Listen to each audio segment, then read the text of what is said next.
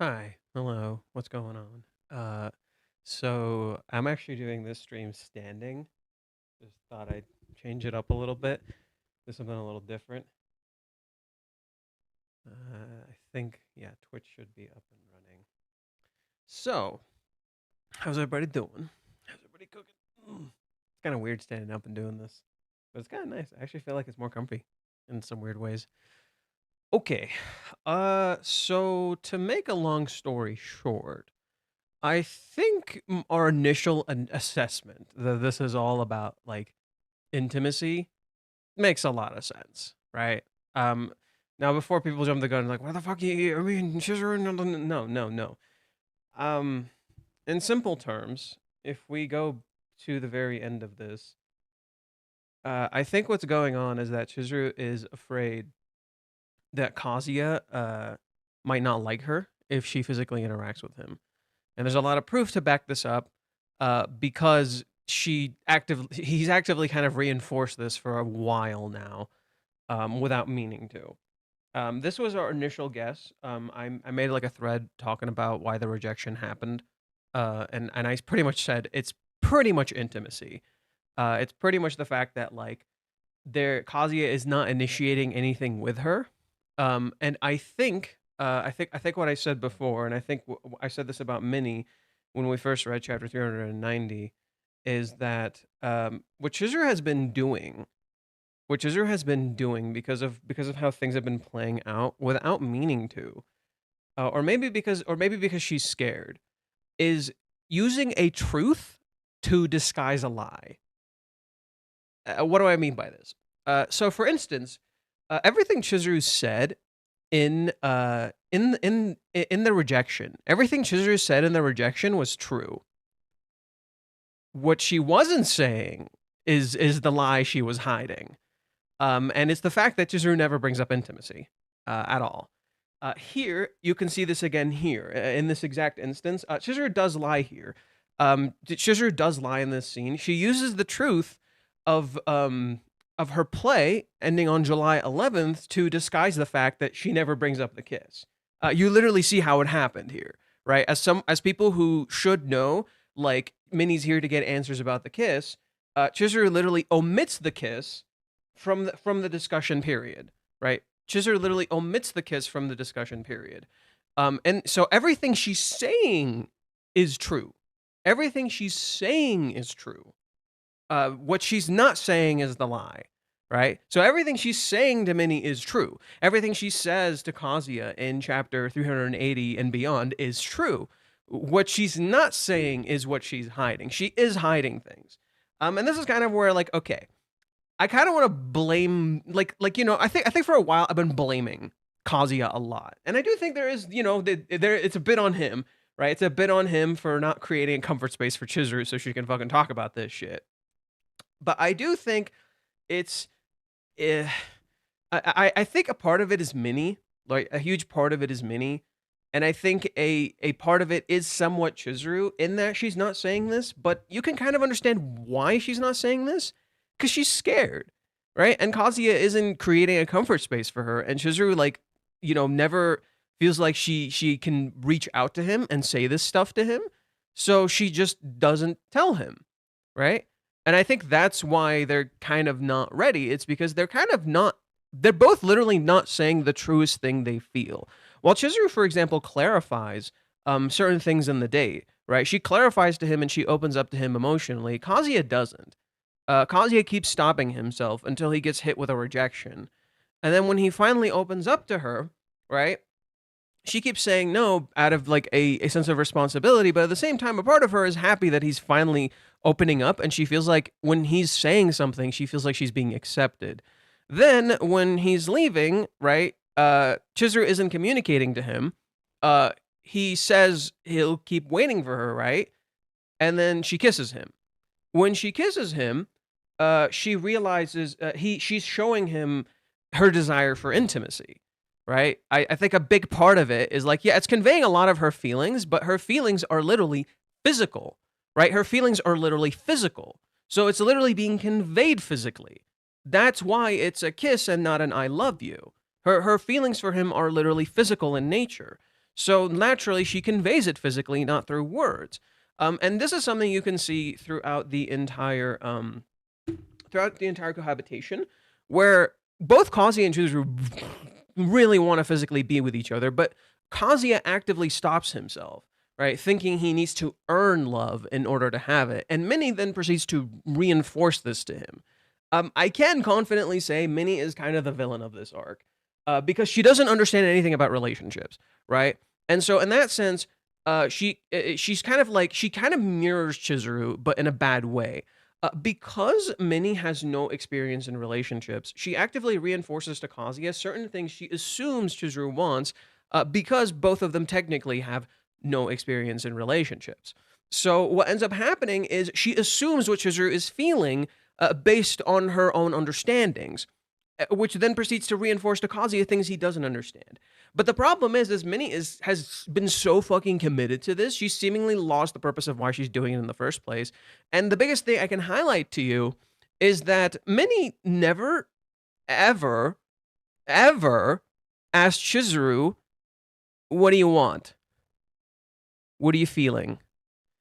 And in turn, this creates this idea that she understands what Chizuru is thinking, right? And then this proceeds to get into Kazuya's head because Minnie keeps telling him, "Oh, this is what Chizuru's probably thinking," right?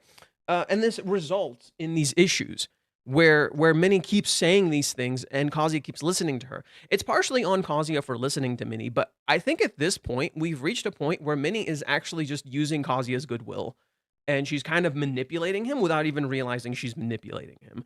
And in this scene right here in chapter 390, she does the same thing. She claims to have come here to ask Chizuru about the kiss. This is how she tells it to Kazuya, right? This is how she tells it to Kazuya. She doesn't tell to Kazuya, "I dragged her into a room, proceeded to fucking scream at her, and then she said the July 11th date." And listen to Minnie's words very carefully. "What are you doing, Chizuru-san?" Okay, Chizuru freaked out, right? Why did Chizuru freak out here? Maybe, this confirms Chizuru's deepest fear, right? She's in shadows. So maybe this confirms Chizuru's deepest fear that, oh shit, that the kiss did bother him. Maybe I kissed him without consent. Maybe he didn't want to be kissed. Minnie was the one who told me to kiss him, right? So like Chizuru would probably be freaking out about this, right? Like, what the fuck? In contrast, if you go to chapter 387, notice how when Minnie says, "I bet Master's happy," look at how Chizuru reacts. "I'll bet that made Master super happy." You think? She tilts her head. It's super cute. She wants him to feel happy that she kissed him, that she wants to physically interact with him. But this isn't confirmation for Chizuru, so that's why she wants to know more. Did he actually like this, or did he say anything else? Right? She's hoping Kazuya is happy about this. What Minnie doesn't realize she did here is that there was no issues. She goes to Kazuya's place, lies to him, tells him, "Oh, this is what Chizuru meant," instead of just asking him straight up what happened, and then proceeds to make him uncomfortable, proceeds to get him drunk, he gets hurt, and then she blames that on Chizuru. She blames Kazuya's confusion on Chizuru instead of just telling them just fucking talk. She takes action for them. She could have just forced them to meet.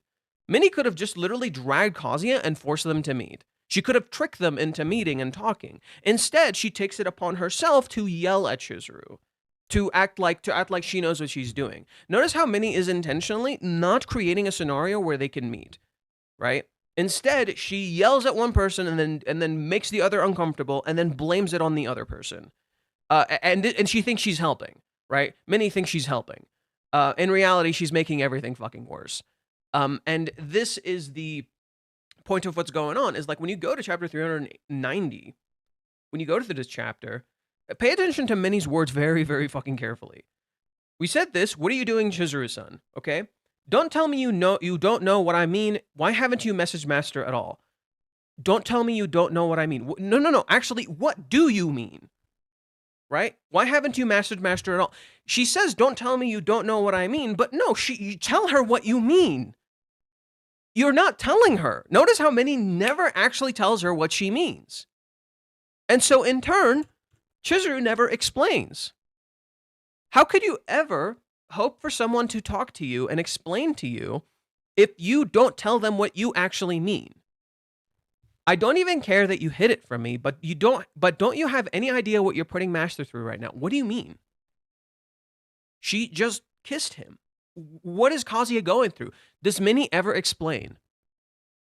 Pay attention to Minnie's dialogue. Does Minnie ever explain to Chizuru what is Kazuya actually going through? Right? This leads Chizuru to over worry and think, I hurt him. I bothered him in that kiss. This confirms all of Chizuru's fears and worries. This scene right here literally just confirms all of Chizuru's fears and worries. That she kissed him and that something went wrong. So what does Chizuru do? She deflects from the kiss. She doesn't explain the kiss. She talks about a play and she says she won't have a boyfriend until I'm done with it, right? I think what Chizuru did here is actually buy herself time. I think that's what Chizuru did here. Chizuru bought herself time so she can try to figure out what's going on. I think that's what happened. Chizuru used a truth that is the play. The play may very well be real. She used the truth of this play to hide from the fact that she's actually really worried about the kiss and that Kazuya may have interpreted this or something went wrong. And that's why she does what she does. Minnie scared her. Minnie scared the shit out of her here. And you can tell because Chizuru is blushing, Chizuru is in shadows, and she has a sweat drop. She's not actually as determined as she appears. This is where I misunderstood this scene. Chizuru is not as determined as she appears here. We're misunderstanding this scene. Chizuru's actually fucking freaked out. She's actually genuinely freaked out. And she feels alone, and Minnie scared her and made her feel more cornered. And that's why Chizuru walks out and doesn't explain anything, right? Because she's afraid if she explains that this is what she feels, he'll hate her. And this is how Kazuya and Minnie unintentionally reinforce to Chizuru that what she wants is bad. For example, when Minnie constantly tells Chizuru, you should just kiss him, you should just kiss him, you should just kiss him, well, what if that bothers him? And the one time Chizuru almost kisses Kazuya, he's asleep. Are you starting to see a pattern? The one time Chizuru almost kisses Kazuya, he's asleep, and she wasn't asking permission. Are you starting to see an issue? Right? So now Chizuru yet again kisses him without asking permission. And I bet she probably maybe interpreted Kazuya saying he'll keep loving her as permission to do this. Right? Because when Chizuru was holding on to him in the walk home, her mind was probably interpreting he's okay with it, right? And if he was okay with me holding on to him that entire time, then he's okay with me kissing him too. It's an assumption on her part, much like how Kazuya was making assumptions when Chizuru acted normal right after, right? They're both making assumptions, and both of them are very fucking scared, and they just need to talk to each other. But the problem is that they don't realize they're making the other person scared. It's coming back all the way to the 3-month time skip. It's coming back all the way to the 3-month time skip and how they're literally scaring each other. And you can see this in the 3-month time skip very clearly, right? So Chizuru, in not responding to Kazuya, validates. So Chizuru kissing him at an impulse. It wasn't an impulse. I think she was waiting for permission. I think she was waiting for some kind of permission from him. It wasn't an impulse. She wanted to do this. No. She wanted to kiss him. She wanted to do this. It wasn't an impulse. This is something she's always wanted to do because you see it before they start living together and you see it after, right when they stop living together. She always wanted to do this. She wanted to do this in the date. She wanted to fucking have sex in the date. And so it wasn't an impulse thing. It was something she always wanted to do, and she's afraid that he won't like her. And this is where something kind of important arises. In a lot of these shonen manga, in a lot of these stories, the characters feeling desire, especially female characters, feeling a sort of desire is usually kind of looked down upon. It's usually considered a kind of a bad thing. Because usually a lot of these female characters are generally presented in a very positive light. They're presented in a very clean and squeaky kind of way. So Chizuru desiring physical desire, like she literally has physical desire to be with Kazuya. She wants to have sex with him. She desires him physically. That's something you can think of Kazuya doing, right? Like, oh, a guy would totally think like this, but a woman desiring this, right? It's weird because of the way these mangas present these things. You mean female heroines? Yeah, female heroines, yeah. But like it's weird because the way mangas present these things a lot of the times is very squeaky clean, and they don't really depict female characters like this. So I think the thing that we're going to be getting revealed soon in the next chapter, in my opinion, is Chizuru's feelings that she physically wants to be with Kazuya. She physically desires him. And maybe that's actually more of what the kiss meant rather than an I love you, right? It's an encapsulation of her feelings. It's not simply I love you. It's literally Chizuru saying, I want to kiss you. I want to interact with you. And I think that might piss people off. I can see that being very divisive, especially if she tells this to Umi of all people, right? Like, and I think that's going to be what it is. Chizuru's probably trying to ask some advice from Umi, because he's had a relationship. He's actually had a fucking relationship in the past. So I could see that being what ends up coming up, and I can see it being very divisive. That this is what Chizuru wants. And it's not squeaky clean and nice, right? Chizuru wants a physical relationship with Kazuya. That's what she wanted the whole time. That's why the rejection happened. The rejection happened because Kazuya never physically initiated anything with her. And Curry fucking told him. Curry literally told him, dude, you're at a point where you two should be having sex. You two should be like fucking holding hands, kissing, hugging, all that shit. And Kazuya doesn't do this.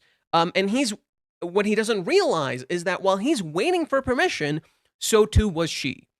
And so when they're both waiting for permission from the other person and not doing anything, it leads the other person to misinterpret what's going on.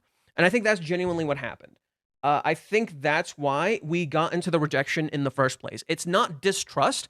They were both waiting for permission to be themselves. And so both of them were kind of holding back the entire date. The entire date, both of them were kind of holding back, and Kazuya never conveyed this. You mentioned permission, maybe the next chapter. Well, the next chapter is called License. This is interesting. I wrote a little thing on Discord. I'm gonna read it for you really quick. Let's see.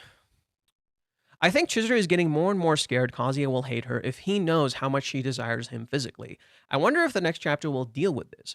It's kind of like a license in a sense. She thinks she needs to earn the right to get this, much like Kazuya does. See what I mean? So it's kind of like a license. You earn a license. Your effort gets you the license to be able to do this thing, right? So in that sense, you could interpret it like a license. Like you get the permission because you got enough points, you did good enough to get physical intimacy, that it's okay to. And so she's afraid she crossed the line. She's afraid that she did something wrong and she crossed the line and now Kazuya hates her, or Kazuya is like waiting for her to text to apologize or something, and she's scared, right? Like you gotta do something right. And so Chizuru is terrified and cornered, and Kazuya doesn't realize this, and he keeps forgetting she's a normal girl too, right? He keeps forgetting she's a normal girl too because Minnie keeps reinforcing his trauma to him. Minnie keeps constantly reinforcing his trauma to him. And in so doing, it makes Kazuya feel more cornered. Minnie is literally doing the one thing except sending him to talk to Chizuru. And the unfortunate truth is that Kazuya is listening to Minnie because he's a good guy. And he wants to believe Minnie has his best interest at heart, right? He wants to believe Minnie has his best interest at heart. In reality, Minnie's fucking using him. And you see this in chapter 389. Minnie is fucking using him. Literally, what does Minnie do? She initiates the very same physical intimacy that Kazuya and Chizuru had. She initiates the very same exact intimacy Kazuya and Chizuru had. Right? All but the kiss. Everything but the kiss. And she literally wanted to reenact other stuff. Right? Want to do the Odaiba moment too? Right? She wants to reenact this stuff, relive it. Instead of sending him to talk to her. And this is where I want to highlight something interesting. But here the bottle reads 296. In 296, we discussed this a little bit. 296, Kazuya literally says the words, I trust you, Mizuhara. This is actually, ironically, you think it's about Chizuru's mistrust of men, when in reality, it is about Kazuya and Chizuru's trust, or no, it is about Kazuya and Minnie's trust of Chizuru. They're not trusting her. They're not trusting her. In reality, what the curtain, in my opinion, represents is a filter for Chizuru's physical desires. right? Her physically interacting with him seeing her physically. It isn't simply comfort, it is literally Chizuru hiding her physical desires, right? And that's why when Umi shows up in chapter 289, I think what's actually happening is Umi sees Kazuya, right? You don't understand this scene because you're seeing this out of context.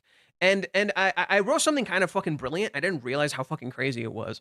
I wrote something kind of fucking brilliant. You only so when we first get introduced to Umi in chapter 30, we get introduced to Umi's character via Kazuya seeing them from afar, stalking them, and then overhearing Umi in the bathroom, misinterpreting what he said, running into them only to be completely wrong about everything. So the way Umi is literally introduced is he is not what he appears. Okay?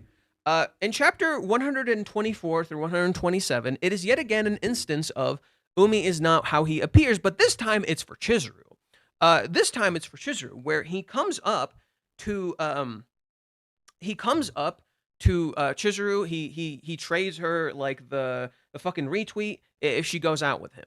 But this scene in of itself is also not how it appears.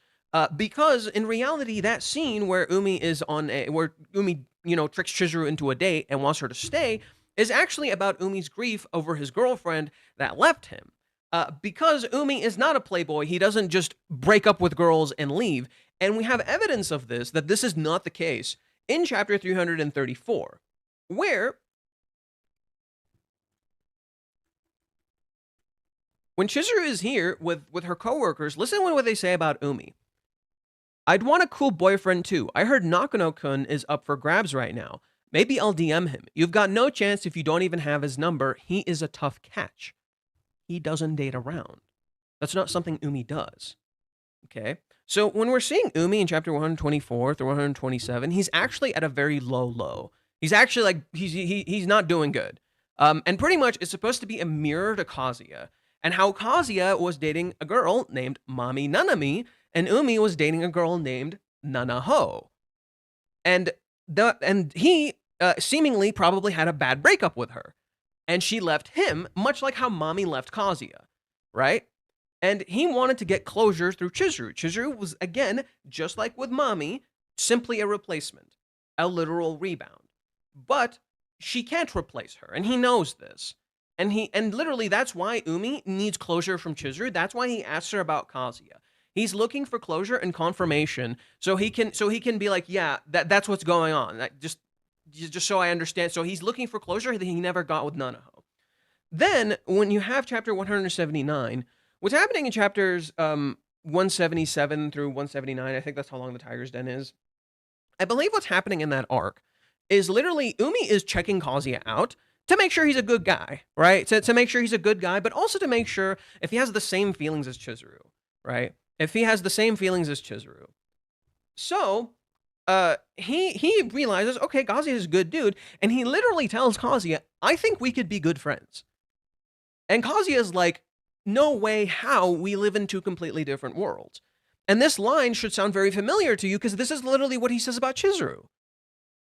Literally, the same thing Kazuya says about Umi, he says about Chizuru. We live in two completely different worlds.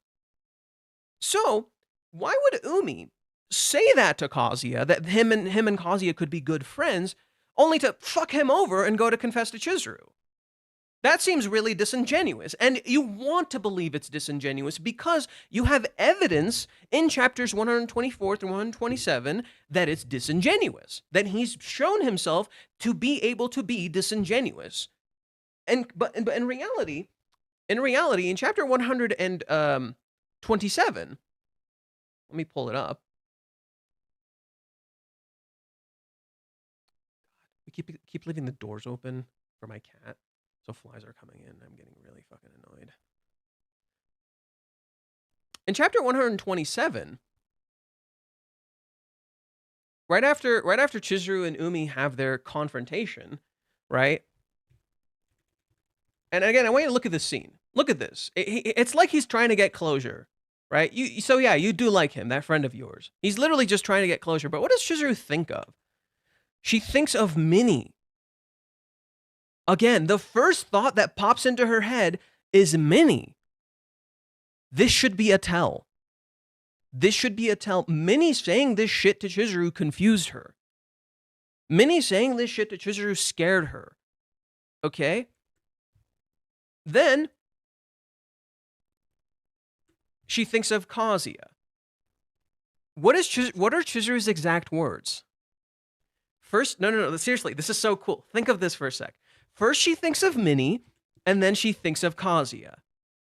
What are Chizuru's exact words to him? I don't like him. When Minnie talks, I don't like him, but I don't not like him either when you see Kazuya. That's so cool. Literally, her flashbacks mirror her words. When Minnie talks about Kazuya, I don't like him. When it's literally Kazuya himself, I don't not like him. Minnie is the source. Minnie is the reason this is happening at all. She did this from the very beginning. She literally did this from the very fucking start. From the very beginning of the series, Minnie has always been the source. And what happens? Chizuru is the one who tells this to Umi. Now, what does Umi do? Umi retweets her anyway, even though he just got turned down. He's getting nothing out of this. He has no reason to retweet her. He's getting nothing out of this. He has no reason to retweet her. She just turned him the fuck down. Right? This is a selfless act. And he says, I guess I'm an idiot too. This line should sound familiar.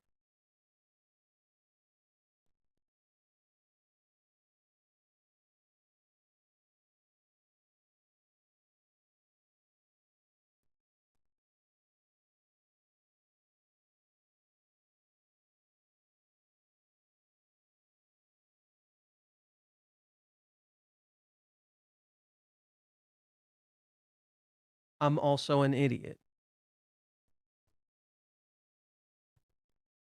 They parallel each other.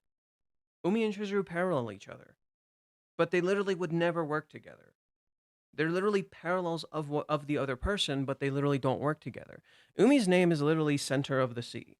The sea is literally a place of dreams, a place of wonder. It is full of life. It is full of many different kinds of things, right?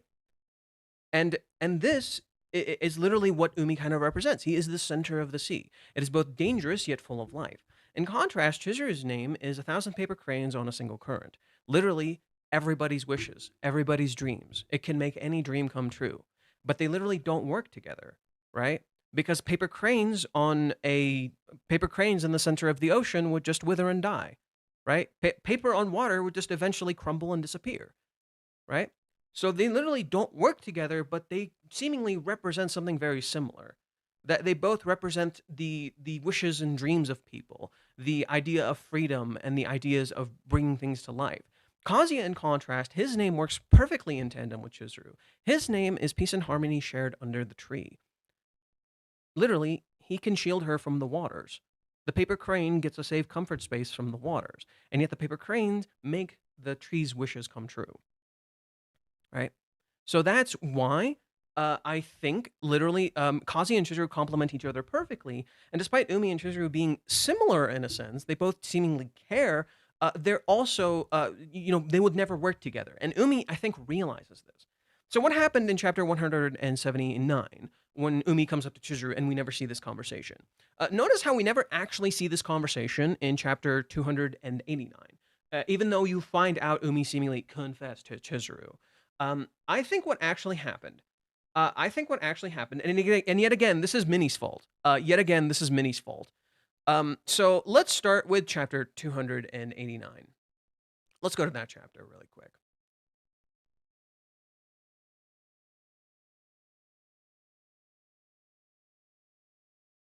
Actually, let's go to 288. It's a better chance. Which, by the way, 288. In 388, Minnie goes to Kazuya and fuels all of his worst instincts. In 289, Minnie does the same thing and Kazuya gets something out of context. In 388, Minnie goes to Kazuya's house, fuels all of his worst instincts, makes him freak out, corrects him, but then in 389, she plays into that again. And then Kazuya hears the one thing he didn't want to hear. And this is literally the cover of 288. Right? This is literally the cover of 288. And it literally looks like Umi's POV. Like, he knows. He knows who Chizuru loves. Right? I don't know what the actual text for this says. I would have to check that at another time. I don't know what the actual text for this says. But anyways, what is the reason Kazuya even overhears the conversation between Chizuru and Umi? Right? And let's go back to the scene where Umi's leaving. Right? It'll be here in 5 minutes. Kazuya-san, see you later. Notice how he addresses Kazuya. Did you notice that? I want you to notice a very reoccurring pattern with Umi. He actively addresses Kazuya and recognizes him.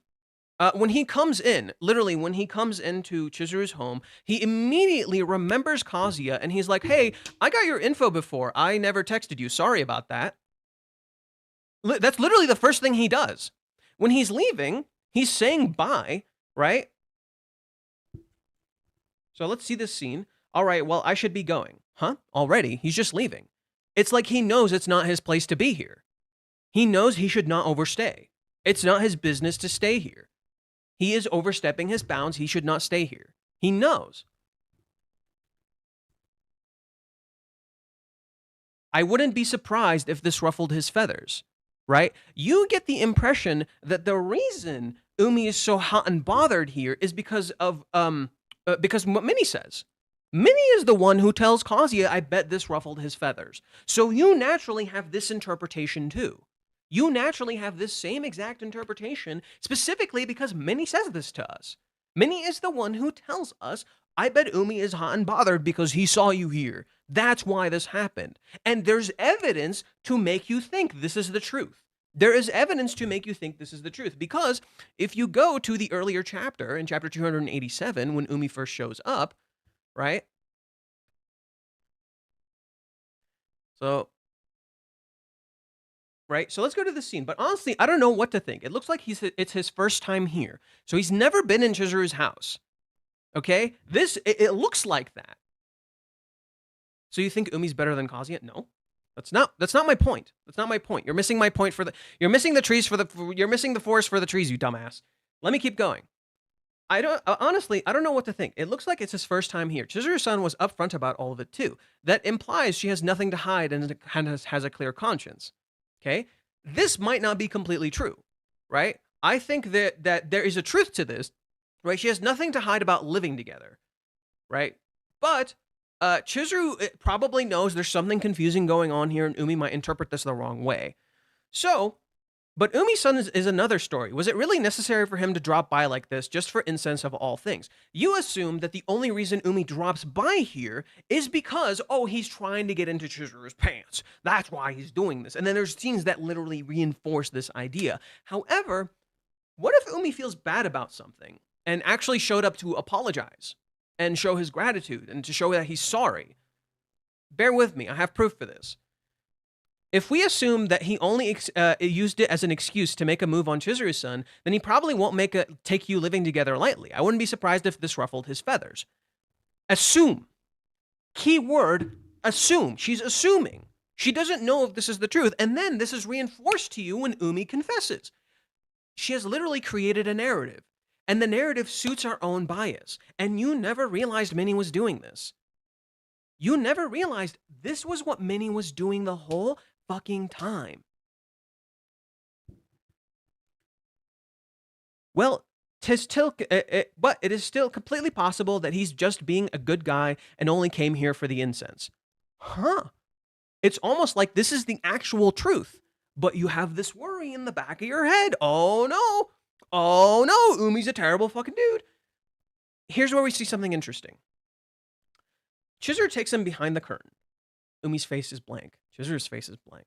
He remembers Kazuya. He looks at Chizuru. And to you, it's highlighting her figure. So you're like, oh, you know, he's checking out her ass. That's what you're looking at. That's what you think is happening. But look at Umi. He looks serious. He looks serious. Umi wasn't really like this earlier, but he suddenly looks really serious. And if you've seen Umi in the past, he's always maintained boundaries. Even when he confesses to Chizuru in the walkout, he's maintaining very clear set of boundaries. Like, he literally does not get close to her. He stays a good few feet away from her when he does this. He stays a good few feet away from her. He maintains very clear, consistent boundaries. This is really important to highlight something fundamental. This contrasts Minnie. Minnie does not maintain boundaries. Minnie gets all up in your fucking business. Minnie gets literally all up in your fucking face. She gets all up in your business, right? But you think this is what Umi does because of the way he handled that particular date, right? So this is confirmation bias. This is literally our confirmation bias.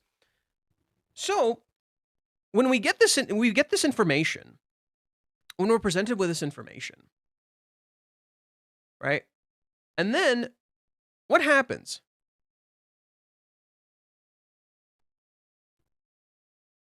Kazuya, right? Umi's leaving.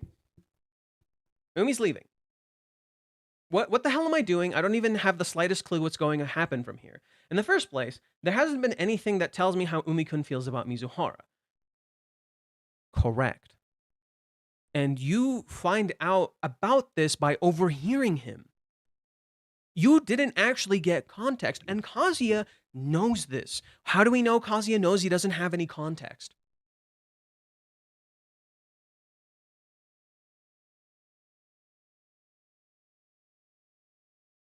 When Kazuya is leaving the house, he still doesn't know. I don't even know what happened after that. Do you even know what happened here? Do you even know what actually happened here? Because, you know, you think to yourself, your immediate guess is, if you hear a confession, that's all it fucking is. It's just a confession. There's no other way to interpret this, correct? There's literally no other way to interpret this scene other than Umi just confessed to her, and every single part of the visuals conveys this bias to you. That has to be true. This has to be what it is.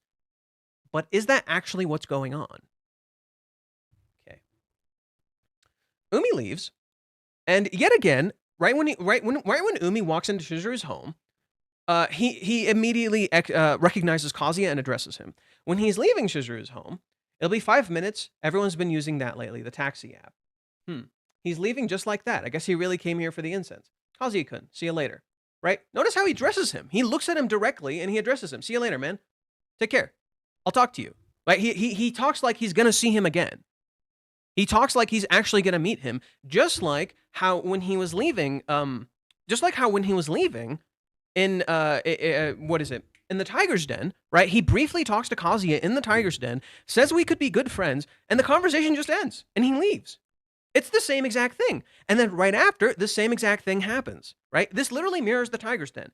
Umi takes Kazuya to the side, talks to him. It's a very brief, direct conversation. He gets what he wanted, and he leaves. And then he talks to Chizuru. Literally just like this. This directly mirrors the tiger's den. He talks to Kazuya very briefly, addresses him, brings up what happened before, apologizes for it, addresses him again when he's leaving, and then he pulls Chizuru to the side to talk to her. Would you mind walking me to the taxi? Huh? What? Oh, sorry. How thoughtless of me. Right? This is unfair. This is unfair. But that's by design. Why?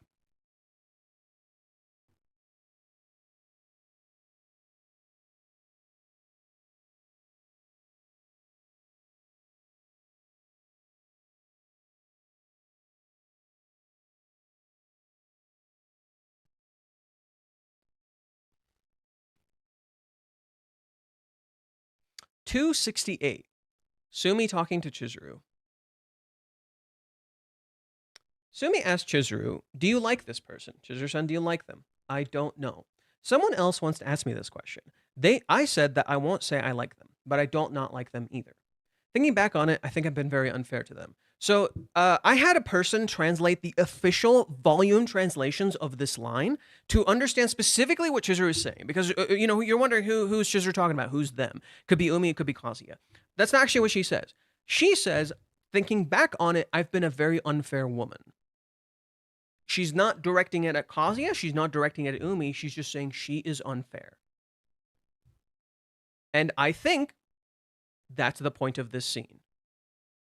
Umi unfairly pulls Chizuru out the door, just like he perceives how she's treating Kazuya to be unfair. just like how he perceives her not being clear with him to be unfair. So he does this, right? He takes her out the door. Is that necessary? It's a taxi service, right? It shouldn't be that far. Of course it's not necessary. No shit. Of course it's not. It's totally unnecessary. But there's a reason, right? So what is this doing? It's confirming their own bias. Earlier, Kazuya and Minnie were thinking to themselves, his visit was unnecessary, right? His visit is completely unnecessary. So they think the visit and the exit is the same exact thing. To them, it appears like exactly the same thing. His presence in her home is completely unnecessary. So that must mean he is here for selfish reasons.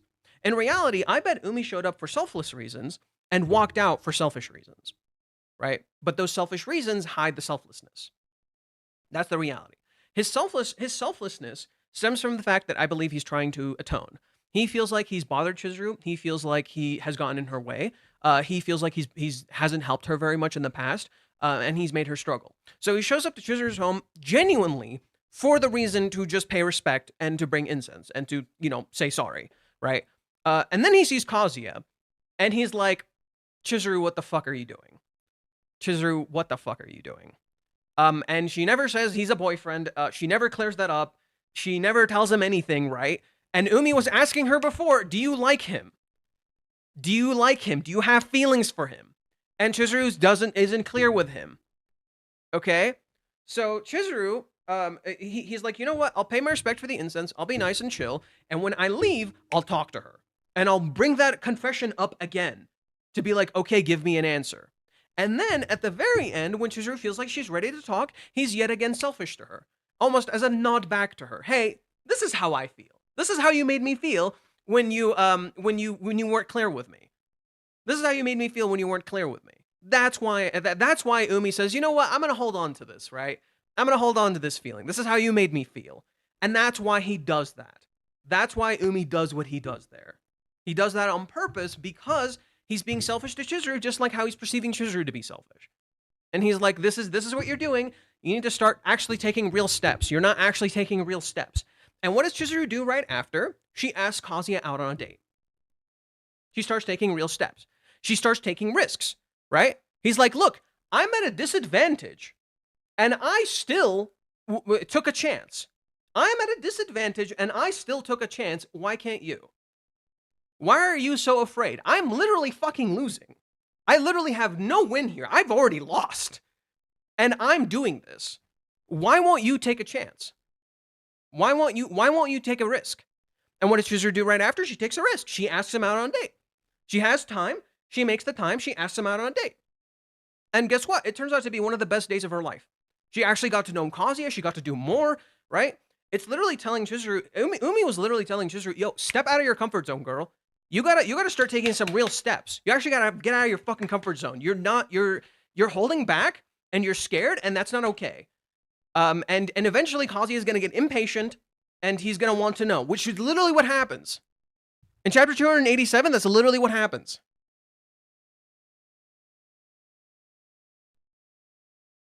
What does Umi interrupt? Have you found an answer to your research yet? Ask her. Ask her. I wanted to ask about your research from before. We think Umi interrupted something and got in their way. What if Umi may have just saved their fucking asses? What if Umi secretly just saved their fucking asses? He's literally in between them, so you think, oh no, Umi's in the way. What if he just fucking saved their asses? Because if Kazuya had asked this question and Chizuru couldn't give him an answer, how would Kazuya feel? He would be very anxious about it. He would be a little scared. He'd be like, what's going on? I don't know how to feel. Because at this point, Chizuru doesn't have an answer. At this point, Chizuru literally doesn't have an answer. So if Kazuya had asked her this question, it might not have turned out well. Right? And so you realize, oh shit, Chizuru's kind of fucking up here. Chizuru isn't ready to answer him here. Things might have gone poorly. Notice how his left eye is transparent. Yeah, it's hidden behind a veil because you're not seeing everything. It literally mirrors the actual curtain Chizuru put up. This is literally a mirror to the actual curtain Chizuru puts up. You can see it. It's not invisible. His eye is not invisible. You can see him. He's not invisible. It's visible. You can look past the veil and see his eye. He's not hiding anything. Right? But it's literally like there's something not super clear about what's going on. He's not hiding anything. You can see his eye. Right? So I think that is what was happening with Umi here. And so literally in this scene, right, this confirms their immediate bias. Oh shit, this didn't need to happen, just like his visit didn't need to happen. So what's going on? Then why? Wait, no, hold up, Umi-kun, what's up with that? Mizuhara doesn't have any choice but to go if he asked her like that, and there's nothing I can do about it. Actually, no, that's not true. Chizuru could have chosen not to go. Right? Chizuru could have chosen not to go. He's good at making alone time, right? Notice how this is confirming all of Kazuya's bias and fears. He's good at making alone time. That's what must be what's going on. It must be that. It must be bad, right? So, but yeah, of course, if it weren't for me and Yamori-san, he would have been alone with her this entire time. Okay, but why do you assume Umi would do anything? Because Umi was with her in that entire date and he did nothing. Umi never comes back to her house, right? Umi could have done a lot of things in those 4 months if he seemingly confessed to Chizuru. Think about, process that for a sec. Process that for a fucking second. Umi confessed to Chizuru according to the basis that we have. Umi confessed to Chizuru in what is it? In chapter 179. This was where was it? This was when was it? It was before Hawaiians. And after Hawaiians, it would have been 4 to 5 months. 4 to 5 months. Kazuya didn't talk to Chizuru for 3 months. You genuinely believe if Umi actually liked Chizuru, he wouldn't have done anything in those 3 months? Nothing? You really think Umi would have done absolutely nothing in those 3 months if he actually liked Chizuru? No shot. No shot. Are you kidding? You like a girl, you fucking do something about it. But he doesn't. Why? He doesn't do anything. Why? Because this confession is not what it appears. This is not what it appears.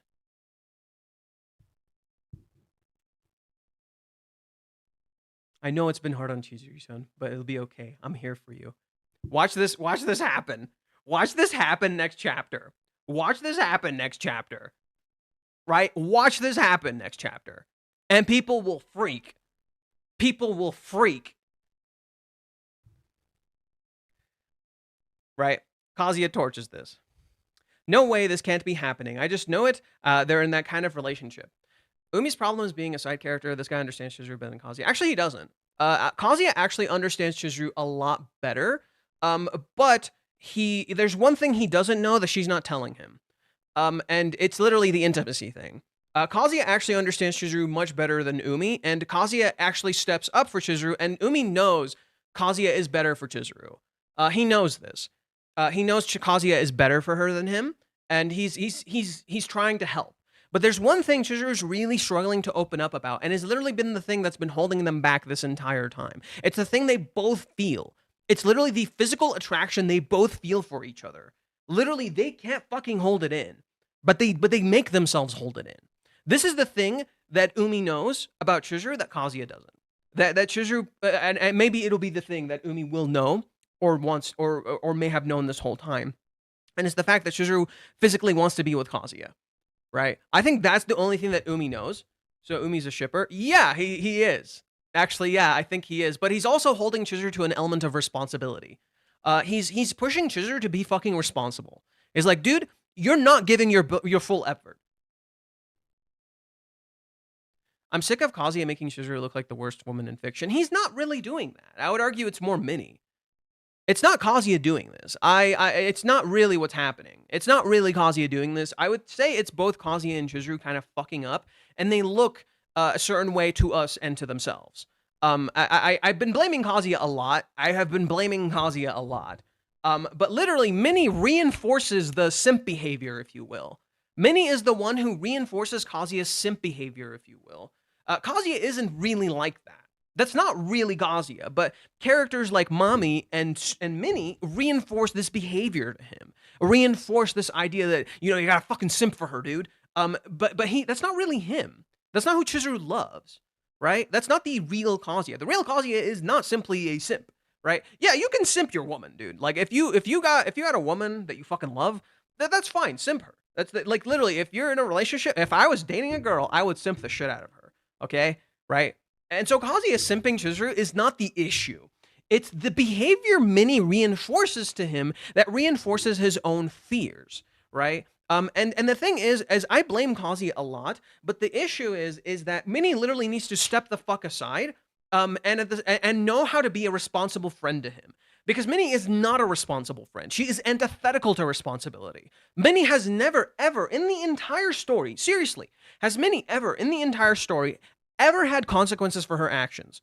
Once. A single fucking time. She literally yells at Kazuya and Chizuru to get the fuck out of the balcony.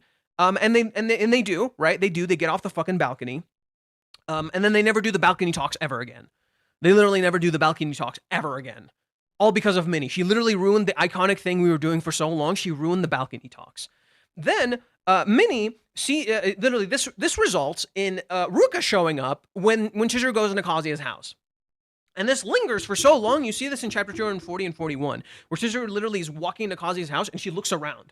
And she's like, is Ruka here? Is Ruka here? And then when she walks into his room, she's like, lock the fucking door. Close the door, lock it. Don't let Ruka come in here, right? That we don't need that right now, okay? Then with what happens with Minnie is that when Ruka shows up in that earlier chapter during the movie arc, Minnie fucking films them. Minnie fucking films them. And she keeps that film for evidence as blackmail. And then she drags Kazuya into her room, gets on top of him, and then literally, she's like, I don't want sex with you. That's not why I did this. Even though she literally jumps on top of him, like fucking her chest is out there. And then literally right after, she blackmails him. And then when she hears about his story and all that, literally Kazuya has no choice but to tell her, because she literally has this thing hanging over him and she doesn't realize she's fucking doing this. Minnie, what does she do? She's like, oh shit, I want you to become my master, right? I want you to become my master, and I believe in love, and I believe in all this stupid shit. And literally, she just kind of gets in the way a lot. She helps in certain aspects. It's not that she doesn't help, but she literally also gets in the way a lot of the fucking times. When Minnie is just helping with the movie, it's fine. She's actually being helpful, right? When Minnie actually does like real labor, when she actually works on the film and stuff like that, she's actually helping. When Minnie tells Chizuru Kazuya's feelings and she forces ideas onto her and she tells her what to think and what to believe, this adds expectations onto Chizuru and it fucking scares her. And she's like, what if he doesn't feel this way? What if Minnie's fucking lying? What if Minnie isn't right? And so Chizuru starts running away from Kazuya. You literally see this, right? Let me pull up that chapter.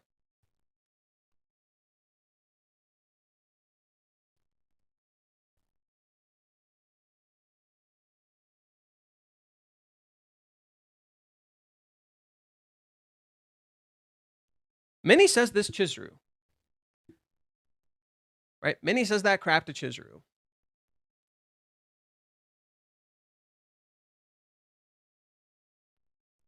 Chizuru shuts Minnie down.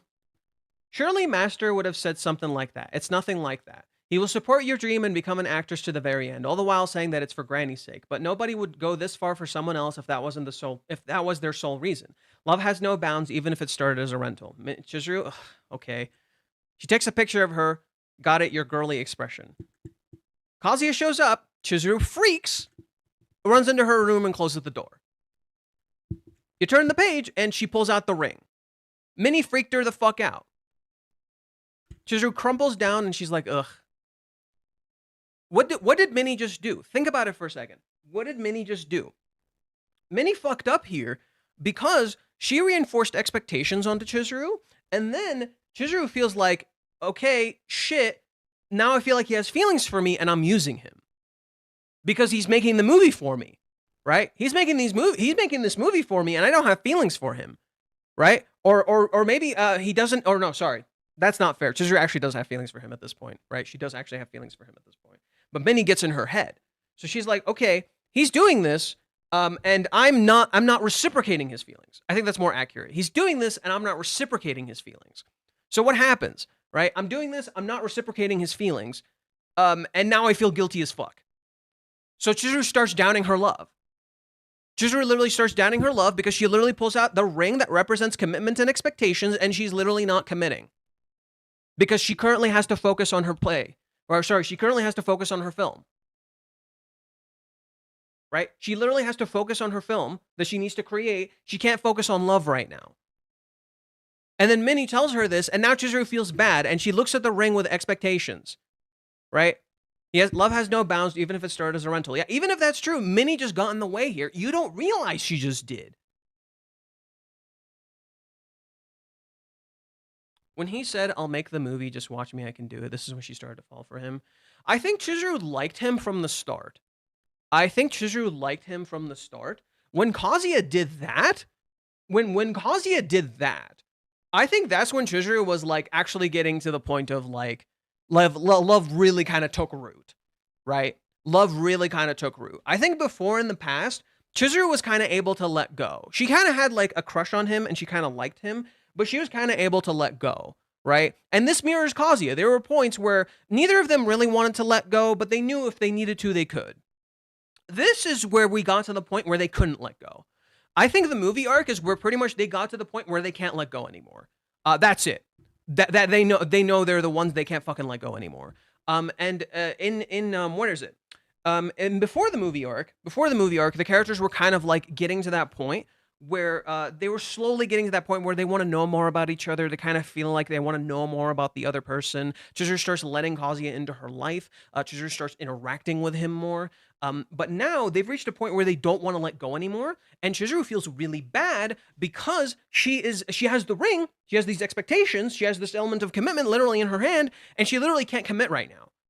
She's focused on the movie. Right now. And Minnie just told her he has feelings for you. So literally this adds pressure to Chizuru. And it starts making her doubt her own feelings. Right? What if I'm fucking up? Right? What if I'm fucking up? He may like me, and now I'm using him, and I feel like a piece of shit because he's making this movie for me, and he's doing it because of love. Right? But I like him too, but I can't commit right now. What the fuck do I do? She feels cornered. Right? So that's why she doesn't know how to answer people when people ask her, when Umi asks her, do you have feelings for him? That's why she can't answer.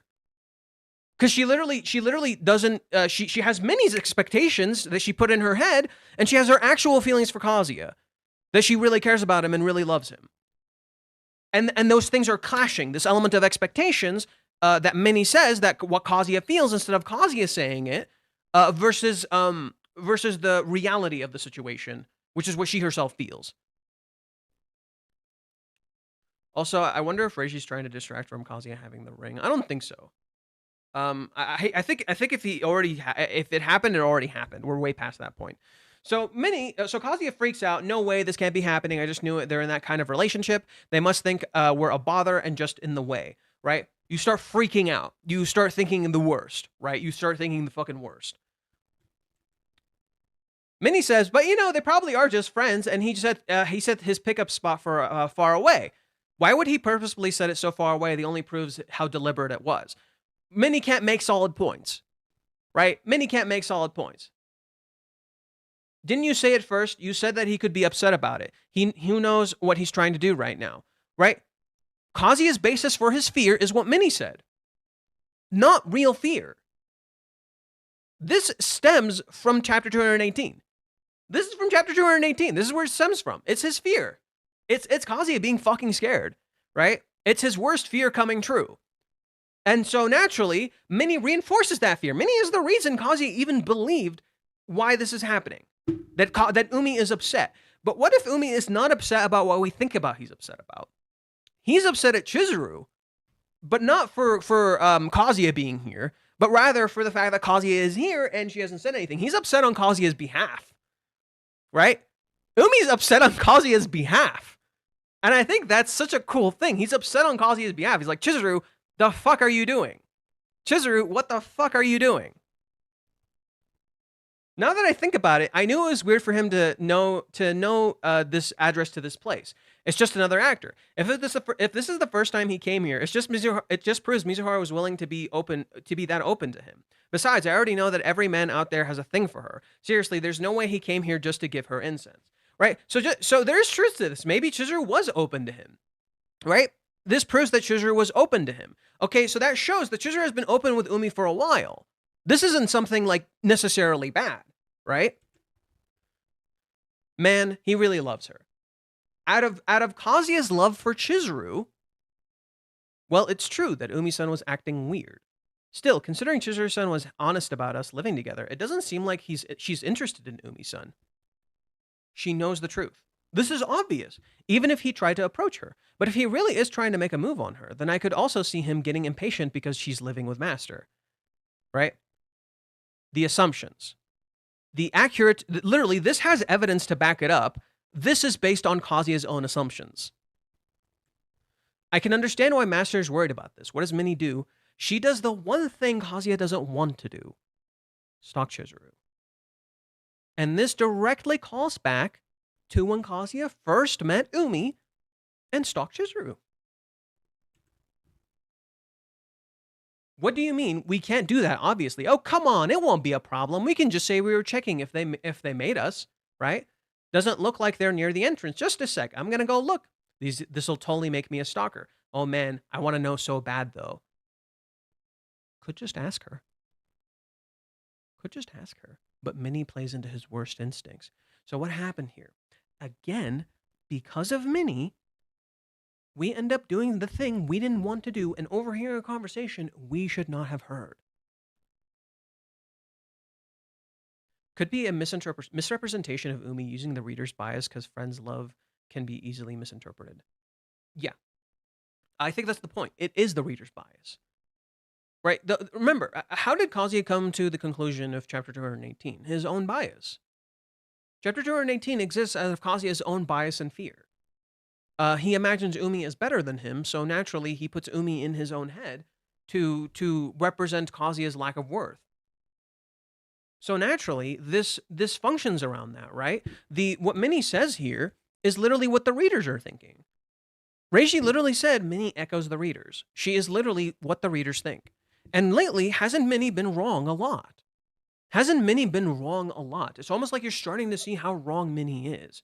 You're starting to realize what's going on, and that Minnie created that entire conflict for Chizuru in the movie arc, where Chizuru is confused because Minnie is saying Kazuya loves you, right? And she sets this expectation on her, and Minnie literally echoes Chizuru's own words back at her. And you wonder to yourself, okay, why does Chizuru suddenly have this dilemma that what we have is just rental, when before she was seemingly coming into his house and interacting with him? It's almost like that wasn't an issue before. Literally, Chizuru didn't have this conflict before. And yet when Minnie is introduced, she starts introducing these conflicts, and you don't know she's the one introducing them. And that is brilliant. Because Minnie literally appears like the perfect character. You want to cheer for her. She says what we're thinking. We think we're right. And we don't realize that entire time, Minnie has been introducing these conflicts. Minnie is the reason Chizuru starts doubting her own feelings from the moment Minnie is introduced. Literally, the first thing Minnie does is divide them. The very first thing Minnie does when she shows up is divide them. But it looks like it got them closer, only for it to make everything worse, right? It looks like it got them closer, only for Ruka to show up, only for Minnie to film them and make everything worse. Minnie fucked over their love life, and you never realized she was doing this. So, we're not going to talk about what will happen. Hold off on that. So, what happens? Fuck, I lost my train of thought. This is why don't ask me stupid questions. Oh, my God. Okay, Minnie fucked over their love life, pretty much. And she introduced this idea of Chizuru doubting her feelings for Kazuya because of the things she particularly said. We don't understand how, in particular, how Minnie kind of fucked this up. I think there's still like a little bit of leeway to kind of understand how Minnie fucked this up. So, basically, Chizuru's entire doubt stems from Minnie. Then you introduce Mami into the picture. Before we get into that, let's go to Umi. Let's go into Umi's introduced.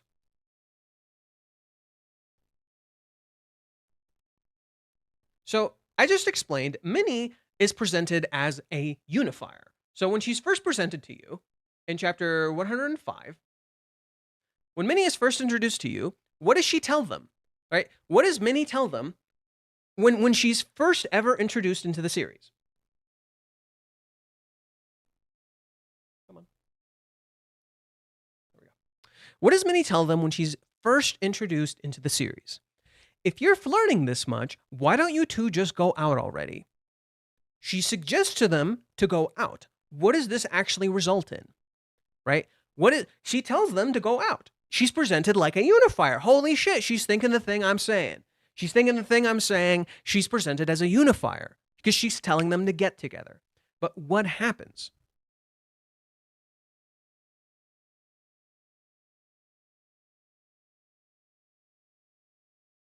You get to this chapter, and Minnie steps out. This is awkward. What was she saying? Me and you in lovers spat? Not even if hell froze over. What just happened? Kazuya, because of what Minnie said, starts believing, oh shit, I shouldn't bother her. I should give Chizuru an excuse. In so doing, he makes Chizuru feel like, oh, okay, we don't have something serious. This is when it started. This is when it started. You literally see it start here. Kazuya starts sending Chizuru the messages that what we have isn't real. And then Chizuru has that contrasted by Kazuya making the movie for her. This is when it started. Kazuya starts sending Chizuru the wrong fucking signals. She would be laughing at the assumption if she knew I was just helping you out. Ha ha ha ha ha. What happened? What just happened? Kazuya just introduced the idea into their relationship that what they have is not based on love. And it's just Kazuya helping her out. All because of what Minnie said so he can make Chizuru feel comfortable. She literally just, this is where it started. This is where it started. This is where Minnie started dividing them. It literally started there. Are you shitting me? Chizuru steps away. But she's right in that we must be disturbing the neighbors. From now on, let's not meet on the veranda anymore. Their iconic thing that they have done for the past 100 chapters, thrown under the bus. And we think Minnie's helping. And we think Minnie is helping. From the moment she's introduced, she's already divided them. And Kazuya hates her. Kazuya hates Minnie. She did this from the fucking start. He already hated her from the start, but then she seems nice, right? So, he doesn't fucking blame her, right? Right? She seems nice. Either way, don't worry. I'll keep my mouth shut. Is that really okay, right? I'll keep my mouth shut. Didn't keep her mouth shut. Minnie never shuts the fuck up. Now, let's go to how Umi's introduced.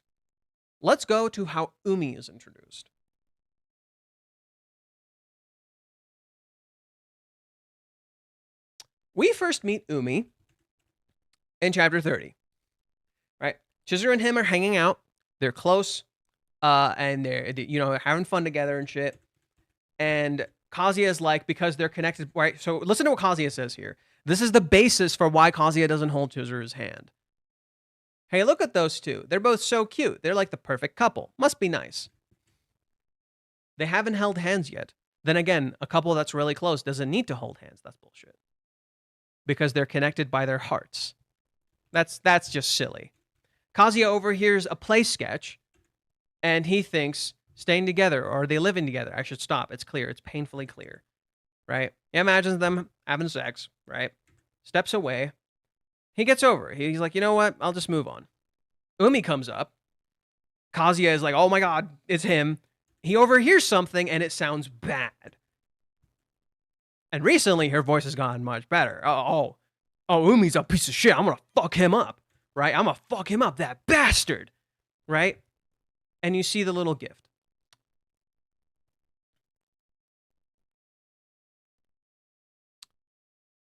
You get to this chapter, right? Umi and Chizuru at our Christmas tree. And what happens, it looks like they're about to kiss. Kazuya steps in, falls on his face. And then they look at him. Hey, you, what are you fucking doing here? What are you doing here? Kazuya freaks out. Lover, what are you talking about? Look at Umi. He's pretty serious. He's like, what the fuck? He's not her boyfriend. Chizuru's son. Someone you know?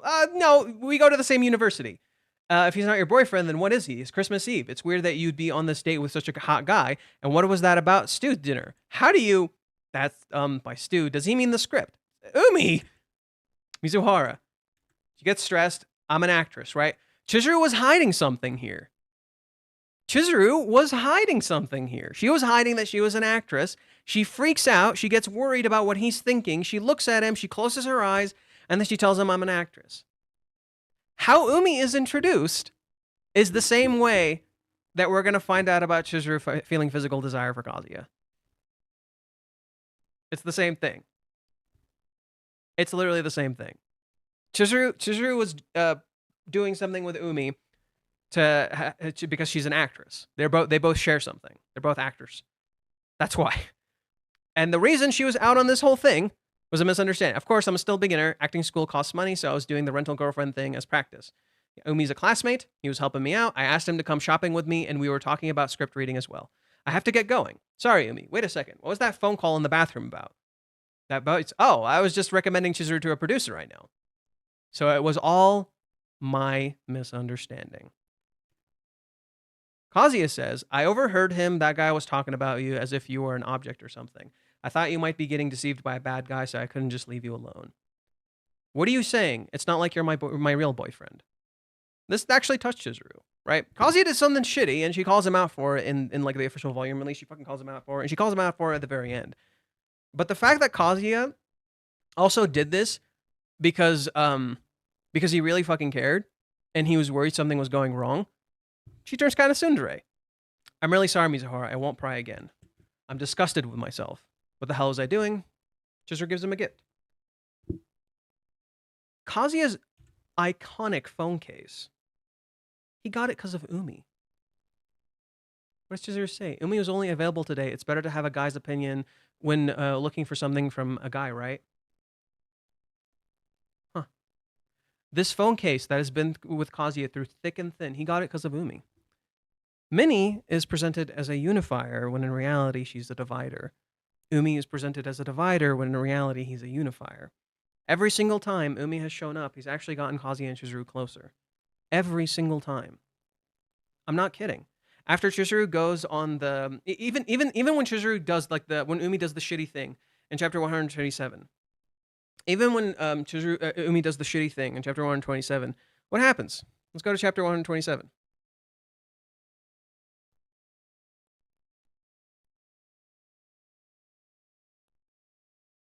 So we'll start with 100 and right. Umi does this. Remember this? Umi does this shit, and she's just like, what the fuck? We cut back to Kazuya, and who shows up? Chizuru. She goes back to him. Don't get the right idea. I told you I was just an understudy. She turns to him. She starts thinking about her feelings because Umi asked her about her feelings.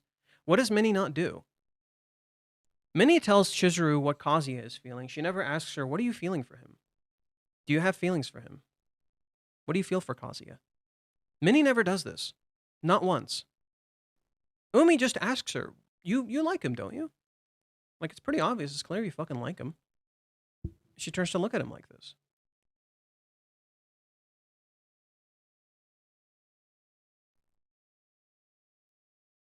When Chizuru leaves, you see them working together, and they succeed, and she smiles. And after this point, Chizuru starts opening up to Kazuya more and more, and starts really letting him in more. And Minnie actually stops interfering. Minnie is barely present. And the one time Minnie is present, right? The one time Minnie is present, guess what happens? You have a contrasting thing that happens later. Minnie tells him, look, girls get horny too. And she creates a circumstance where Kazuya and Chizuru are stuck together. Hey, come on. Why are you flustered? Chizuru figured it out. Oh, It seems like I was mistaken. Yomori-san's up to no good, isn't she? She's under the impression that we like each other, right? Well then, fine. Let's shoot the scene quickly and get back so quick that it makes Yomori-san's head spin. Minnie is so certain that like they like each other, and she tries to force it so much it divides them. But what keeps them together? Their bond. What keeps them together is their bond. In contrast, Umi presents a real challenge. He doesn't try to force them together. He simply asks Chizuru, what do you feel? And when Chizuru can't answer, he challenges her. No, be fucking honest. You're not being honest. Be fucking honest. So, what happens in the tiger's den, right? Let's look at the tiger's den, just plain and simple, right? Umi invites Kazuya to a party. Just straight up. Umi invites Kazuya and Chizuru to a party. What happens in the party? Look at this closely. Literally look at this closely. Kazuya feels completely out of place. Yet again, Umi addresses him. Kanishita-kun, long time no see. He addresses him. He looks at him directly and he addresses him. Right? Umi could just not address Kazuya. Right? If Umi was that vain, if Umi was truly that vain, he wouldn't address Kazuya. He wouldn't say hi to him. Right? He would pretend like he's not there to make him feel worthless. That's a tactic people do. They'll invite someone to something, they'll bring them over, and then just completely ignore them to make them feel worthless. It's literally what Mami does. It's straight up what Mami does. Okay. If it isn't Chichan, right? They get divided. Don't tie her down, I'm a grown-ass man. They get divided. And Kazuya feels alone. So this is the world Mizuhara lives in. But what happens? She comes back, Kazuya tries to push her away, and she's like, I'm the one who invited you, so I'm not going to leave you stuck by yourself. Let's see. He invited them to a party, it divided them, and then it brought them closer. Their bond persevered. It happens again in the next chapter. Kazuya goes to the bathroom, comes back, Umi's there. Umi looks at his reaction. Oh, okay. He likes her. Sweet.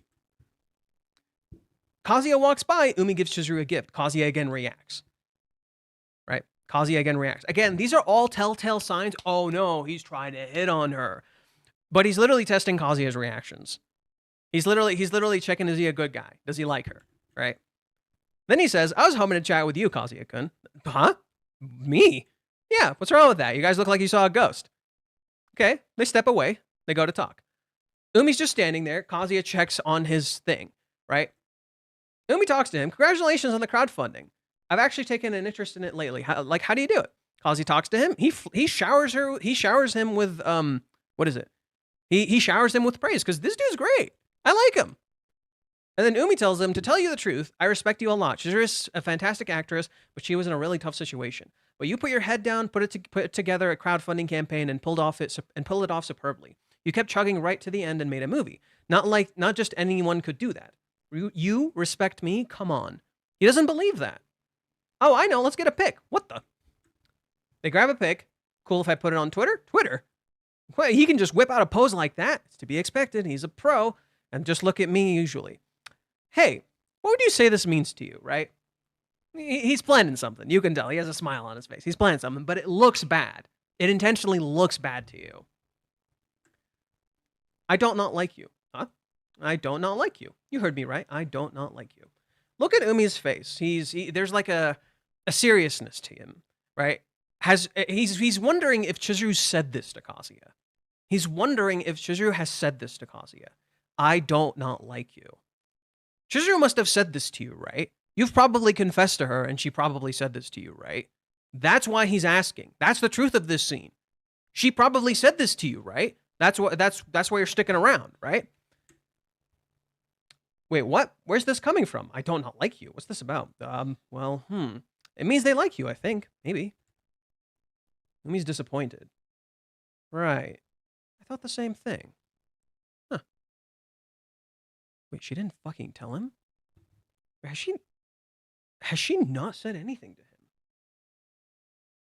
What the fuck?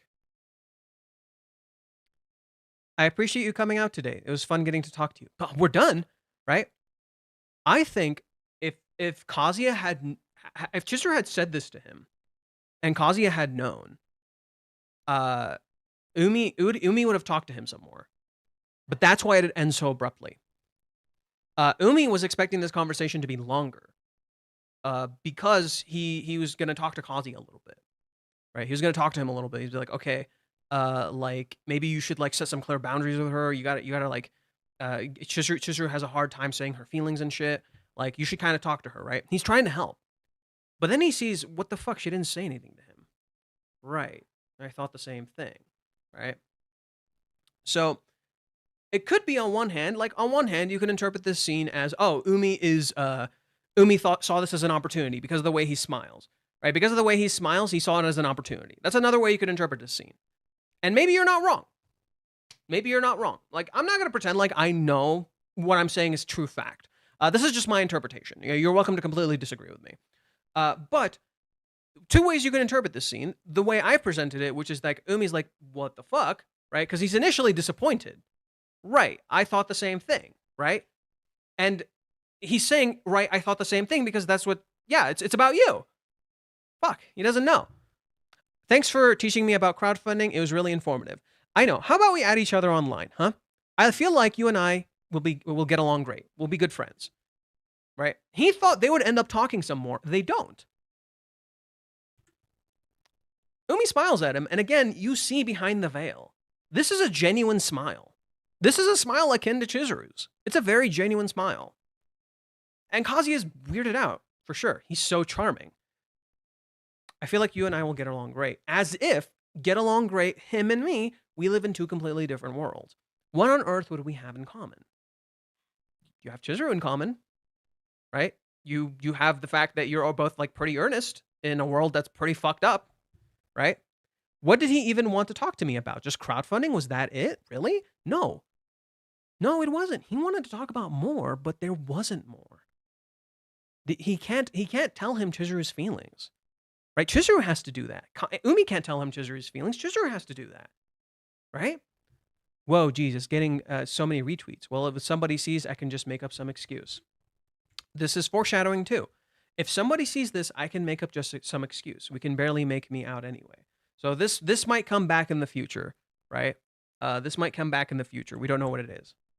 But man, he just looks so cool. Makes sense, I guess. It's his job. He probably put a lot of effort into looking good. He doesn't seem to have a bad bone in him either. I don't think Mizuhara uses Twitter at all, but if she did, I bet it would look like this. Uploading pictures together of them rehearsing, each one getting tons of retweets, pulling 10K likes apiece, the replies flooding them with you two look amazing. In that regards, I guess you could say they're a great match. Again, you're already getting presented with the idea, Umi's a great match, Umi's a great match, Umi's a great match, but in reality, he's trying to fucking matchmake them. He runs into Chizuru. You two ended up talking for quite a bit, huh? What did you talk about? Now, this is another important thing I really want to highlight. This is another really important thing I want to highlight. If Chizuru really did not trust Umi,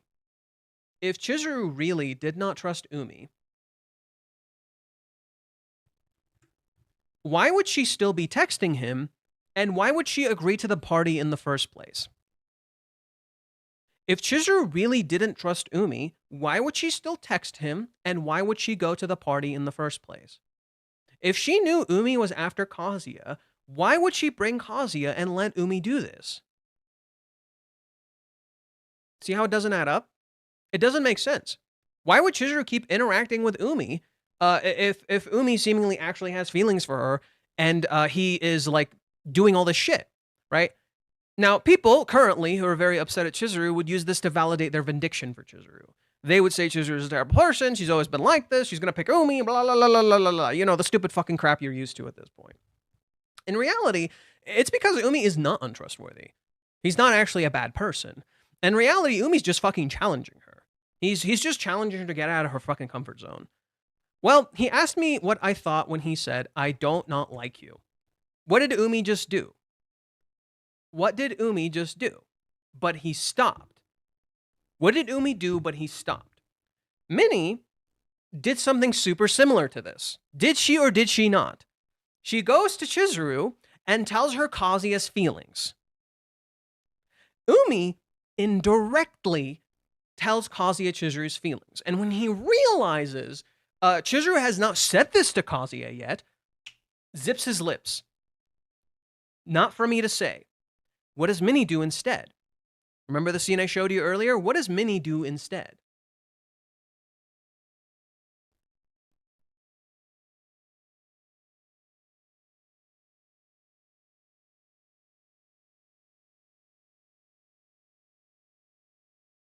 Master likes you as a woman.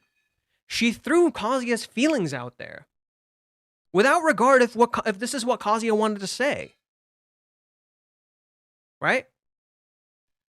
She just threw his feelings out there. And she described it in a way that's not accurate to Kazuya's actual feelings. Master likes you as a woman. Yeah, of course. He likes her as a person. But he also likes her as a woman because he wants to be her partner. And this freaks Chizuru out. There's no way, I brought it up once, has anything changed since then? He told me clearly I had no feelings for you, right? She makes Chizuru go back. She makes Chizuru go back to a moment way in the past she hasn't even considered or thought about to justify a stance she doesn't even truly believe in. The situation has changed since then. Of course, he can't say it to your face. Even so, our relationship is based on an agreement, and right now it's just being extended. Firstly, falling in love with a rental girlfriend, he isn't that stupid. She makes Chizuru cynical. This is Chizuru being really cynical. Because of what Minnie is saying, she doubts her own feelings, she becomes cynical. This should mirror the current chapter.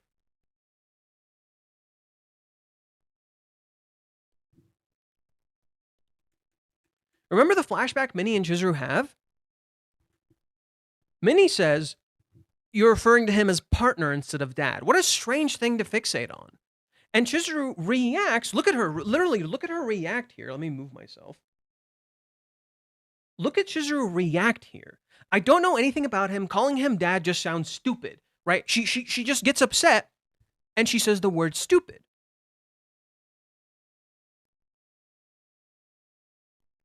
He isn't that stupid.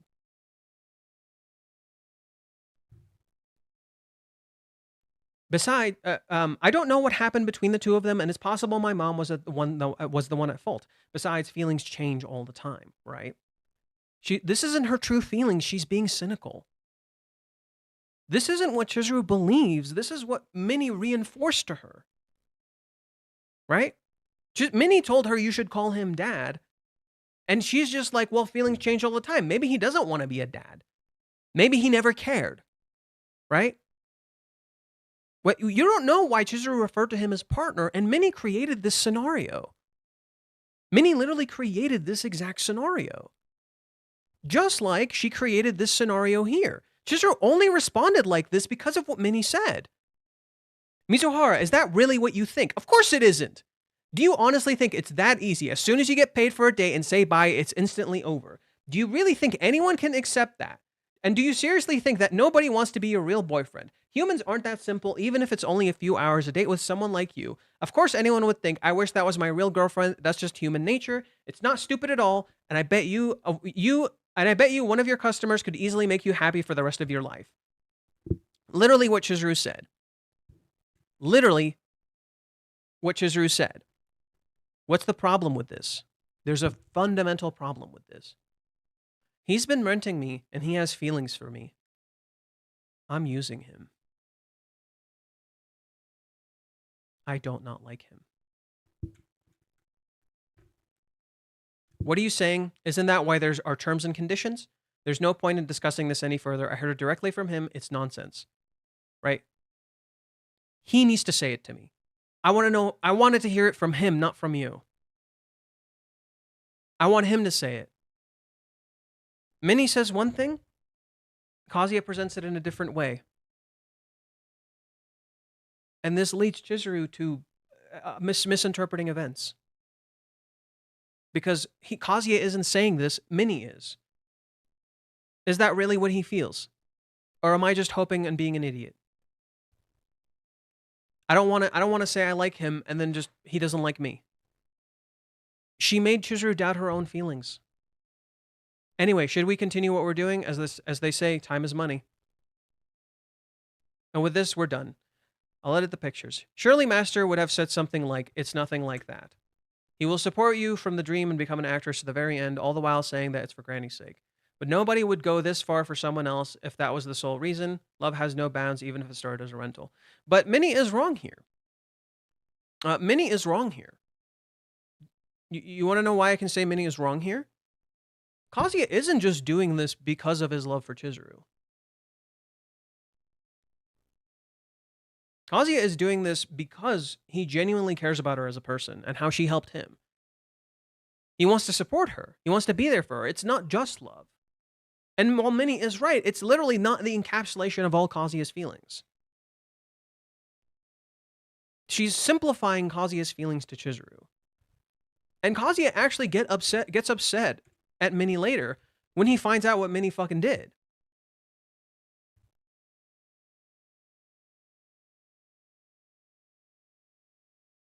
I may have said something about you liking Mizuhara.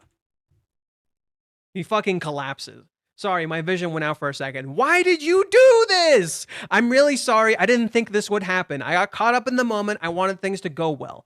At least she's optimistic. Right? This is turning out to be a massive pain. She never thinks ahead. How did she even survive until now? I have no excuses for my behavior. Yeah, you fucking don't, you little stupid shit. Yeah, you fucking don't, you stupid shit. You made everything worse. God damn. The only reason we came so far is because Mizuhara had no idea I liked her. It all depended on our rental relationship. And yet, but if she found out about my real feelings, collapses. It's all over. My love, that is, it's over now. And what did Mizuhara say? I'm glad you're okay. I'm not okay, but I don't really get it. When she said that you told her that you didn't like her, she shut me out completely. It feels like I didn't get through to her. Yeah, because you never could. Why would you think that you could speak on Kazuya's behalf in terms of a relationship? Why? What gave you that impression? There's no way you didn't get through. She's avoiding me because you got through. Hang in there, Master.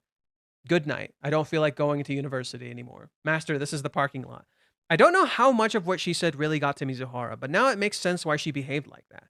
That's it. It seems I've lost all the trust she had in me. Chizuru texts him. I have something I need to speak with you about.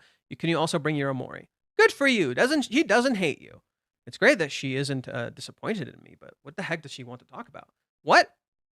I talked with all my actor friends, and it seems that Umi is really famous on social media. It's true. Right?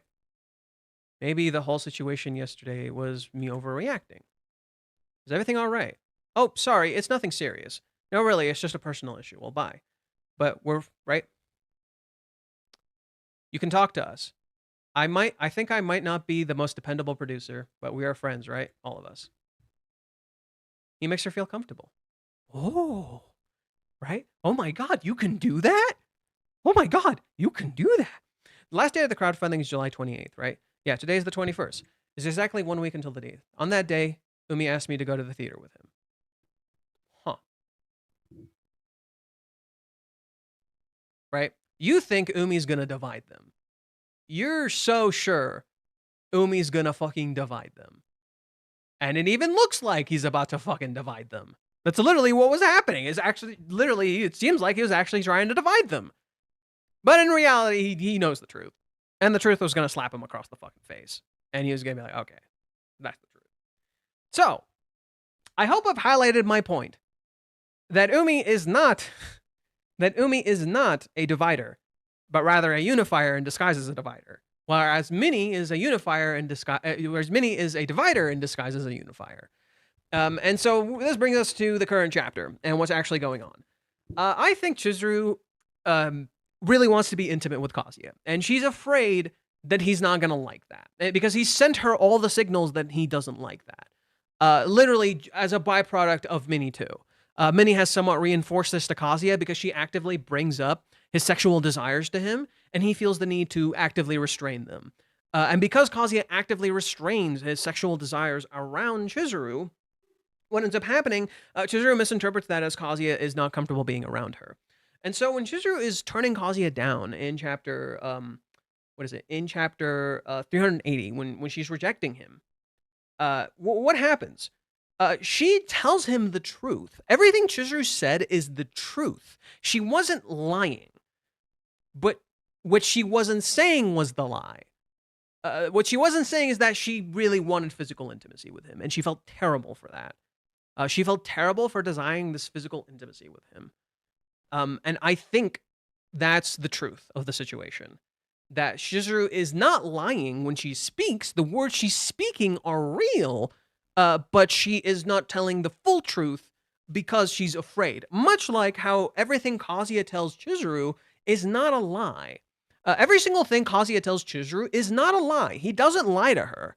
Kazuya never really lies to Chizuru in any of his answers that he gives her, right? When he gives her answers, he doesn't lie to her, but he doesn't actually fully convey what he's feeling. Much like how Chizuru isn't either. Chizuru conveys what she wants, like how many kids she wants, what she feels about that. Chizuru conveys to him, how she feels about cheating. Chizuru conveys to him, like her feelings about love and how she's confused about that. Chizuru is, feels like she's a burden to him and she feels like she's getting in his way. But the one thing that ties every single question Chizuru ever asks him together is sex. Every single question she asks him is tied to sex. There isn't a single one she asks that's not tied to sex. Every single one. Even the one about his future. Because right after, they talk about what are we going to do right after this. Right? That's your future too. Right?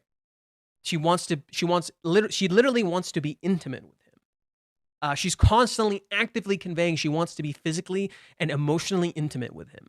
She literally wants everything. She desires everything. And it literally mirrors Kazuya when they're in the shed and he literally fucking wants like just consume her, literally like a beast. That's the idea. Umi is not Scoomy. Okay. Sure, buddy. Hope this makes sense. Kazuya doesn't need hope. He needs reality. That's why he only steps up. Usually right now he's blinded by hope. Pretty much. Minnie needs to kind of fuck off, in my opinion.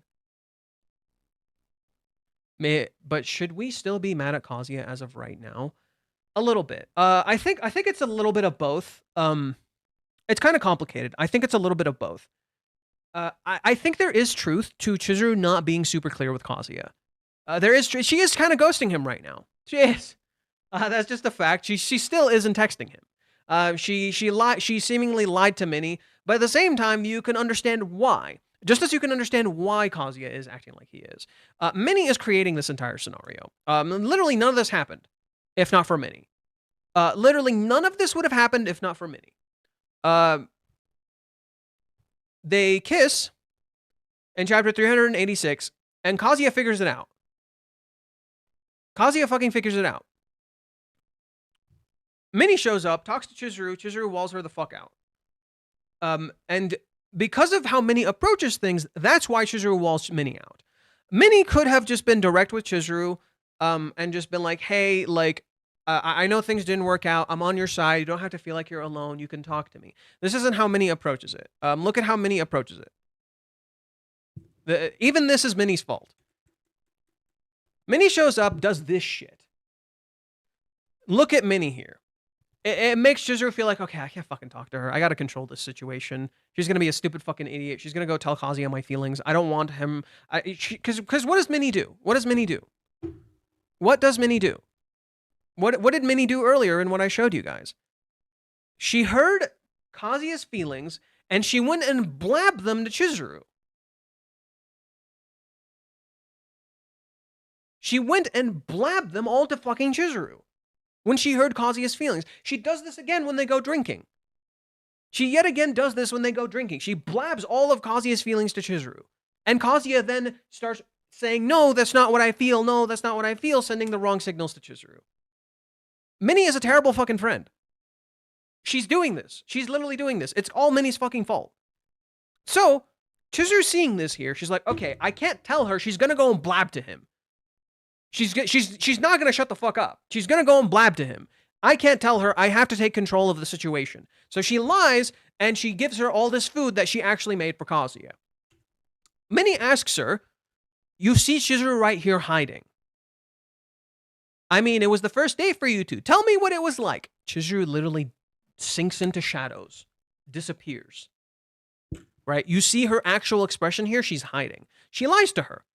But Minnie takes the one thing she wanted. Oh my God, you have feelings for him. Holy shit. And gets excited and makes a whole fucking scene about it. And Chizuru feels kind of happy. She's like, oh, okay, sweet. Okay, this is good. This is good. This is good. Minnie then says, I'm going to look forward to how you two progress from here. That's not going to happen, huh?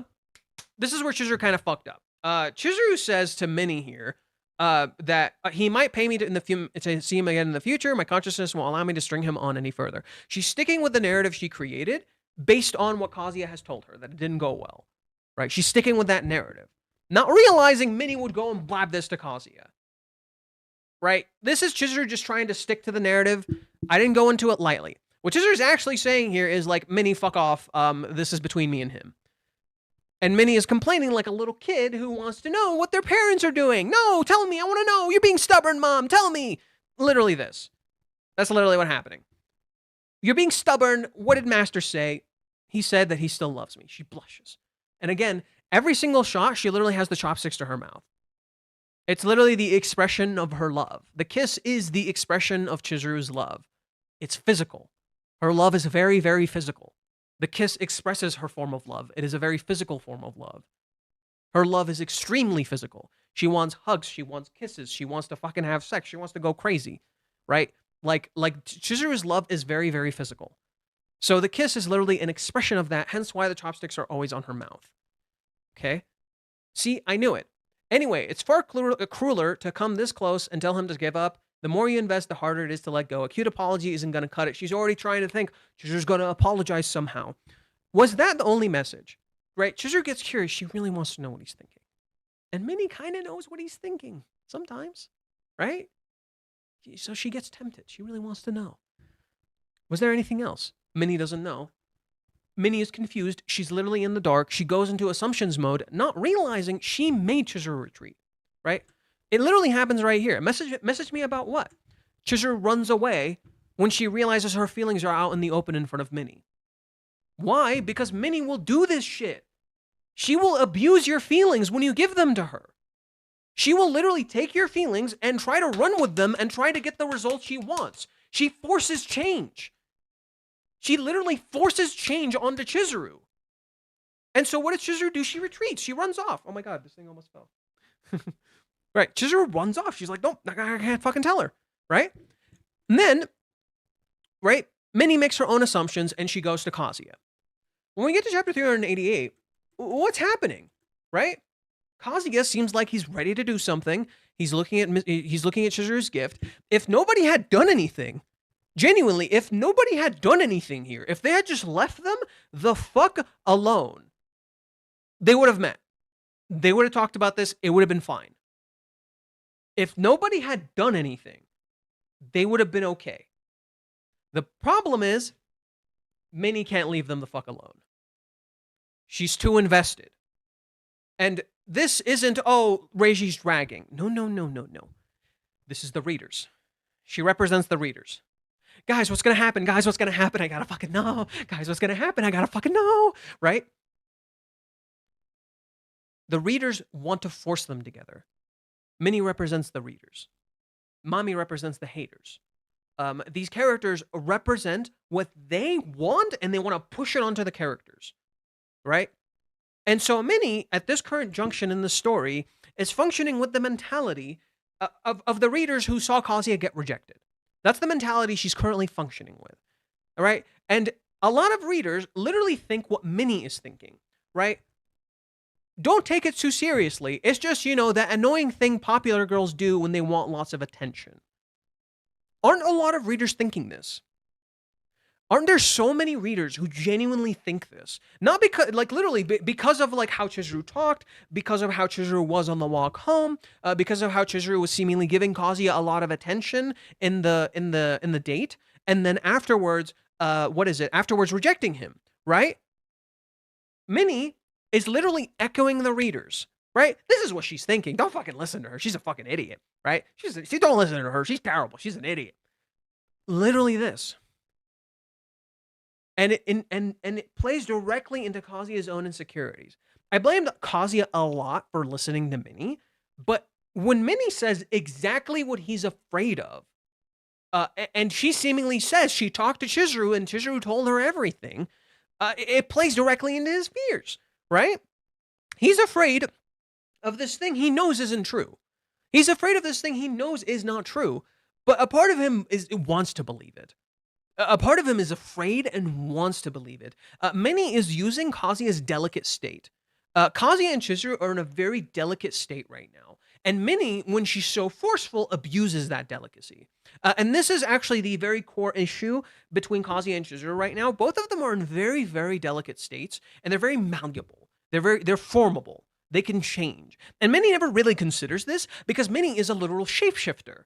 Minnie is a cosplayer, a YouTuber. She constantly changes her form. She never has any true consistency.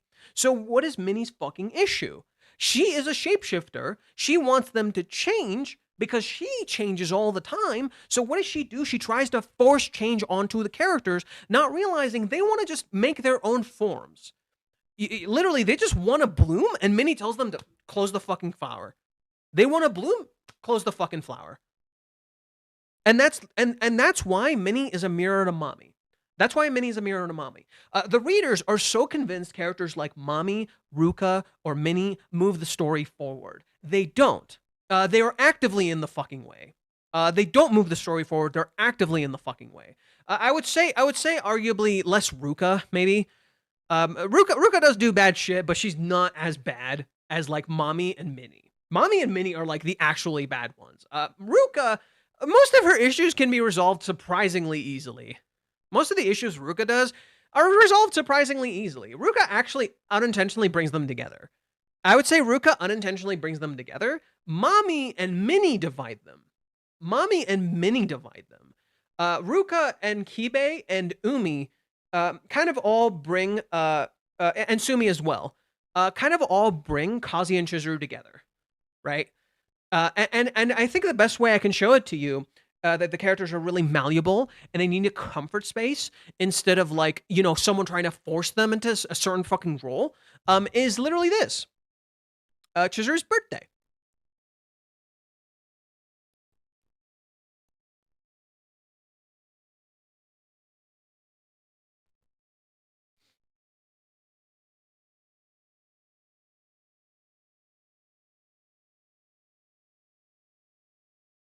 Right?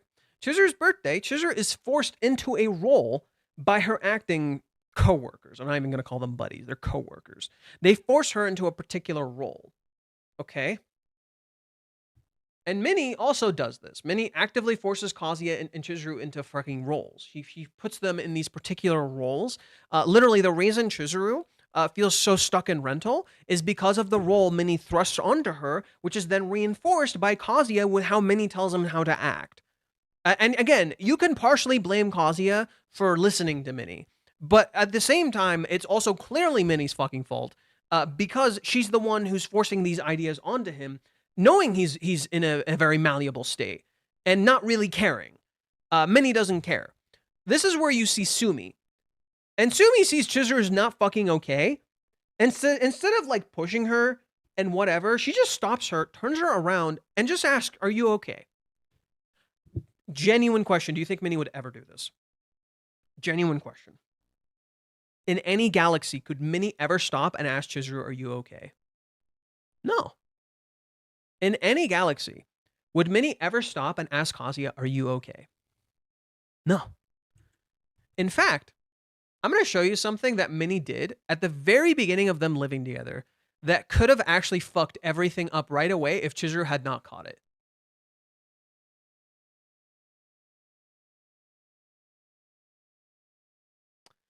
In chapter 256, Kazuya goes and interacts with all of his family members. He interacts with Ruka. He pretty much meets up with everybody. And he says, "I ended up lying to both of them again. Everything is going down in flames as if I failed the investigation." Right? He's under a lot of stress. "My head hurts. If there's still some alcohol left in my system, is there still some alcohol left in my system? I wonder if Mizuhara will agree to keep the fish. We still need to decide when to move stuff from Royal Hills, and I'll have to finalize where to stay next. I shouldn't get carried away about living together with Mizuhara." Okay, careful with this. He's in a very delicate state.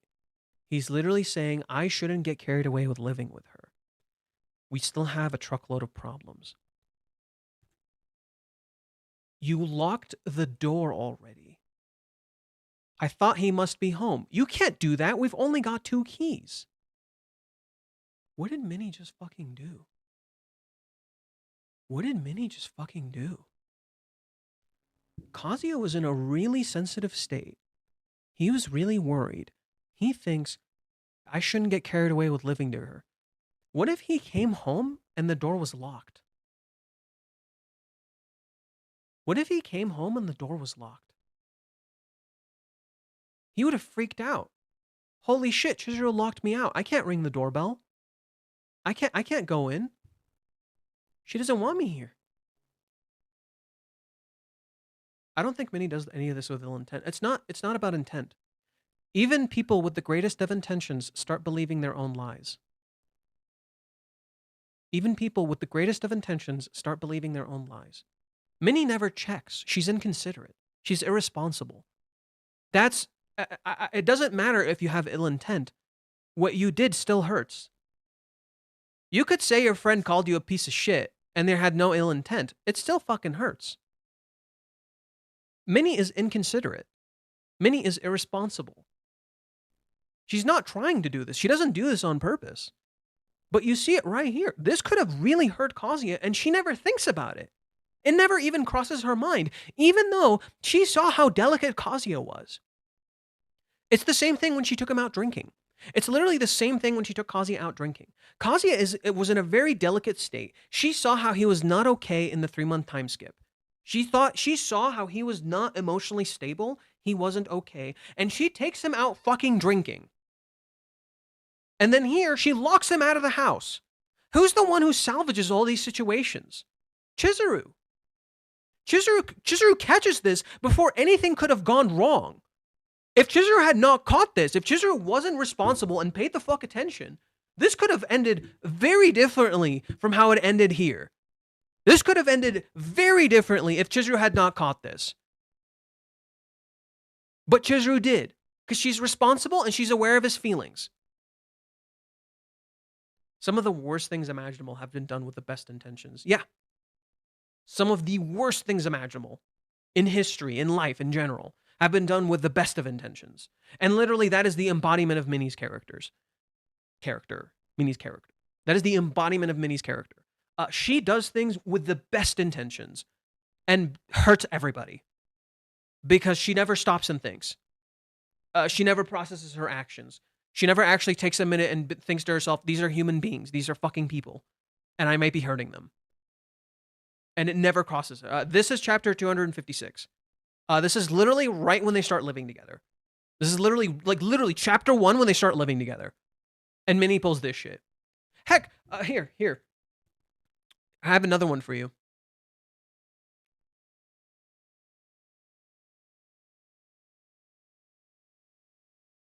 When they start living together, right? Kazuya thinks he's causing trouble for Chizuru. Chizuru wants him to stay. She makes a billion fucking boundaries. And she finally gets him to stay. And she's like, I'm not going to force you if you don't want to. She's pretty much conveying, I want to fucking stay with you. But I'm not going to force you because if I tell you I want to stay with you, you'll stay. Right? Which, you think to yourself, that's pretty fucking stupid. Why don't you just say it? Well, it's like she doesn't want to force him because he keeps giving her the signal he doesn't want to stay. He doesn't want to be a bother to her. Right? But she doesn't want to be a bother to him either, right? And it's because of what Minnie is saying. So Chizuru is just like, I'm not going to force you, but I'm going to make all these boundaries so you can stay. I'm not going to force you. Come on, I want you to stay, right? And then she gets Minnie to fucking stay, right? Notice how Chizuru is just like, hey, Minnie-chan, you okay with that? Yeah, I'm fine with anything, right? Chizuru just forces Minnie to fucking stay, right? Because she wants him to stay, so she'll do anything to get him to stay, right? But she won't tell him to.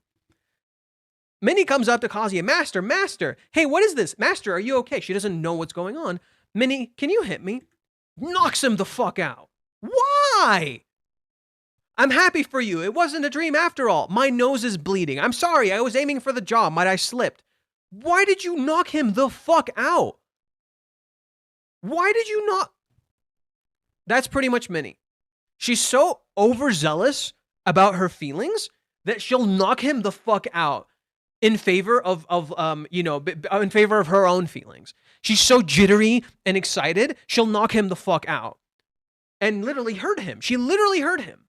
She hit him so hard his nose is bleeding. She got lucky it was nothing serious. What if she gave him a fucking concussion? Like, what if Minnie had hit him like this? She could have given him a concussion. Never thinks of this. It's a funny gag to you, right? It's a funny gag to you. You're so happy. It's a funny gag to you. You're so excited. But literally, it's there in chapter 1. The moment they start living together, Minnie knocks him out. Minnie literally hits him in the face, right? And literally it starts then. It was there all along.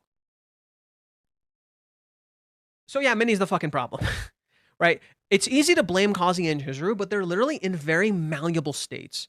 And they just need to be left alone to force themselves into who they are. Everybody else realized this. Every other character realized this. I think Umi realized this. Mami's leaving them the fuck alone. Ruka is leaving Kazuya the fuck alone. She's trusting him. Kibe is leaving Kazuya the fuck alone. Even Curry is like, Curry gives genuinely good advice. Like Curry gives, because Curry is an outsider, right? And usually when you have an outsider's perspective, you can genuinely give solid advice. And Curry actually gives Kazuya genuinely solid advice. He's an outsider. He's not directly involved. So literally everybody else is butting out of their business. Everybody else is butting out of their business except for Minnie. Minnie refuses to. Minnie refuses to butt out of their business because she's so fucking invested. So she'll stay. And we want her to stay because we like Minnie. But we don't realize Minnie's making everything worse. Right? So Minnie here in chapter 388 fucking lies to him, and she gets him drunk, and he even has a bruise. Right? He bumped his arm a second ago. There are tears, snot, what's he's drinking now, dried squid. He just got this apartment. Kazuya literally just got this apartment. This is his first fucking night in this apartment. Or his first day in this apartment. And it's already ruined. It's his first day in this apartment and it's already ruined. And then Minnie slaps him as if Kazuya is the one who did something wrong when she's the one who led him into this idea in the first place. Minnie slaps Kazuya like he's the one who did something wrong. Kazuya should know better, but he's in a very malleable state. So literally, this is on Minnie. She did this. She slaps him like he did something wrong, like she's the parent of the situation, but in reality, she caused all this in the fucking first place. And then she tells him this is what it has to mean. It's just a slap. No. She did all of this and then slaps him across the face for doing this, right? What are you wasting time here? Proceeds to fucking explain everything like it wasn't, like she's not the one who did this in the fucking first place. And then she says that's what it must mean. And then Kazuya says, I was just thinking the same thing. Are these even his thoughts? Kazuya wasn't thinking this the whole fucking time. Kazuya wasn't thinking this the whole fucking time. This wasn't his thoughts. Yes, I know. No, you don't. No, you don't. And then what does Minnie do right after? She proceeds to bring more booze so they can hang out some more. While Chizuru is home alone, scared and worried, and talking to her grandparents and not having anybody with her. Minnie's terrible. She's literally playing God. That's why she has the nerve symbol. She's literally playing God. It's not just a slap. The slap is a literal representation of everything she did wrong. She doesn't have a right to slap him, right? The slap is literally what we as the readers want to do. The slap is what we as the readers want to do. We want to slap Kazuya. I remember when I read this chapter initially, I got excited. I'm like, yeah, fucking slap him. He fucking deserves it, right? That was my initial thoughts, remember? Right? That was my initial thoughts. Yeah, get a fucking slap. Wake up. What I'm not realizing is Minnie did this. We have no right to slap Kazuya or get mad at him because we're the ones who led him down this path in the first place. It's not a deserved slap, no.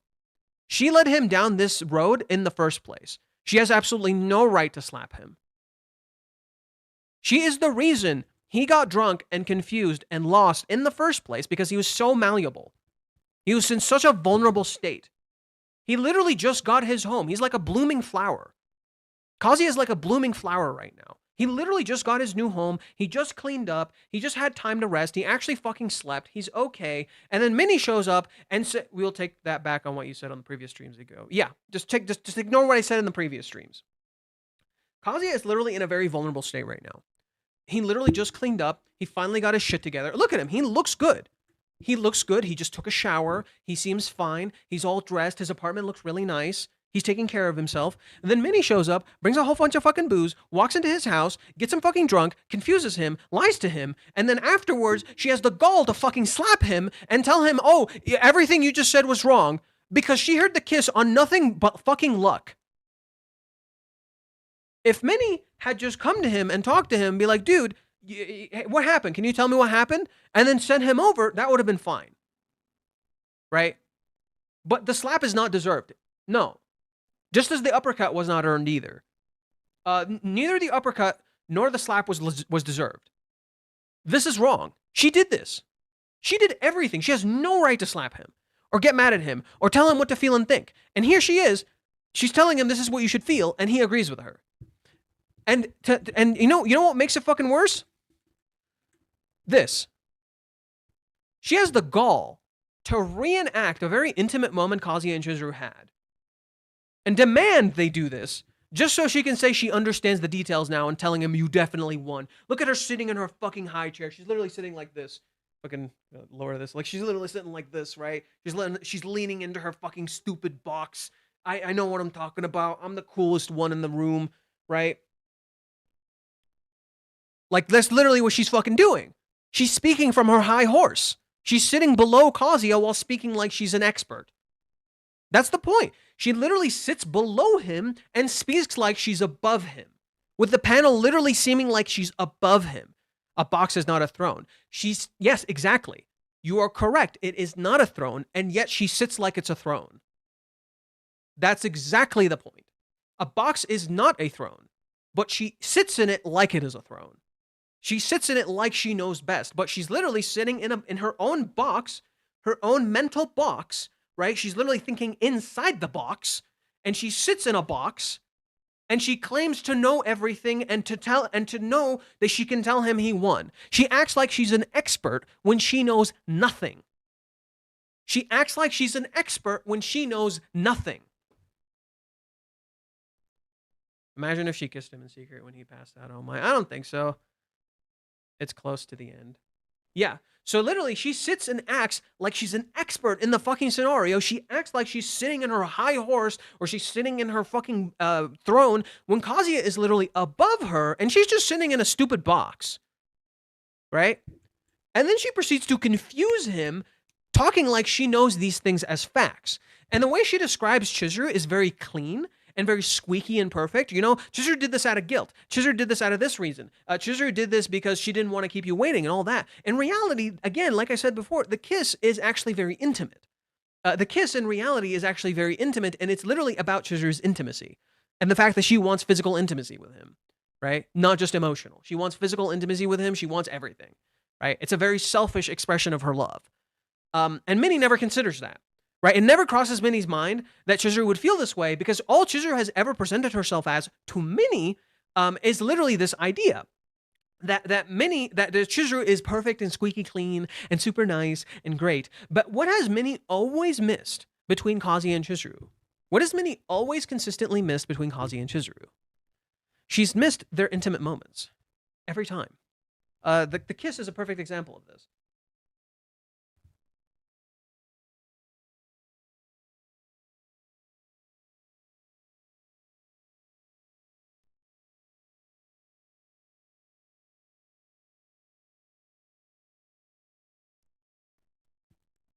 Remember when they go to the bar and Chizuru leans in and almost kisses him while he's asleep? And she stops because Kazuya says, I love you so much. And God, she's in love. And then he falls on her. And it's literally like a nod to Chizuru. Hey, payback's a bitch, right? Payback's a bitch, right? Literally, you tried to kiss him. He gets to fall on you, right? It's a two-way street, right? You tried to kiss him. He gets to fall on you. It's a bit of karma working here. Minnie shows up, and she catches Chizuru with her hands on Kazuya. What happened here? What are you doing? It's like she's being accused. It's like she's being accused of doing something wrong, even though it is wrong, right? She's being accused. Well, he was about to fall. Oh, you're so nice. So Minnie doesn't see that Chizuru was trying to kiss him.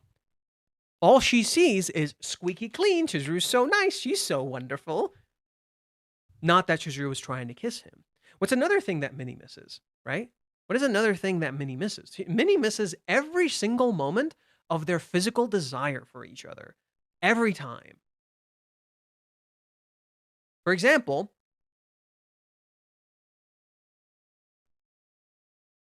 she knows absolutely nothing about the shed. The shed incident, she knows absolutely nothing about that. And she's like, oh, what's up with you two? Something happened? Nope, nothing. Right? Their own special secret. Minnie does not know about their intimacy. She literally doesn't know about this stuff. That's the thing she always misses. And that's the thing Kazuya never tells her about. That Kazuya and Chizuru have had a lot of physically intimate moments. That's literally never expressed. So to Minnie, when Chizuru kisses Kazuya, all Minnie sees is that single kiss and nothing else. Literally nothing else. None of the other experiences they've had physically, where they've gotten really, really fucking close physically. She's never seen any of these situations. All she's ever seen is these small moments where, they kissed in Hawaiians and they kiss now. All Minnie sees is the kiss. She doesn't see the physical intimacy. And when she reenacts the physical intimacy in this scene, it's literally like, oh my God, ooh, now I get it. You totally won. You totally fucking won. I know what I'm fucking talking about. I'm not fucking stupid. I'm not a fucking idiot who's literally leading you down the wrong path and fucking confusing you, right? Besides, Chizuru's son was cooking while I was waiting. For me, cooking? How is that relevant? Right? She thinks the cooking was for her. It wasn't for her. She thinks the curtain being taken down represents there are only women in the house. In reality, what the curtain being taken down represents is Chizuru showing Kazuya herself. Right? Why did she put the curtain up in the first place? She didn't want Kazuya to accidentally run into her or Minnie naked when they're getting out of the bath or something. Right? She didn't want accidents to happen. She's willing to show herself naked to him. She wants him to see her that way. She wants him to see she wants him to see her physically. I want you to see me. I want you to touch me. That's literally what it is. Right? So that's the point of that scene. That's the reason the curtain gets taken down. That's the reason she cooks is not for Minnie, it's for Kazuya. And literally everything Minnie sees is wrong. Her entire perception is flawed. That wasn't Chizuru Mizuhara, that was Chizuru Ichinose naked with nothing to hide. Right? That seems pretty accurate. Right? That seems pretty accurate. Right? That's almost what I said. Except, she was never Chizuru Mizuhara. Chizuru Mizuhara wasn't really present on the date. In fact, she was forced to be Mizuhara when she was trying to be Ichinose. And Ichinose regularly comes out. But she was literally not being Mizuhara in the date. She was her real self, and we kept thinking it was Mizuhara. We kept thinking that's what was happening. In reality, it wasn't that.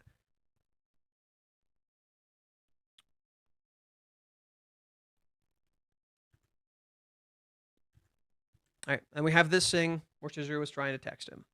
All right. I had a theory that she might have been trying to text Umi, but I don't think so. I think this was Kazuya, because when she tries to text Kazuya, she hesitates more. When she texts Umi, it was just quick and to the point. Just immediately text Umi. So I think that's what's happening. Let's see.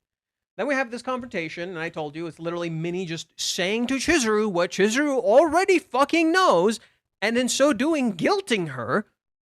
And Chizuru feels cornered, and she feels like she needs to buy more time, right? And that's why she does what she does, and she lies to Minnie. Minnie created her own D-mail situation, like with Akaba, because of her own vanity. This is all Minnie's vanity. She caused this.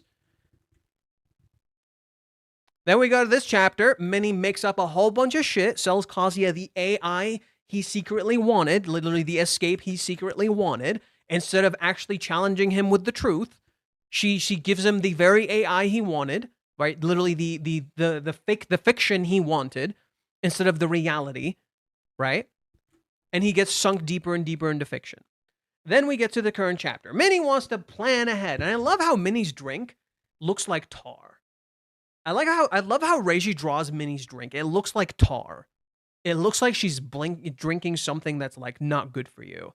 It's black and gross, right?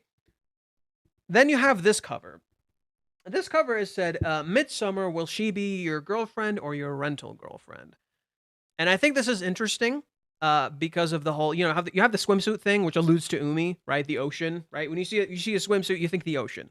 So this was already kind of alluding to Umi. The thing I found weird is Kazuya like grabbing Chizuru's hair, right? Kazuya hanging on to Chizuru's hair. I think that's interesting. It feels like it's like Chizuru is literally open and vulnerable, but all Kazuya can see is her hair. He can't actually see her. It's like he's hanging on to hope. Oh, there we go. That's a good way to put it. He's hanging on to hope. Instead of actually reaching her, he's hanging on to hope. And Chizuru is turning away from him. Like Chizuru is, not actually ready for him. She doesn't trust him. She's leading him on. Literally how Minnie perceives this entire situation with Kazuya. And that's why Minnie in this scene wears this shirt that says Kotoka Krillin, which is literally Goku's line to Frieza, where Goku tells Frieza, Frieza tells him, "Oh, I'm gonna kill you like I killed that Earthling," and Goku gets pissed at him and he's like, "You mean Krillin? You mean Krillin? You piece of shit!" And he wants to like kick his ass. That's what this is about. And the reason Minnie wears this is specifically because of what she says to Chizuru here. She says to Chizuru that Chizuru tells her about her dad and her mom. Apparently, she was a very popular girl. She gave birth to me at 19 years old, and her partner ran off. Her body wasn't very strong to begin with. She was 23 years old when she passed. Minnie pauses. That's kind of sad. Not really. I was only 4 years old. Memories and sadness go together, right? No, I meant referring to him as partner. Why is that the thing Minnie latches onto? Why is that the thing Minnie latches onto? Isn't that weird? Right? Isn't that weird that this is what Minnie latches onto? And it literally reflects how Minnie perceives Kazuya in this situation. He's not just some partner, he's Kazuya. He's great. He's not just some partner, he's your dad. But was he ever really her dad? He wasn't fucking there. What gives him the title to be called dad? Right? At least Chizuru's mom was actually there. Like, to some degree. She was at least there for Chizuru for 4 years before she fucking died. Her dad was never there. Her dad just up and disappeared. She knows nothing about him. Why does he deserve the title dad? So Minnie interprets this scene as Chizuru distrusting men. That's idiotic. That's idiotic. Because why should she call him dad? In what universe should she call him dad? Why is that reflective of her distrusting men? The dude doesn't fucking deserve the title. Right? Why the fuck should she call him dad? Heck, look at it another way. Maybe Chizuru doesn't want to assume. She says, I don't know anything about him. Calling him dad just sounds stupid. I don't know him. Why should I call him dad? Right? Why should Chizuru assume he's her dad? He hasn't really been present for any of her life. So why the fuck should Chizuru call him dad? But Minnie thinks, oh no, you should call him dad. This contrasts a scene earlier in the manga where Chizuru opens up to Kazuya about her mom. This scene is a direct parallel to that, by the way. I genuinely think so.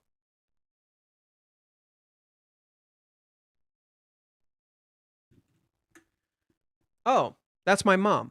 I don't remember anything about her since she died when I was 4. And since it seems like she didn't like having her picture taken, that was the only one left. This is Mizuharu's mom. All right, now let's continue. They finish. Kazuya comes back. Chizuru is sitting at the picture book. Are you done? I see. Thanks. Can I sit beside her? She doesn't say anything. Are those photos? I was organizing the books. I just couldn't get rid of these pictures no matter what. I guess that makes sense for moms. Humans are strange, aren't they? Though they remember nothing at all, people tell you this was your mom, and just like that, it makes you not want to get rid of a single picture. If there's anything I learned from my mom, it's to take pictures with your children. The only thing, really. Chizuru doesn't even have a picture of her dad. She doesn't even have anything about him. She knows nothing about him. And yet, Minnie thinks she should refer to him as dad. Do you see the issue? He left her nothing. She doesn't even know he exists. He left her absolutely nothing. He is not a father figure to her. Why should Chizuru care? Why should Chizuru care? How is this reflective of a distrust of men? Why should Chizuru care? If you had a mom who literally fucking left you when you were a kid and didn't care about you and left you absolutely nothing, why should you call her mom? Why? You could. There's nothing wrong with that. You could, right? If you still want to believe in this person and you want to call them mom, that's fine. But why should you? You don't need to. They're not really your fucking, they're not your parent. Right up until now, she looked like she didn't particularly care. But she did, even about her mom. Well, that makes sense. That makes sense too. Even if it's Mizuhara, there's no way it doesn't get to her at least a little bit.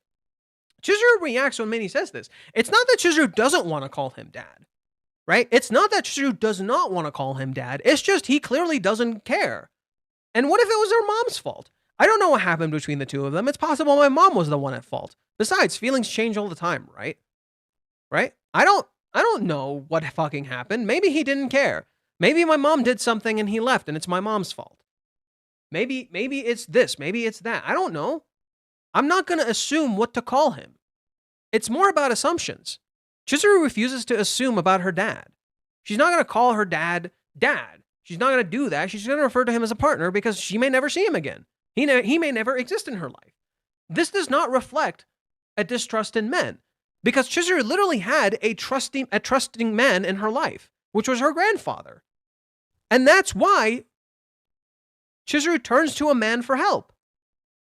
Right? She turns to Umi for help. You saw Chizuru's job is literally rental. Her job is to date men. You think you would date men if you didn't trust them? You really think Chizuru would date men if she didn't fucking trust them?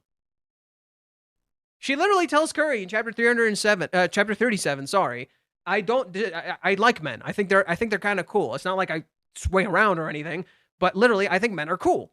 Like, I think that it's cool that they can dream and believe in things in life that's kind of hard like right now. She goes out with Umi in chapter 31 to help her pick stuff out. Even when Umi is acting really shitty in chapter, in chapter 125, she tells herself, don't assume, don't think badly of him. In chapter, and then you can have things that could act as your basis for, oh, maybe Chizuru does actually think this secretly, but no. So one thing that you could probably think of, where you could think to yourself, oh, Chizuru secretly actually does have a distrust of men. But that scene isn't actually accurate to that at all. It's chapter 187. Chizuru thinks about Kazuya and Ruka. It's like she said, if they really have a relationship like that, I can't get close to him. It's natural, right? He's a man after all. If he finds himself a cute girlfriend, that's great, right? She's lying to herself. And she wants to be proven wrong. That's why she goes out of her way to go on this trip, to talk to Kazuya, to interact with him, to be in the same room with him, to constantly try to get answers out of him the entire fucking time. That's why she comes up to him in chapter 202 or 201. I don't remember which one it is. I gotta find it. Is it 201?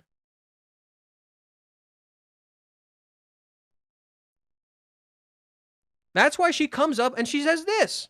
She does this shit. Because she wants to know. She knows better. She knows better. She knows he's not untrustworthy. And look at her. She's literally in cloud 9. Chizuru doesn't actually believe this stuff. And you can go to, like, for example, let's go.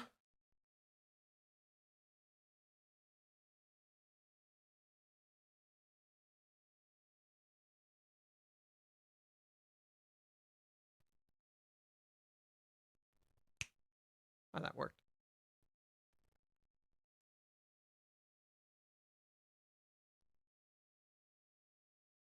The cheating chapter, where they're talking about cheating. Chizuru asks him, when do you consider cheating? Kazuya freaks. Look, she's serious. The correct answer is different for everyone. It's the ultimate question. Besides, right, he's hesitating. Cheating. I've been wondering that myself. Right? Kazuya's acting weird. Why are you acting weird about this, dude? Look at her. She's like, what the fuck? Why is he acting weird? Come on. There's a lot of temptation nowadays. Cheating is second nature to men. Seems to be the daily trend. It's important to be on the page about this kind of stuff, right? Right? Chizuru's kind of lying here. She's leading up to her actual question. She's kind of lying here. She's like, yeah, I know people do this, but that's not why I'm asking this. Yeah, you're right. Are you gonna cheat? That's her real question. Are you? Is that what are you gonna fucking cheat, dude? No. I won't. Oh, good. I wouldn't know what to say even if you said you would here. That was close. I should have denied it sooner, right? He kind of kept sending her the wrong signals. That's why she said that. He kept sending her he acted weird about cheating, and he kept sending her the wrong signals. And it's like, Kazuya, this is the part where you like, you make her feel comfortable, and he's freaking out, right? It scares him. Kazuya says, I don't know, maybe kissing? Oh. And then she explains her stance. I've been thinking a lot lately, where's the line drawn between a rental girlfriend and a real girlfriend? But never once have I fallen in love with a client. I could never be their girlfriend because I already have someone I love. That's why I'm here today. So I can learn how to describe what it is that I'm feeling. I know that's lame. Sorry. Not at all. I'm happy to hear it. They keep going. Kazuya says this. It's just that, now that you mention it, I don't really know anymore either about the cheating thing. Okay. Right? He connected to her, but look at her face. He's like, What does he mean by that? Okay. But he's trying to connect. He's trying to connect, and that touches her, right? It touches her that he's trying to connect and meaningfully have a real connection with her in terms of this, to try and understand and find a clear boundary that they can both agree on. About what you just talked about, I was happy back then. When I found out that you told me how you felt after you broke up with Ruka-chan, it made me happy. Thank you for making me feel that you're serious. That's what she says. That's why her eyes are closed. She doesn't see it. He made her feel it. She's not seeing it. She feels it. She feels his seriousness. This is where, if you go to chapter 389 right now, technically what Kazuya is doing is cheating. Technically.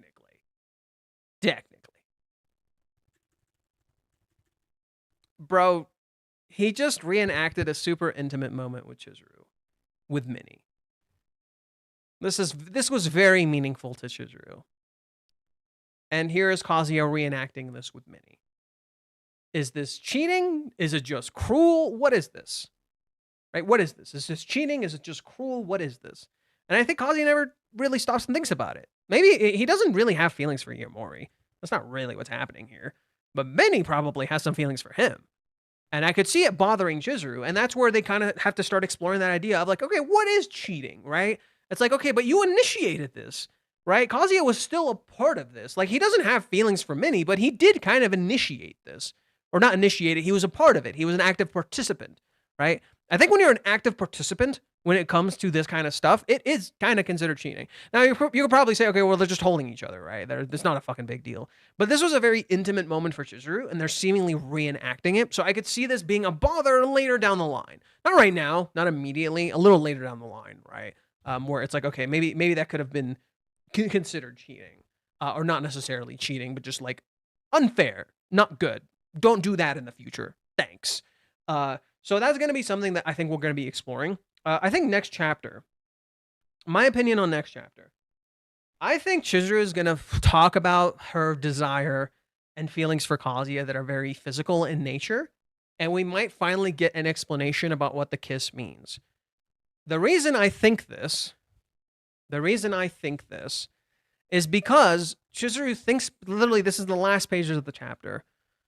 You get the full moon, and you have Chizuru sitting out here. She thinks of the kiss, and she's in shadows. And she says, geez, I can't believe I did that. She's mortified by herself. She's mortified by her actions, and she needs to talk to someone about it. So she turns to Umi to get his perspective, right? To get his perspective, I crossed the line, didn't I? Right? I'm afraid I crossed the line. What if am I gross for feeling this way? Right? She wants confirmation from Umi that what she's doing isn't bad. Maybe she just wants someone to fucking talk to about these feelings. And now you could say, oh, why doesn't she talk to Sumi? Why doesn't she talk to Harumi? Okay, how the fuck is she gonna talk to Harumi?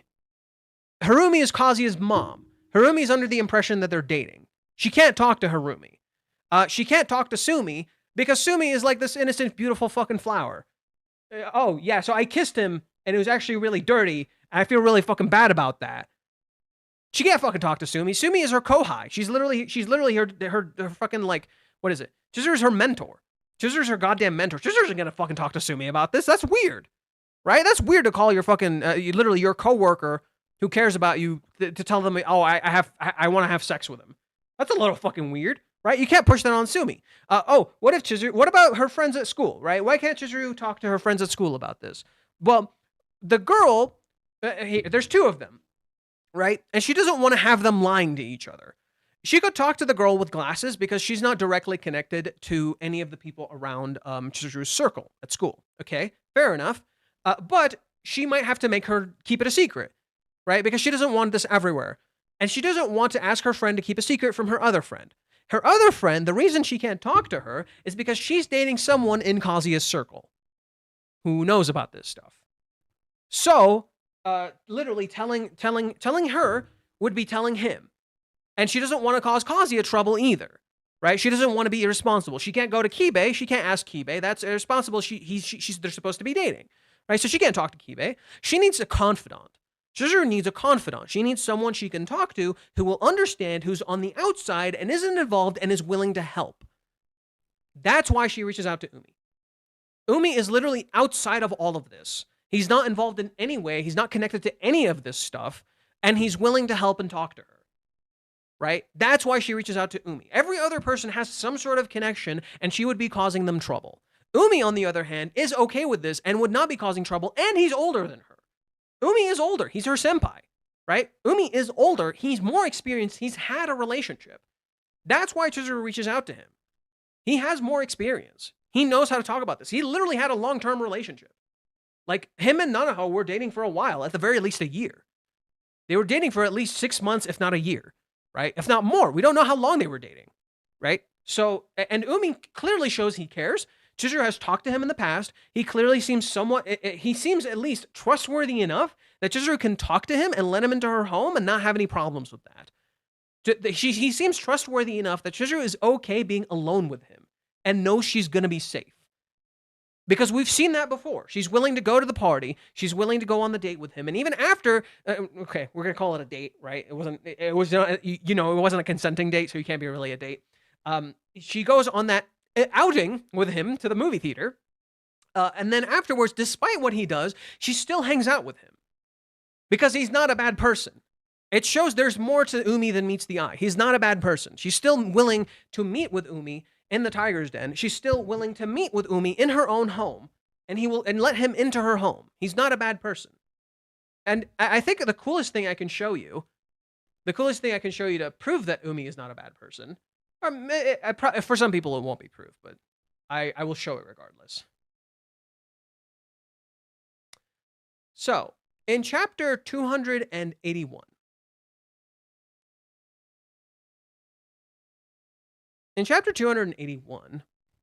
Kazuya and Chizuru are trying to catch a little tiny spider. Literally, they're just hunting for a spider, right?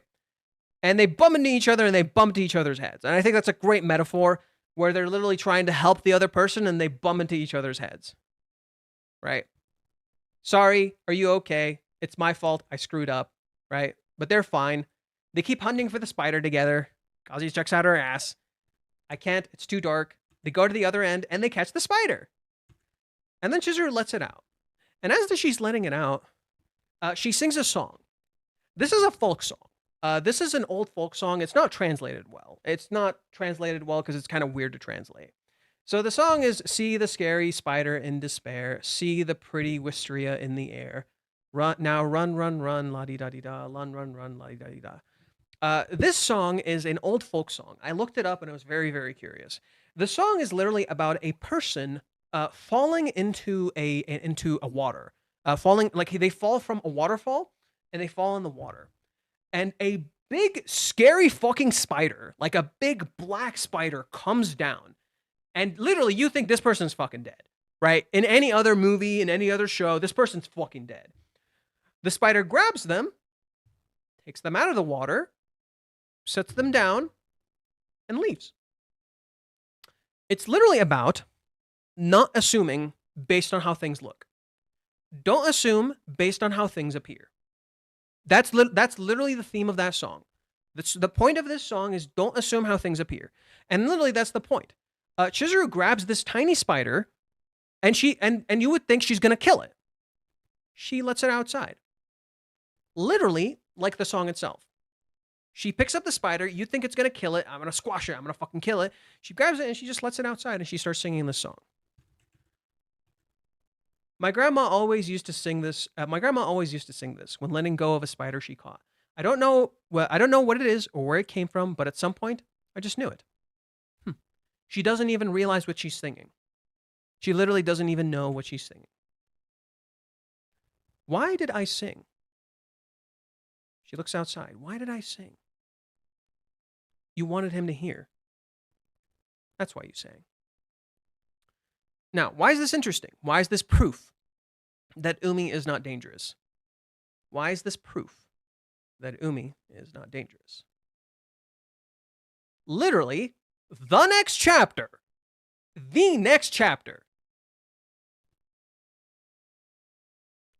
Literally the next chapter. Come on. What are the odds? What are the fucking odds? Are you shitting me? Umi's talking to this girl, and she says, "What? This is for White Day. Sorry, it's a month late." I hope this sounds familiar.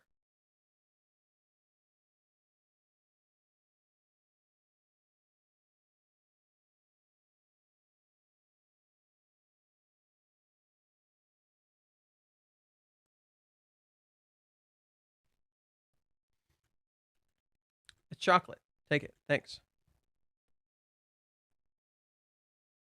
Chocolate. Valentine's Day was 2 weeks ago. Does that mean she wanted to give me this all this time? What does it mean? That means at the very least, she doesn't hate me. I'm sorry for ignoring your messages and avoiding you. Right? Valentine's Day was 2 weeks late. Umi was a whole month late for White Day. And he gives this girl this present. She says, "Not at all. I never expected to get anything back from you, Umi. I'm just so happy." I see. That's good. Looks down, he sees Chizuru. Right? A lot of people interpret this scene as, wow, I can't believe he's looking at other women when he's with this girl because he gave this girl something for White Day. But I bet Umi just feels bad. I think Umi probably did something he didn't mean to this girl, and he feels bad. And he came and gave her this present. Why would he give her the present otherwise? Right? Why would he give her the present otherwise if he didn't really care? Right? And then you look at this girl and you see like similarities between her and Chizuru's hair, right? And they're like, oh my God, he's literally like picking a girl that looks exactly like Chizuru. Oh my God. But literally you hear Umi is not dating. Either that or he's keeping this relationship private, right? Either that or he's keeping this relationship private. So, all right, you see this scene, and I bet either Umi is keeping this relationship private, or he is what is it? Either he's keeping this relationship private, or he's letting this girl down easy, right?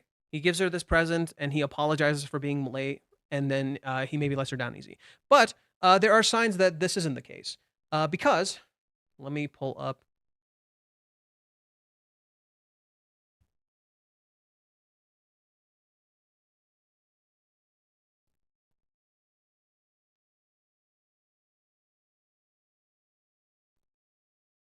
So this is the official volume translations. They aren't so different. They're pretty much the same thing. Sorry for it's a month late. No, I don't think sort of thing. I didn't think you did that sort of thing, Umi. I'm really happy. Huh. I didn't think you did that sort of thing. Right? You are? Great. Looks down. Reiji redrew him a little bit. He redrew him to cover one of his eyes with the bangs. Right? It makes him look more sinister. It makes him look a little more sinister. He's supposed to look a little more intimidating, like you're not seeing the full picture. But then you turn the page. And he looks back up, and he smiles. Oh, sorry, what were we talking about? He's adorable. He's adorable. He's not as scary as he appears. He's not as scary as he appears. And I don't think he's trying to hurt this girl. I don't think he's using her. I don't think he's trying to hurt her. We're meant to look at this scene completely out of context. It's meant to be scary. because it literally shows up right after, like literally the scene is designed to condition you. The very nature of the scene is designed to condition you. But let's look at this scene actually carefully for just a fucking second. Let's look at the scene carefully before we make our assumptions, you know? Kazuya and Chizuru are hanging out at night. She's wrong. She's wrong. I didn't even care. To being a little naughty. Oh. Ooh. To being a little naughty. Oh. Now, if only these moments could last forever. You see Umi. Oh no! Oh no! Right? It's literally written in a way to condition you. Oh no! Your immediate thought is, oh no! Seriously, isn't it?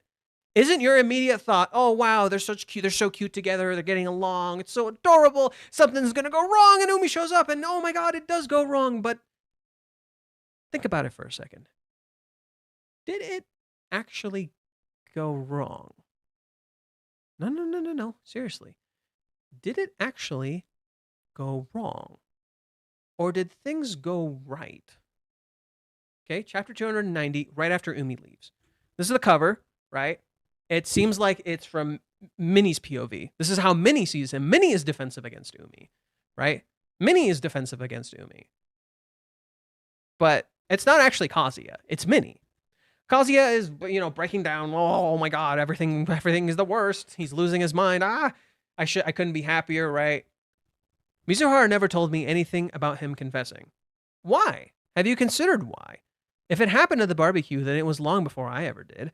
He even knew the address to this place. Doesn't that prove how far along their relationship is? That's not true. You actually did confess to her, and she did hear your confession before Umi. When we were at Hawaiians, and when she told me she'd do some research, behind closed doors, she had this deep connection with Umi-kun the entire time. Oh no, right? You're so worried. Oh, she has this deep connection with Umi-kun. Oh no. What if it's just a good friendship? What if he's literally just a good guy friend? And we're making all these assumptions because, Meizoni Koku, and there was this other guy, and, Umi looks like him, and he acts like him, there's this guy in Meizoni Koku. It must be just like that. It's not. This story is not Meizoni Koku. It is not. There are similarities, but it is not Meizoni Koku. It has never followed the same rules. It doesn't do the same things. The mere thought of that is unbearable. That reminds me of what Yumori-san said. Well, yeah, that would mean she's been hiding it all this time. But on the other hand, that means she kissed you even after Umi confessed to her, which also suggests she doesn't have feelings for him. Okay, fair assessment.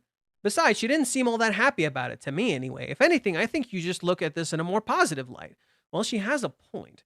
But what if this is because she's undecided and feels guilty about it all? That basically means I'm her backup, doesn't it? Hey, Kazuya. Did you look at Ruka for a fucking second?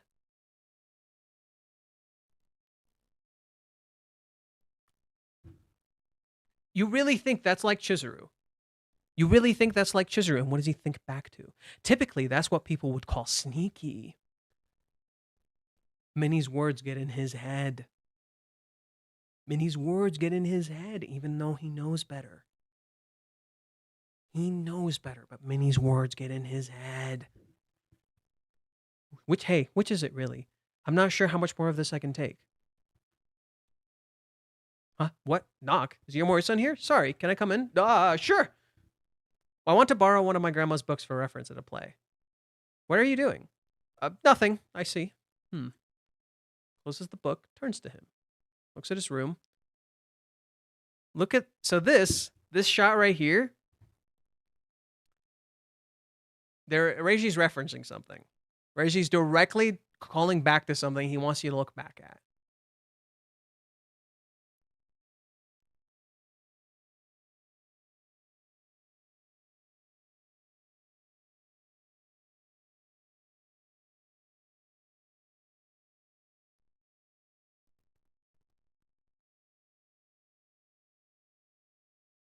What happened in this date? They go on a date, and Kazuya questions if it's a date, and then at the end of it,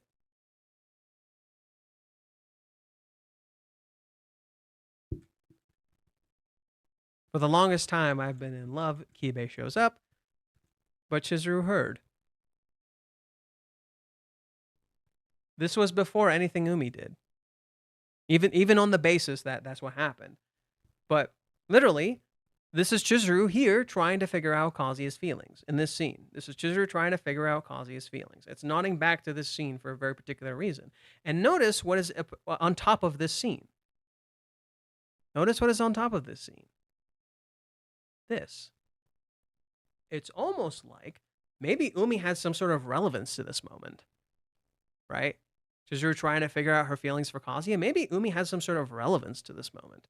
Maybe Umi pushed her to go and figure out Kazuya's feelings, right? I don't think so. But, you know, this is there. This is the only reason that would give me that indication, right? That this was there. And this is the thing Umi gave him, right? Well, Umi didn't give him. Chizuru gave it to him, but Umi picked it out. Umi helped her pick it out. The reason Kazuya has the iconic fish phone case is because of Umi, right? He's a uniter in disguise as a divider, right? He's a unifier in disguise as a divider. So literally Kazuya has this because of Umi. Chizuru looks at him. I'm sorry for being lazy. Hey, do you want to go out? It's almost like Umi didn't actually do anything bad. If anything, it pushed her to ask Kazuya out on a date. She even gets all dressed up. Huh. Right after Umi shows up, Chizuru asks Kazuya out on a date. Huh. That's interesting. It's a date. We're going on a date. And what does it result in? What results in the very end of this date?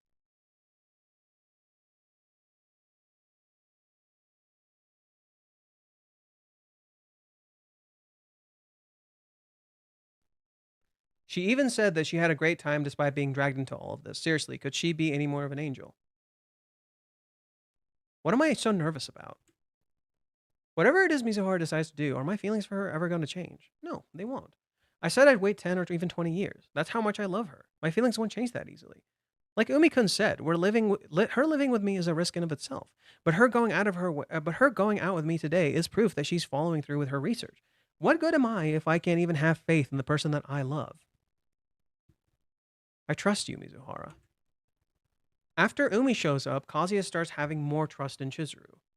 In contrast, what was happening earlier?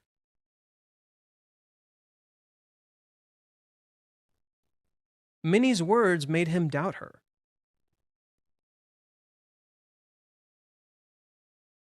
Umi is not a divider, he's a unifier. Minnie is the real divider. Her words divide them. Her words get in their heads. It makes them doubt them. It makes them doubt each other. Minnie is currently making Chizuru doubt Kazuya even though she knows better. It's also making Kazuya doubt Chizuru even though he knows better. She's dividing them. She's in the fucking way. And now she's starting to even catch feelings for Kazuya. Like, are you shitting me? What the fuck are you doing? She's literally the opposite of Umi. In every conceivable way, she's the opposite of Umi. She's literally getting in the way. Now she's even catching fucking feelings for him. Are you kidding me? Like Umi, at least, like, yeah, when he realized how Chizuru felt, he doesn't try to force Chizuru to be in a relationship with him. He's challenging her. My theory is literally that when Umi says, I love you to her, he's challenging her. He's telling her, bro, you gotta fucking commit to him. Right? You have to say that to him. You can't keep being wibbly wobbly. You have to fucking say that to him. Right? And if you can say that to him, you can turn me down. Now turn me the fuck down. Right? But Minnie is literally doing the opposite. Minnie is doing the opposite. She's pushing Kazuya in the wrong direction. She's pushing them both in the wrong direction. And now she's even catching feelings for him. What are you doing? What the fuck are you doing? Dude. Like, Minnie is literally what we think Umi is. Minnie is literally what we think Umi is. She's irresponsible. She keeps messing around with Kazuya. She keeps making everything worse. She just says whatever she fucking wants. Right? And she's actually being super manipulative. And it's literally her own vanity. It's literally just Minnie's own vanity. She's just indulging in her sweets. It's literally like the opening for season 4. She's literally just indulging in sweets, right? And she's bored and she wants chaos and she wants things to be interesting. I haven't been checking chat, sorry. Let me check chat.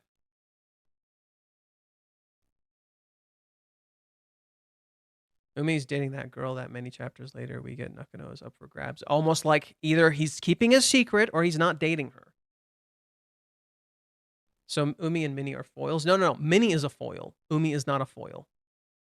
Umi is we think Umi is a foil. He's not a foil. I literally explained Harumi, Sumi, as well as Chizuru's friends at school. It's not my fault you didn't fucking listen to me. That's up to you. If you don't want to fucking listen to me, that's up to you. I already explained that. I'm not explaining it again. I already fucking explained it. Sorry for the off topic, but I was thinking about starting a new manga about between Shinji family and Maison Ikoku because I have heard you say that Reishi took inspiration from it for Kanokari. You should read Maison Ikoku. It's pretty good. It starts a little slow. It takes a little bit to hook you. Maison Ikoku takes a little bit to hook you. But once it does, you get really invested.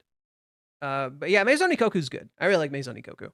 It's not Konokari's complete inspiration. It's one of its inspirations. Rent a Girlfriend takes a lot of inspirations. Yeah, Rent a Girlfriend takes a lot of inspirations. It's not just Maison Ikoku. People love to say it's just Maison Ikoku. It's not. It's not. I can literally see similarities between Breaking Bad and Rent a Girlfriend, and literally Reiji has openly admitted Breaking Bad is one of his inspirations. Anyways. Let's see.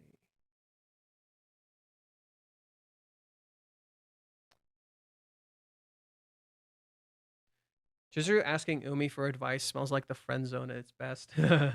Yeah. Let's see. There were other things I think I wrote. Yeah, Verkez wrote this. I haven't watched your stream yet, but I had a suspicion that I might see the same way when she basically told him that he will need to simp even harder for July 11th. Yeah, Minnie makes Kazuya simp even harder. You know, because that will surely almost worked last time. Oh yeah, that did remind me. I have to check some things. Um,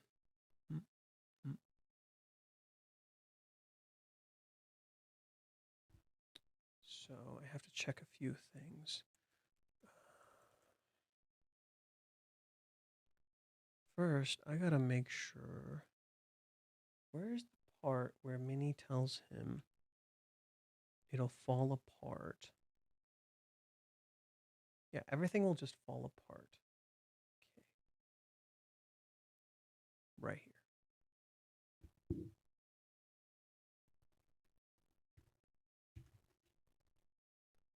Let's go to Twitter real quick.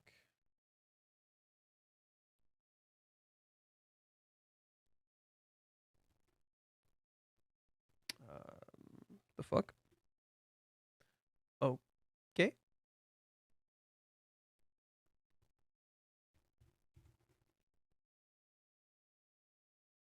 Wait, did I not? Oh, I think I took a picture actually. Let's try now. There we go.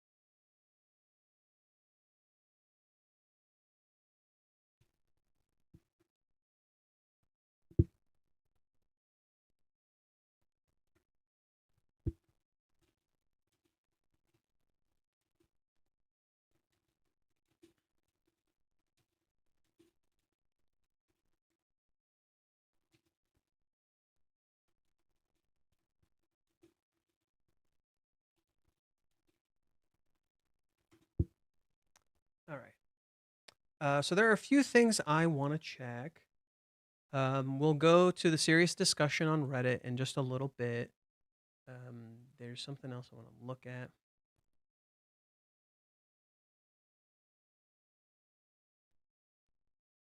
All right. Move this here just in case before we start looking at stuff. Perfect. So first thing we're going to check out is what Mute had to say.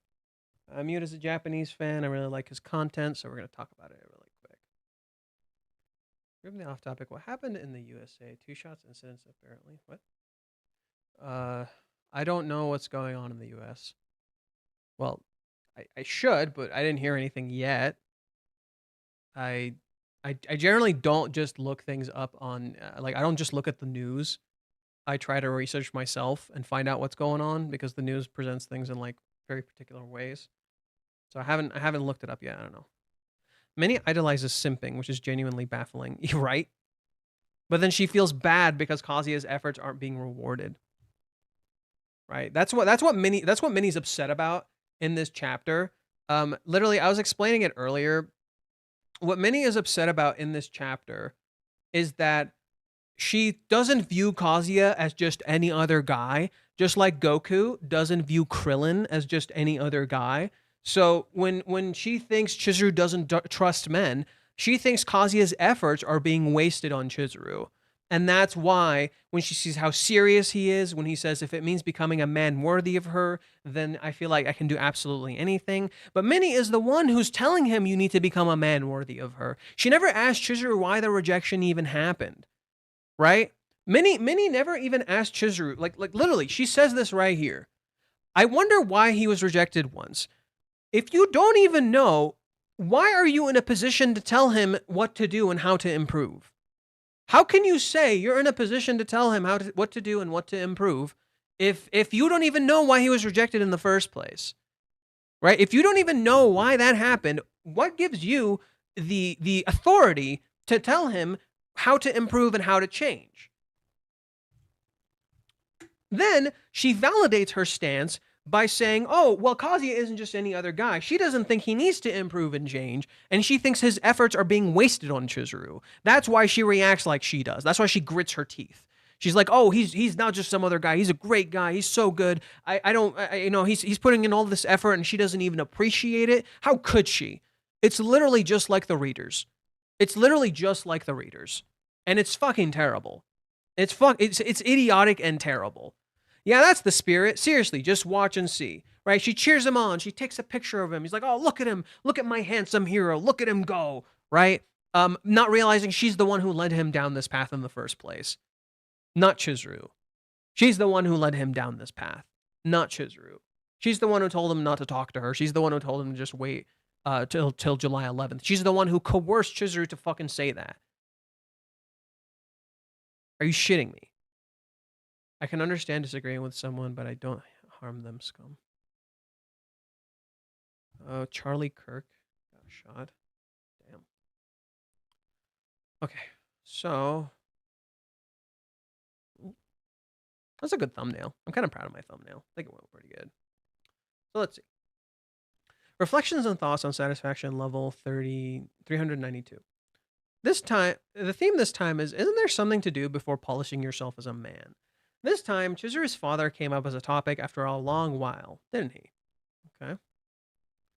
Yamori's strategy meeting ended in a failure during the Joypolis date, but it seems she's going to do it again. I love that the Japanese fans are catching on to how fucking terrible Minnie is. I'm so glad I'm convincing people. I'm the one who brought it up to him. I'm the one who fucking like convinced him like Minnie's fucking terrible, and he's like, shit, you have a point. I'm like, yes.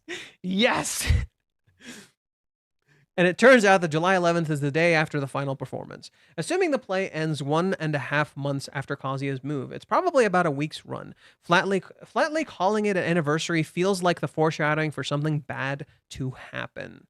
Yeah, Minnie's doing this, dude. Kazuya has decided not to disturb Chizuru so she can focus on her stage performance, meaning he won't contact her. But is that really the right choice? Yes, we're getting people on our side. On the second panel of page 7, it says Jiki to. Isn't that a mistake for Chico to? It sounds like it sounds strange, doesn't it? So wait, which page is this? Okay. 1, 2, 3, 4, 5, 6, 7. Oh, it's literally this spot. Oh, that's interesting. It's literally the spot I want translated. Yamori's son says, polish yourself as a man. But that's pretty abstract advice. To begin with, telling Kazuya to confess again when he doesn't even understand why he was rejected might just confuse him. Why does he need to fucking confess again? What does that achieve? She already knows your feelings. What does that achieve? It's stupid. What the fuck does that achieve? Why does he need to confess again? That does nothing. It's not about confessing. It's literally not about confessing. That solves nothing. Minnie's a fucking idiot.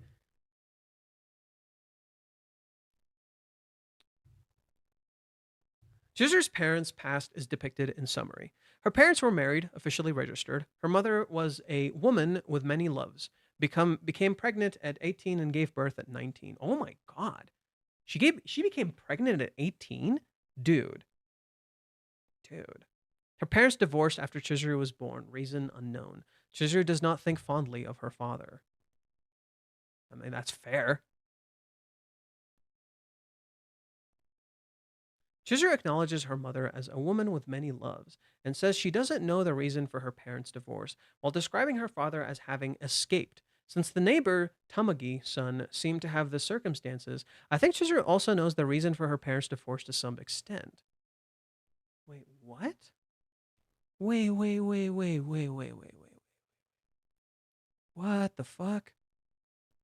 Oh, what the fuck? Whoa.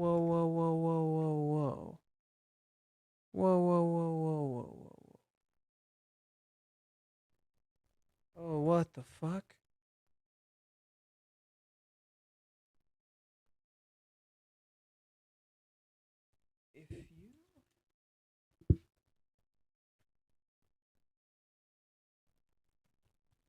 If you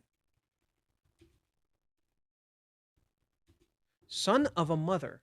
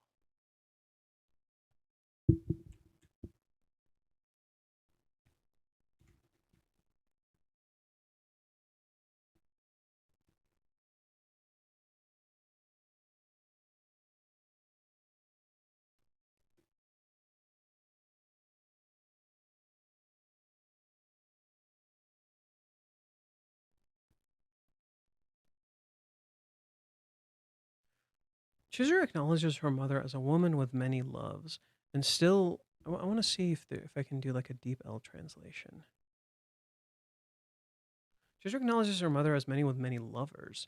It claims she doesn't understand the reason for their divorce. She describes her father as having run away. As the neighbor, Miss Tamagi seems to know the circumstances. Chizuru probably knows something of the reason for her parents' divorce. Okay, this seems like a better translation.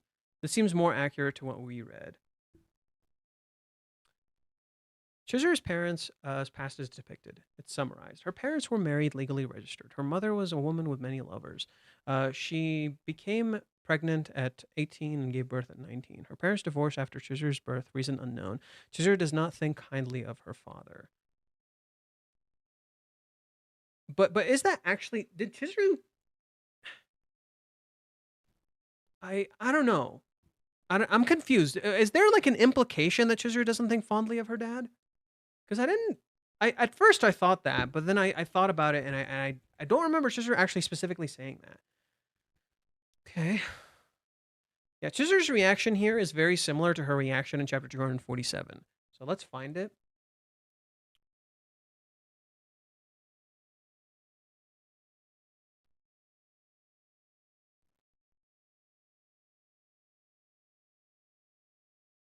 Yeah, notice how Chizuru's reaction is almost identical to when she acknowledges her mom. One eye's closed, one eye opened.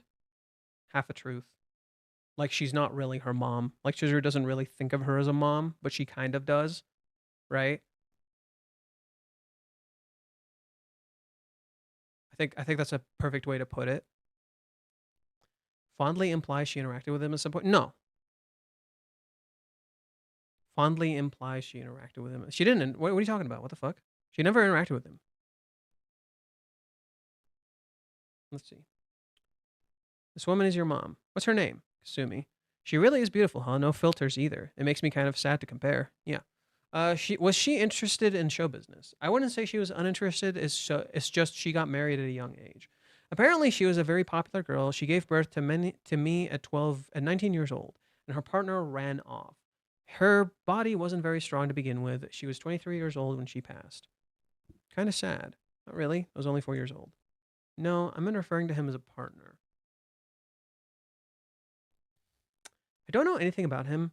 Calling him dad just sounds stupid. I don't know what happened between the two of them, and it's possible my mom was the one at fault. Besides, feelings change all the time. Right. To me, this seems kind of more neutral rather than Chizuru doesn't like her dad. I think there's a bit of distrust with her dad. I can totally feel it.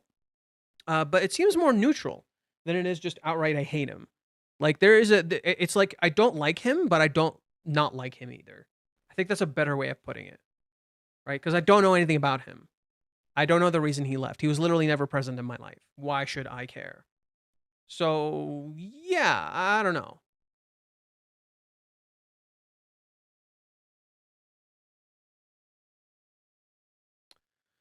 Doesn't Chizuru think her father cheated and left? Does Chizuru think her father cheated and left? That must be why she says feelings are something that change. I don't know. Yamori analyzes that Chizuru has trust issues with men, and even if Kazuya says he likes her, she thinks feelings can change, and that might be the reason she rejected him. Kazuya, unaware of this, resolves to put in more effort going forward. In chapter 369, perhaps Chizuru wanted to say, but feelings can change. No. What Chizuru is saying here is, but I don't know my feelings. I doubt my feelings. No. She tells, this scene in particular is Chizuru specifically saying the words, I don't doubt your feelings, but maybe your feelings can change. Maybe I doubt my feelings, right? Maybe that's the truth. Maybe she thinks, what if your feelings change? Okay, I'll give you, okay, fine.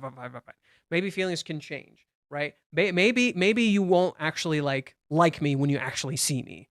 So I think that's fair, right? Maybe she thinks you might not actually like me when you see me. Fair. Okay. Maybe that could be another way to interpret this scene. Fair enough. I kind of just reacted at first, but fair enough. Readers, upon seeing Miss Mori's expression as she gazed at Kazuya, will likely be misled into thinking Miss Mori might be in love with Kazuya. However, Miss Mori's expression here is not about liking Kazuya, rather she is moved by Kazuya's words and attitude. I believe that this became clear from the line, "You're doing a great job, dude." No, Minnie has definitely caught feelings for Kazuya. She's still caught up in their love life. She started to catch her own feelings. Kazuya's words are vague and abstract things like, I'll work hard, I'll do my best, and I'll become a man who's not embarrassed. I think what he's going to do specifically will be depicted in the future. But the first things he should do is talk directly to Chizuru. Okay? Seems like everybody can agree that should be the solution. Not contacting Chizuru because I don't want to interfere with her stage play feels like the opposite of what Kazuya was ignored for 3 months because I hurt Ruka-chan. Yeah, seems like Kazuya's like ignoring that. Let's keep going. From Chizuru's line, "I messed up," can be understood that the kiss was done impulsively without much thought. That's an assumption. No. That's an assumption. We're operating on an assumption that a lot of people have made this assumption that Chizuru acted impulsively and without thinking. I don't think it was impulsive. I think Chizuru wanted to kiss him, and she feels bad about it. Regarding what she wants to talk about with Umi-kun, the following possibilities can be considered: about the stage, a response to the confession, consulting about Kazuya. Okay.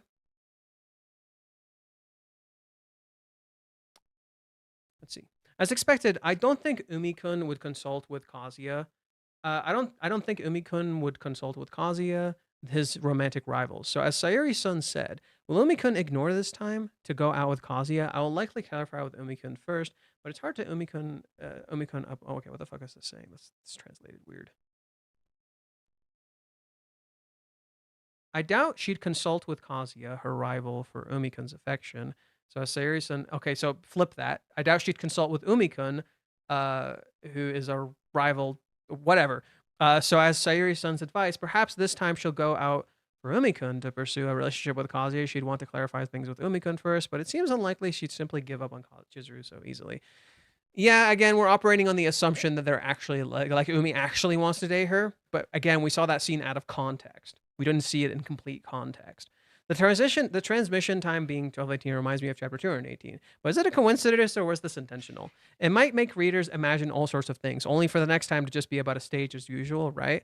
No, it's gonna be about intimacy. It's gonna be about sex. Next chapter is gonna be about sex and intimacy. I'm saying it right now. License. When you think of a license, it's a driver's license. Does it flow for where Kazuya gets a driver's license for his date with Chizuru? It feels a bit unrealistic in terms of money and time. But other than that, I can't predict anything. Yep. People are out of predictions. Okay. Fair enough. The way she says you only like Mizuhara for me implies that Mizuhara persona is her fake self. Are you shitting me? We're back to this. Give me a minute. I gotta eat something before I go and comment on this, man. I'm gonna take a small break. BRB. I gotta eat something.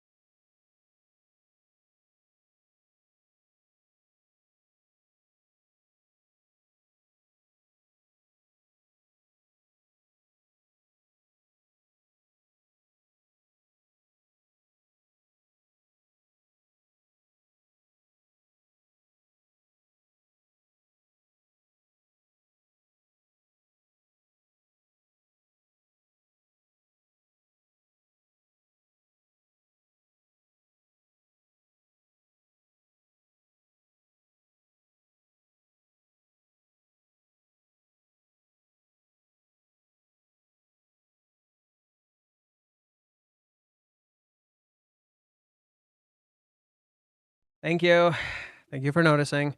Okay. He says you only like Mizuhara. For me, implies that Mizuhara is her fake self. No, you're misinterpreting this text just like you're misinterpreting Chizuru's feelings. Let's actually get into that.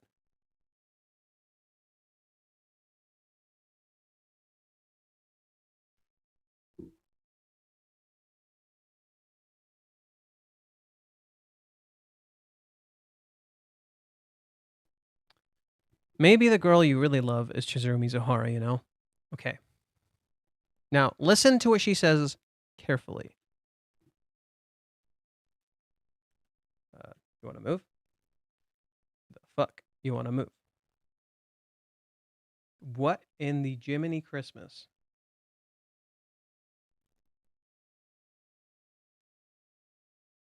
What is going on? What the hell? Okay, is this thing like not plugged in correctly or something? Okay, give me a sec. Something's wrong.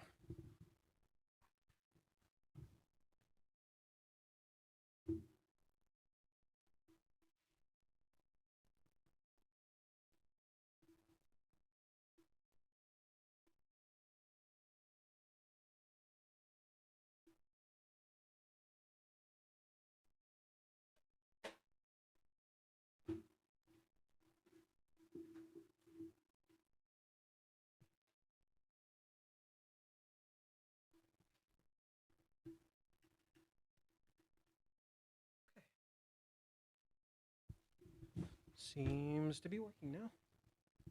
That's good. Things are working now. Okay.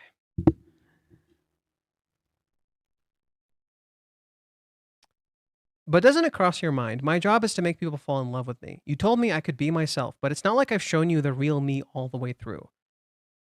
All the way through. She has shown him a lot of herself, but not completely. What is the thing Chizuru doesn't show him? This is Kazuya's mistake in this scene, and this is the mistake of what Chizuru's trying to convey in this scene. Physical desire. She has not shown him her real feelings completely because she hasn't shown him her physical desire. The real answer to this question is, let me see your real self then. That's the real answer to this question. Not I love Mizuhara, not what Kazuya says. Fine. Let me see the real you and let me fall in love with that too. That's the real question. That's the real answer to this question. The intimacy part of Chizuru, correct. Her physical needs and her desires. That's what Chizuru is actually saying here. We're misinterpreting this scene. That's what we're actually saying here. That's the problem. Kazuya calling her Mizuhara and Chizuru's not saying his name is representative of a bigger truth. The bigger truth is that not that they are in love with a fictional part of themselves, but they are in love with their clean selves. They are not in love with their true selves because their true selves have all these desires. So Chizuru not saying his name is indicative of Kazuya not letting out his actual feelings completely, and Kazuya calling her Mizuhara is also in love, in line with the fact that he doesn't see her complete self, which is the half that's missing, the piece that's missing, which is intimacy. That's the truth. That's why Reiji took this trope of the characters getting really close and being able to say each other's names, and he made it into something that fundamentally represents their conflict. That is brilliant. It is a literal manifestation of their conflict that they call each other their names. Or Chizuru doesn't say his name and Kazuya calls her Mizuhara. That is the fundamental representation of that conflict. Right? If Chizuru says his name, if Chizuru says his real name, it literally invokes her actual desires. It gives her desires a literal physical manifestation. When you speak a person's name is power. When you literally use a person's name like that, it literally represents their true self.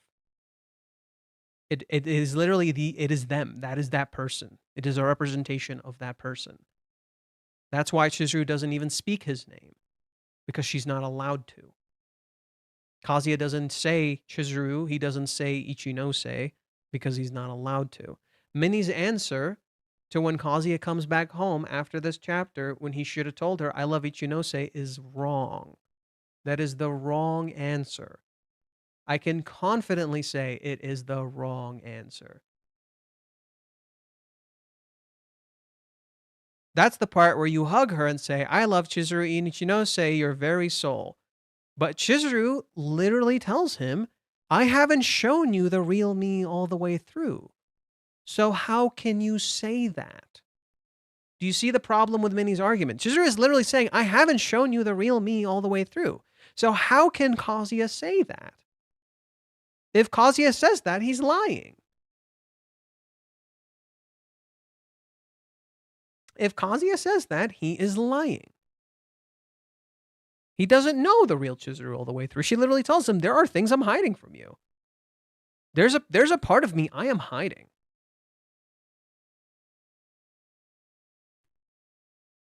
And what do we see here, right? What is the fixation on Chizuru's chest? Boobies, ass, titties, right? That is the focus. That is the point. The point is that we're seeing a lot of literal physical desires between them. And the truth is, Kazuya is also hiding a part of himself. Kazuya is also hiding his physical desires. And again, notice how Chizuru turns to look around. And then she comes into his house. Yeah, that's what Chizuru is hiding. Her physical desires. She's hiding that part of herself. That's what this actually means.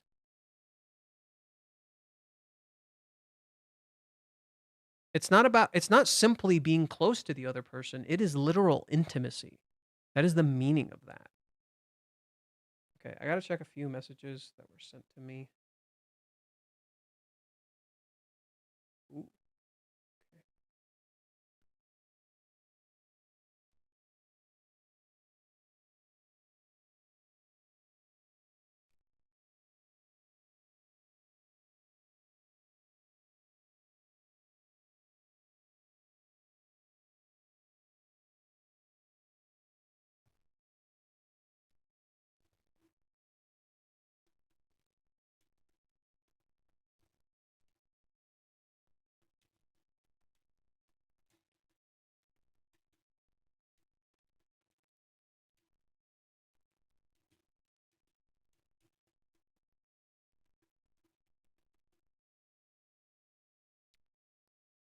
Yep. Interestingly, Reiji even said, there are still things about Mizuhara Chizuru that remain unclear, that people do not know. Just thought I'd share that. Anyways, let's see. Well, maybe if I were used to how she talks usually, I would maybe see the difference in how she talks about now. I don't or can't see a difference in her language. The only difference I found was that when she says not really here, in Japanese, you can see the question mark that's missing in English, in my opinion. That kind of changes the tone of their sentence. I mostly meant... Okay, let me move this here.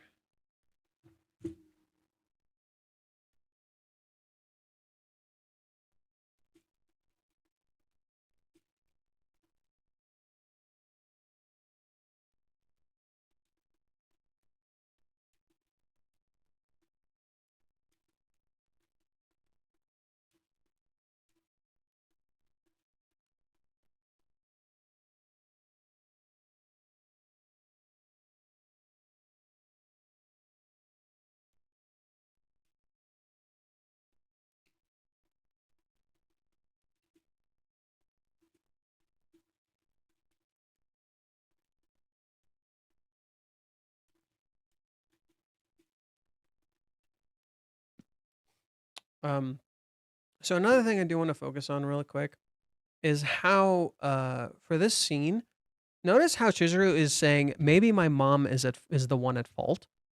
Besides feelings change all the time. What if his feelings changed because of how her mom actually was, right? That's another thing. So this ties directly into what I was explaining before. Chizuru hasn't shown Kazuya her real self all the way through. And she thinks if she does, he won't like her. So she's literally saying right here, what if my mom showed my dad her real self and his feelings changed? Right? What if he didn't like her after all? Right? What if he didn't like her at all in the beginning? Or what if he didn't actually like her? And that's, I think, what happened is, like, I think what Chizuru is really afraid of right now is she thinks, what if Kazuya's feelings changed? It's not she distrusts him. She's just afraid he won't accept her. It's about acceptance rather than it's about acceptance more than it is about Chizuru distrusting men. Because we have a lot of evidence that shows Chizuru does in fact trust men. I said this in my post. We can read it after this point. But for now, let's maybe go to Reddit and try to read what some of the people wrote.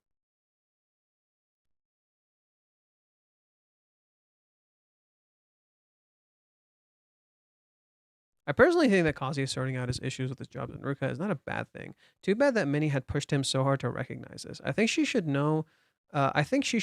Stay back a little bit more and just help him whenever he's at wit's end. No, okay, whatever. Blah blah blah blah. I'm just gonna read back as I don't really care for most of these. I'm sorry.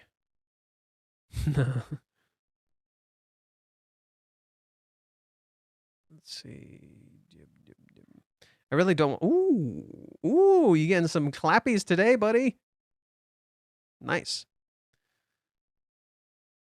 Minnie has probably prevented Kazuya from trying to contact Chizuru. She also gave him hope and took away his anxiety. He can relax again and just patiently wait for July 11th when Chizuru will surely come to him and start a relationship.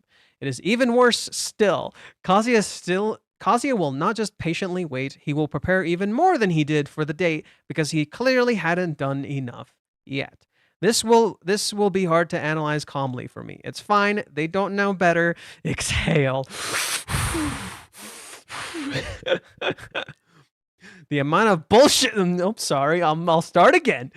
Minnie is holding a strategy meeting with Kazuya. It is completely clear that July 11th will officially become Kazuya and Chizuru's anniversary. Minnie mentions that he could probably make a push right now and it would work out. But waiting will show respect to Chizuru's feelings. So Kazuya should definitely do that. Kazuya can wait. He can't get in the way of Chizuru's work. Minnie tells him that he can't make a move until the play ends, but he can make as many preparations as he wants. He gives her 100%. He can give it 100% on the date, but since he didn't seem to have given enough, he just has to give it 120% next time. Simp even harder, master. It just barely didn't work last time. It is time to think about what he did wrong and what he can do better. The main reason must have been that he couldn't answer Chizuru's question about love. We can surely ignore the fact that she told him she wanted to know that for her own answer, right? Kazuya just has to become a love expert next time so he can answer that. Well, that will be the key. You have to be a perfect master. You must also answer impossible questions. Right? So I think now we can actually think about the reason for Chizuru asking the question for a little bit more. We can dig a little deeper more into it if you think about it. We could say something like Chizuru wanted to know Kazuya's feelings so she could feel comfortable in her own feelings because she knows that he will support her and be there for her no matter what. What Chizuru really wanted was true commitment in the sense that he won't just he won't get scared off by her. She's afraid. What Chizuru was afraid of is that she would scare him off. That she wants a lot and she thinks it's too much. And she's really afraid she's going to scare him off. And that's all Kazuya really needed to convey to Chizuru. That you can't scare me off. I'm not going to get scared off. And he doesn't realize when he gets scared when she acts like when she acts like when she puts on her Iron Maiden persona. He doesn't realize when he gets scared and freaked out like that. That maybe makes her worry. That okay, I can scare him off. But then when he says that after the walk home, after the rejection, after everything, she thinks, okay, there's no way I'm going to scare him off, right? There's no way I'm going to scare him off, so I'm going to kiss him. She kisses him. He seemingly gets scared off. And then Minnie says, you're hurting him. And I'm like, bruh. Kazuya. Fuck. Right. And it's in part on Chizuru, right? It's in part on Chizuru. She's afraid to convey that because what if he says that, right? Let's look at it from Chizuru's perspective. Let's just look at it from Chizuru's perspective. What if he says that? She tells him, I don't want you to be scared off from me. I want a lot. What if he says, no, I won't be scared off. Don't worry, I got this. And then she tells him and he does get scared off. She's afraid to risk that. She's scared to risk that, right? And I think that's complete. You can kind of understand where she's coming from in that sense, right? You can understand why Chizuru is being so afraid to open up to him because he seemingly really hesitates when it comes to physical intimacy. He kind of sends her these signals. In that same way, Chizuru unintentionally kind of sends him the signals that confuse him too. But Minnie is at the center of it. Minnie is the reason, like, they're sending each other these mixed signals, you know? We see Minnie's thoughts. No matter what she told Kazuya last time, she still has no idea why Chizuru rejected Kazuya in the first place. There are only minor areas for Kazuya to improve. Kazuya did what he was supposed to do. He followed the plan. The date should have been a success. And everything seems to have gone smoothly until Odaiba Beach. So Chizuru must have decided to reject him right at the end. That sounds like she got cold feet at the last second. Minnie doesn't see anything wrong with her and Kazuya's plans. There must have been something else. And then Minnie remembers a talk with Chizuru about her parents. We had this information already. Chizuru's mom died when she was 4 years old and her father ran off. She didn't call him her dad, she called him her mother's partner. Chizuru didn't know what happened between them, so she didn't know who was at fault. With her somewhat sad look, she just mentioned that feelings change all the time. That must have referred to her dad, right? She gave off a hint of distrust towards men. Her dad obviously didn't keep loving her mom. Her feelings must have changed. His feelings must have changed. So Kazuya might as well, right? So she doesn't trust Kazuya to keep loving her. Then it wouldn't matter how much he confessed to her. Minnie concludes that her dad is probably the reason why Chizuru didn't want to commit. But there was the kiss. So Chizuru must have decided to accept Kazuya after all. He did get through to her in the end, right? The kiss invalidated the rejection, right? She doubted Kazuya's love before, but now she doesn't anymore, right? Let's just forget that Chizuru explicitly told Kazuya on the day before the rejection already that she didn't doubt his love for her, and that she confirmed she didn't lie about anything. She must have lied. She can't have trusted him. She must have at least lied to herself because she must have subconsciously doubted his love for him. This is surely the only explanation, right? It's just a minor contradiction. Don't pay too much attention here. Kazuya agrees with Minnie. He will use this time to become a man worthy of her. He will do everything to become a man that she can be proud to have standing by her side. Okay. We see Chizuru. She has second thoughts about the kiss. She doesn't wonder why she did it. She also doesn't. Let's see. She has second thoughts about the kiss. She doesn't wonder why she did it. She also doesn't say that she regrets it. It seems she wonders if the kiss was a good idea. In that situation, she decides to contact Umi. Let's talk. What next? The teaser for next time is license. This refers to a permit, a certificate, or something. It can be a driver's license, for example. I don't have any specific idea here. Okay, let's talk about Umi. Since he was brought up, he's bait. I'm quite sure that Chizuru has already rejected him, so we won't see a rejection. This will probably just talk. We are all incredibly biased against him. We all look for any signs that he is up to no good. I think he is Chizuru's Minnie, a guy friend she can ask for advice. I think they will talk about Kazuya. That's enough about Umi. I'm a little tired of telling how everything Minnie said was a bad idea. So I want to focus on one specific thing here where we should probably disagree with me and say that fantastic idea. Kazuya should work on himself. So many people have wanted him to do that. That can't be a bad idea. Sigh. It can still be a bad idea. There are reasons why it is a bad idea. He isn't doing this for himself. He is doing this for Chizuru. The problem is he wants to change for her, but he has no idea what Chizuru would want him to be. This is all just his imagination of what he thinks he should be proud of. I guarantee you, he will rather be working towards becoming a CEO with a helicopter so he can pull off the proposal than staying a humble guy who can ask her to make him miso soup every day, even though he has no interest in becoming a CEO with a helicopter. He would like Chizuru's miso soup. He's just doing it because he thinks that is required. This is not how you should improve. But for what it's worth, I think Chizuru is making a similar mistake. She probably feels unworthy as well, and she wants to improve and become someone Kazuya can proudly call his girlfriend.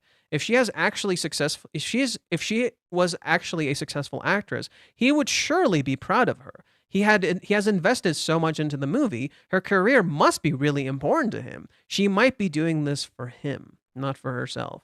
She might rather want to make miso soup for Kazuya, but unlike him, Chizuru actually wants to be an actress. But anyway, Kazuya is going to get his plan for the future together. He'll probably go completely overboard again. I'm not looking forward to his plan to become a successful CEO. But yeah, plans for 5 to 10 years at least. He wants to show Chizuru that he has his life in order. How much do you want to bet that Chizuru will not be part of that plan? Guy who stays at home looking after the kids? That's not someone Chizuru would be proud of. That's the kind of guy who Kazuya would like to be. But for Chizuru's sake, he can't. He isn't worthy of her. And then he will proudly and confidently present his stupid future plan to Chizuru and expect her to see what a great guy he is. Also, all she will see is a guy who finally found inspiration for something he wants to achieve, something he doesn't need her for, something she would only be in the way of, something completely incompatible with the future she imagines. And she will reject him even harder than before. This feels like such a cliche development that I can't even imagine Reiji Miyajime going for that. Do we need fate to intervene? I think we need a disruption for the stupid 1.5 month plan. Without any characters while any character could provide that, I think it would be incredibly satisfying for Chizuru or Kazuya could break it out of the prison train themselves. Sometimes it only takes one tiny act of courage, like a happy birthday. Yeah. I think Umi might actually be the one who solves this. I think Umi might actually be the one who solves this. I'm saying it. I think Umi's the one who might solve this. He might give Chizuru just the right push, and then they'll open up. So, Verkes makes an interesting analysis here. In particular, where is it? Where was it? That must refer to her dad, right? She gave off a hint of distrust towards men. Her dad obviously didn't keep loving her mom. His feelings must have changed. So Kazuya might as well. If she doesn't trust Kazuya to keep loving her, then it wouldn't matter how much he confessed to her. Minnie concludes that her dad is probably the reason why Chizuru didn't want to commit. But what if Chizuru is afraid her feelings might change? Right? What if Chizuru is afraid her feelings might change? Right? Like, that could be another part of it. Maybe Chizuru's mom's feelings changed. Right? Maybe Chizuru's mom is the one who scared him off. We don't know the reasoning for what Chizuru is talking about, and it doesn't add up because if you go back throughout the story, Chizuru clearly trusts men. It's not about distrust of men. She literally contacts Umi. That's not distrust of men. Something else is at play. Right? That scene means something else. And at the moment, I can't piece it together. I do agree with Verkes that it's not that Chizuru distrusts men. Maybe she's afraid Kazuya won't like her if he sees who she really is. Right? Maybe she thinks her mom, was actually not a good person and she scared her dad off. Right? Right. So let's see. But now she doesn't anymore, right? So let's see here. He says he did get through to her in the end, right? The kiss invalidated the rejection, right? She doubted Kazuya's love before, but now she doesn't anymore, right? No, she wasn't doubting Kazuya's love. She was doubting herself, right? Chizuru was doubting herself. She doubted her own love, her own feelings. Because she felt her feelings were just desire. Right? She felt her feelings were just desire. So maybe she's saying that her mom maybe just felt desire for her dad. And even though they got married, she wasn't actually serious about him, and that's why he left. Maybe her mom was at fault. That's why she literally says this. Right? She literally says this right here. It's possible my mom was the one at fault. It's not she distrusts men. She doesn't trust herself. Right? Maybe it's the opposite. Right? Maybe it's literally the opposite. She doesn't trust herself. She doubted Kazuya's love before, but now she doesn't anymore, right? No, she didn't doubt Kazuya's love. She doubted her own love, not realizing Kazuya is the one who's unintentionally making her feel this way, right? Let's just forget that Chizuru explicitly told Kazuya on the day before the rejection already that she didn't doubt his love for her and that she confirmed she didn't lie about anything. She must have lied, right? She can't have trusted him. She must have at least lied to herself because she must have subconsciously doubted his love for her. No, Chizuru just feels like she's fucking up. She feels like she's not good enough yet and she needs to be better. That's what's going on. She thinks she's not good enough yet and she needs to be better. And Minnie keeps telling her, you're not good enough yet. You need to be better. You need to be better. You need to be better. Like literally just constantly up in her fucking ear. It literally never leaves her the fuck alone. Right? So you could look at it in a different way now, right? That, it's not that she's afraid. She's afraid that she's scaring Kazuya off. Right? She's afraid that her feelings are tainted, that they're not good enough, and they're going to scare Kazuya off. Right? And that it looks like her feelings changed. It looks like her own feelings changed to Kazuya. Right? Right? So she's trying to make her feelings not just desire. She's trying to evolve her love, if you will. Right? To be more than that, which is wrong. Literally, both Kazuya and Chizuru are trying to change themselves for the other person when they don't need to. Right? That's the sad truth. Both of them are trying to change themselves for the other person when they don't need to, and they have Minnie in their stupid fucking ear telling them, become this other person. Fucking Minnie, dude. I'm a little tired, so I need to eat something. Okay. Sorry, I can't like completely focus. I'm trying to like see here. Does Minnie actually say that Chizuru shouldn't call her dad partner though? She says that it's sad. When Chizuru is talking about her dad, I don't see something that is missing from the English translation. Okay, that's good. Yeah, she just calls it sad, but what does it matter? He's not her dad. He wasn't there.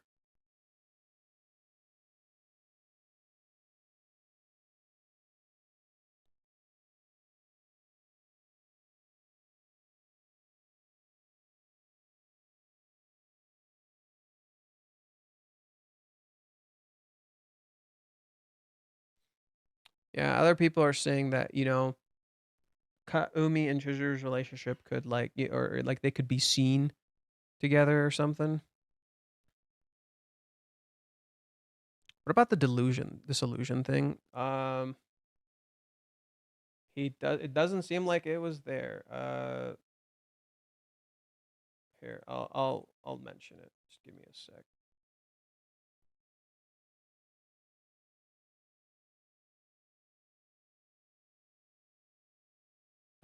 Mute kind of mentioned it too. Mute kind of mentioned it too.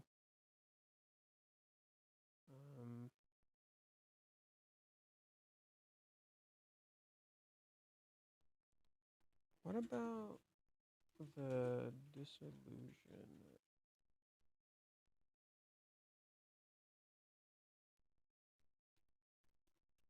I mentioned earlier, just above the Chizuru menu tab.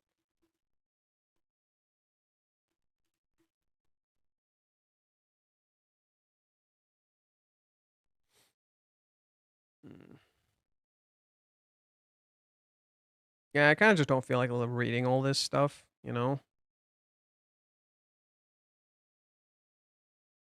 This is a lot. I don't really want to read all of this. And I'm also hungry. Very hungry. Being hungry sucks.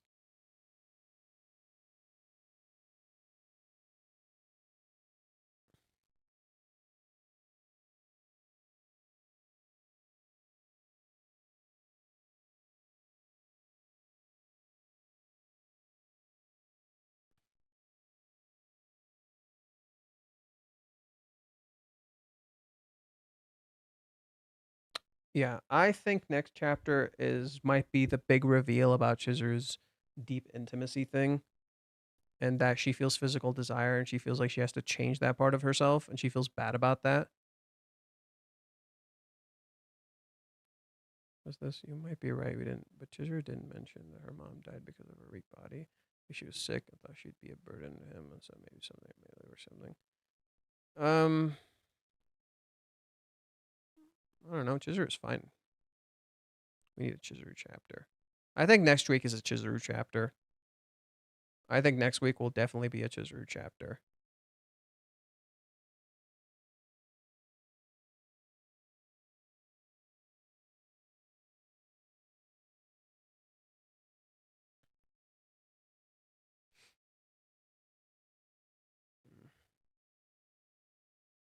We are too long without a clue or Chizuru's actual thoughts. Yeah, I think we're gonna start getting some reveals about like what's going on. Probably next chapter. I think it's about time. Like I think Reiji has like quadrupled down on the Kazuya mini thing, and he set a very clear goal. Like this feels like okay, the goal is set for the Kazuya, vision, the Kazuya perspective. Like this seems done, right? Doesn't this feel kind of done? Like okay, we've kind of had enough of this, right? We kind of had enough of this thing with the Kazuya mini thing. We need something different. So it feels like next chapter will be Chizuru focus. So the official prediction is next chapter is going to be centered around Chizuru. Yes, and I think we'll finally get an explanation about the kiss. I think we'll finally get an explanation about the kiss. No, you're wrong. You're rushing things. No. You're rushing things about the mini thing. No. We've established Kazuya's POV. We've established Minnie's POV. All of that stuff is done. This stage is set. This stage is set. Okay, that's what's going on. The stage is now set. Right. This is a stage that's been established. Now it feels like we get an explanation for why the kiss happened, maybe why the rejection happened, maybe why we ended up where we did. Minnie has been the protagonist for 6 chapters, actually. It's been 6 fucking chapters. It's in your face, dumb, pure tomfoolery. Yeah. Yeah, it's getting a little old. Like, I think Reiji knows, okay, we've kind of tripled down on the Minnie boo shit, so now we need a little something different. It'd be cool if they get together before chapter 400, but we'll see. I personally think she's just contacting me for advice. I literally fucking said this, Jesus Christ. I literally fucking said this, Jesus fucking Christ. I know. I said this too. Yeah, I think we'll finally get a reveal about Chizuru's feelings and the kiss and what that means. And I think Chizuru will finally be clear about what she feels for Kazuya. Like super extra super clear. Maybe. I don't maybe it's not extra clear, but I think we'll finally get the true revelation of some of Chizuru's feelings, which is that she feels deep physical desire for him and she wants to have sex with him. Oh, it'd be so funny. Oh, Chizuru's not, Kazuya is a stupid virgin. Chizuru is a stupid virgin too. And people are like, oh my God. or worse, people, you find out she isn't. Oh, that would make the internet mad. Oh my God. My female character is not a virgin. Oh my God. Watch it make the internet mad. I feel like we have no idea of knowing. I don't think Chizuru sleeps and like Chizuru. I doubt Chizuru slept with anybody, right? I kind of doubt it, but I it would be interesting. I think that would be an interesting direction. It doesn't feel like that's what it is, but it feels like it's a thing that's been there the whole time, which is that Chizuru clearly physically feels something for Kazuya, and it's clear she desires him physically. And I think people could be upset at that. It's like, oh my God, she wants him physically, but she doesn't actually like love him. Ugh, that's so terrible. And I think that's how Chizuru might describe it. I think that's how Chizuru might describe it. Is like Chizuru is gonna describe it like I feel like maybe what I feel for him is just desire. Maybe I don't actually love him. 100% both of them are virgins. I think they are too. I think they're both virgins. They're both stupid fucking virgins. But I think what it's gonna be, in my opinion, is that Chizuru is gonna describe it like, what if what I just feel for him is just desire? What if I don't actually love him? What if I just desire him? What if I need to be better to be in love with him? Right? And I think her saying that to Umi is important because Umi would be like, "No, you're being fucking stupid. No, you're being fucking stupid. You do like him." And I think that's something that'll be worth exploring. I think that's why next chapter could be divisive, because it could literally just be Chizuru just saying like, "What if I just desire him physically? What if I don't actually like him?" Right? And I'm afraid of that. I'm afraid that like that's what it is. Chizuru very much wants Kazi to be here first. Oh my God. Let's just not talk about the not first thing. It's always a weird topic I'm not a huge fan of. But I think that's why next chapter could be divisive. That it's literally just about that.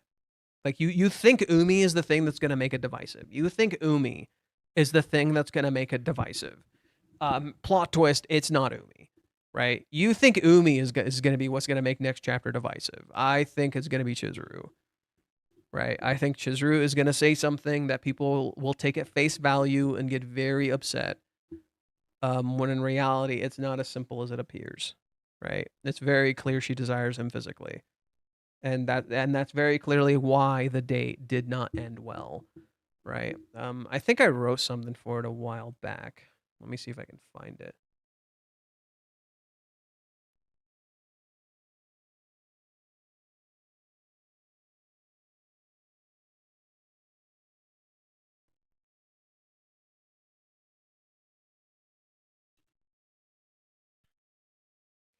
Rip Charlie Kirk. I'm not trying to be political.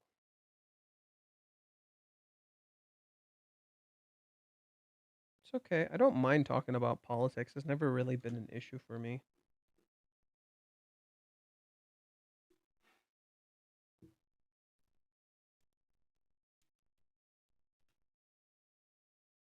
I don't mind politics. Wait, Oh, this guy? Oh, that's who that is? Oh, this guy's a piece of shit. Damn, I feel like an asshole now. You guys probably don't like me. I probably feel like an asshole now. This guy's a piece of shit. Oh, I'm sorry. I feel nothing. I feel nothing. I feel nothing. I'm sorry. You guys should not have brought him up. I feel nothing. Damn. Damn. Yeah, I'm sorry, guys. Like, you probably thought I'd be sympathetic and be really nice. I feel nothing.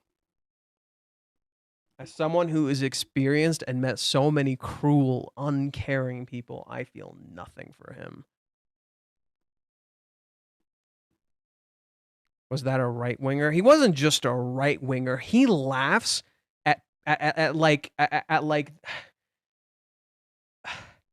I'm afraid to discuss it because I don't know how YouTube handles this shit.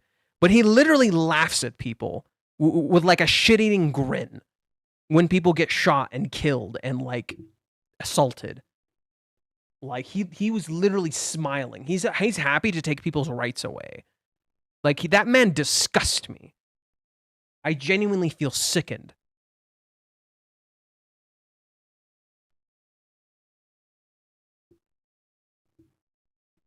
I think all life matters, but I don't have to care about you if that's what happens to you.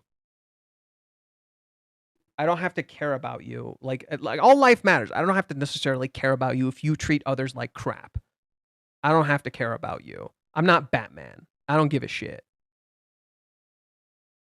Anyways, let's talk about why the day ended like it did in Rent a Girlfriend. There are a lot of different viewpoints and interpretation of what happened, but mostly angry towards Chizuru. But what if I told you that you were all under an illusion? I'm crazy. I'm a crazy person, right? I must be a deluded fan who's too blind to see the truth and has to rationalize the story so he can cope. Yeah, don't worry. I'm a little cray-cray, but oh no. I got a surprise for you. Let's start with the facts and how we view them. In stories and in life, we often think we are getting the facts if we believe the source is credible. We think we understand the world as we see it. The world is shaped by perspective. This, in turn, raises an important question that we must consider when understanding facts. When getting information, are we actually seeing the information with an unbiased view, or is the lens by which we receive it shaping our perception of it? In simpler terms, are we seeing the facts, or just the facts that, or just what the are we seeing the facts, or just what the facts look like? The date arc in Rent a Girlfriend has two particular elements that were set up for it: illusions and perspective. This, alongside the character's struggles to communicate, and us only hearing and seeing Kazuya's POV, creates a fascinating dilemma. But how do we know this is real? This is shown in a few ways. For instance, when preparing for the date, Kazuya and Minnie go to a hot pot place. The first thing we see in chapter 325 is a kitsune statue. At the end, we see that the hot pot place is called Kitsune Hot. A kitsune is a trickster fox that creates illusions. During the date in chapter 364, Reiji draws a colored spread of Chizuru posing under a cup that Dracula is holding. This is from the Tokyo Trick Arts Museum, a museum of illusions created through perspective. If you turn the image just a little, you'll realize it's just an illusion. This place is directly referenced by Kazuya in his practice date with Minnie in chapter 334, and it happens to be on the 4th floor of Tokyo Dex, matching Chizuru's room number 204. This is because 4 in Japanese can be said like the word for death, a reoccurring motif in Chizuru's life. And so this museum is directly tied to her in this chapter and the arc, to reflect the illusion we think she is under, but in reality the one we are under. That we don't see her clearly as a byproduct of our own perspective shaped illusions. This matches Kazuya in the chapter where this is shown, not seeing why Chizuru asks the question and struggling to answer honestly when Chizuru is asking a very intimate question that comes from a very innocent place in her childhood. A time when she felt she had to sacrifice her happiness for her family. Sound familiar? A time when she felt alone as a kid, watching other parents with their children. So she wanted to have many kids so her children could never feel alone. Notice how she thinks this is childish when she turns to Kazuya. Her real answer was the same as his real answer was the same as hers, but he instead picked a realistic option, which gave her the impression that they had different values, a reoccurring motif in every answer he gives, even though they feel the same way. When Kazuya and Minnie go to Joypolis together, there's a part where Minnie sings a song from a store called Donkey in chapter 322. With Kazuya telling her this song doesn't exist. The story is directly inspired by Don Quixote, a story about the conflict between reality and illusions. Quixote dreams big, too big really, while Sancho Panza is more concerned with practical things, like not getting beat up. This obvious contrast between the two is what builds some of the story's best moments. Kazuya is Quixote and Minnie is Sancho. Sancho plays the part of the exasperated sidekick at first, but over time he starts to believe in Quixote's vision. Quixote, on the other hand, starts to recognize the limits of his fantasies after countless bruises and betrayals. Their complicated relationship proves that dreamers need realists to keep them alive, while pragmatists need idealists to inspire them. Kazuya is a dreamer and Minnie is a realist. While Minnie plays Chizuru's role here because she is her reverse, Minnie learns to believe as she did. This ends up acting as a contrast to the real date. Kazuya spends a lot of the time with Minnie, imagining Chizuru in different scenarios. On the actual date, these exact scenarios that he thought of always happen, but in reverse of how he imagined them. And because of this, he always ends up missing these moments, not realizing they're literally in front of him because he's too busy focusing on the reality. He's not dreaming, he's being a pragmatist. He's not imagining, he's enacting practical situations and results.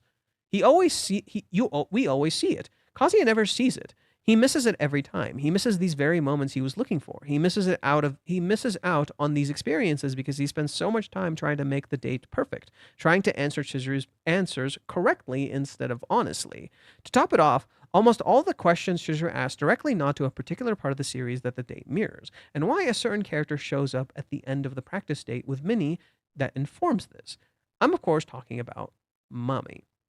The person whom Kazuya always went on a date, the person whom Kazuya also went on a date with at a park, but it was in an outdoor park. The person whom Kazuya was also mesmerized by. The person who also had to talk, a person who also had a heart-to-heart talk with about his feelings with, who he also told he wanted many kids with.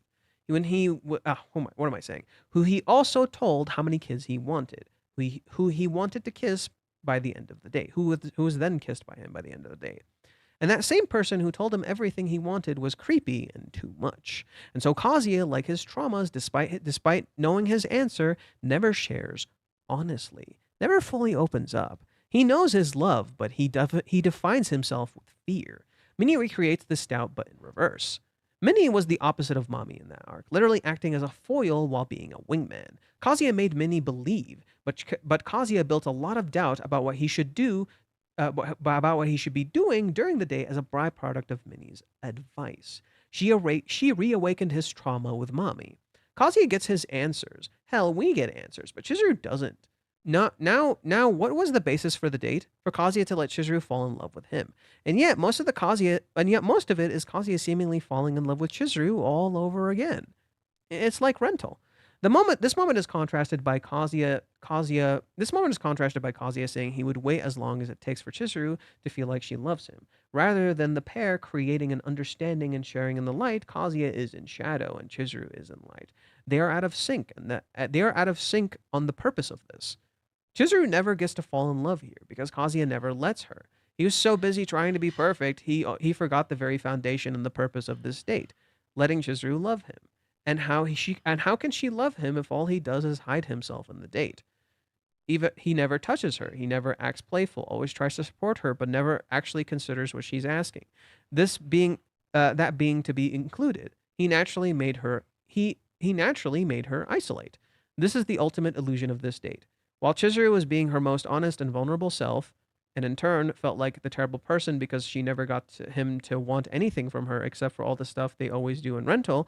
Kazuya was hiding himself for nearly the whole date, running away, defining himself with fear, never asking the questions he wants to ask. I think Chizuru was also hiding in the date. In retrospect, I think Kazuya was also hiding from the date, but not in how we imagined. She wants to let herself out. Chizuru wants to let herself out, but she feels like she hasn't done enough to be able to let herself out. Nor does she think that it's acceptable for that part of herself to be seen because she thinks that part of her is bad, right? So she doesn't want to show that part. He didn't face the adversity head on like he said he would. Chizuru felt isolated in most of the day. She was either walking behind or in front, rarely next to him. Kazuya rarely, if ever, expressed how much each little thing meant to him, and yet she never doubted his love for her. But she did doubt her love for him, because she was supposed to fall in love here. That was the point. Like this cover, Chizuru is searching around Kazuya, not realizing her hand is already on his heart. She can't see him because he's hiding in plain sight. All that was confirmed to her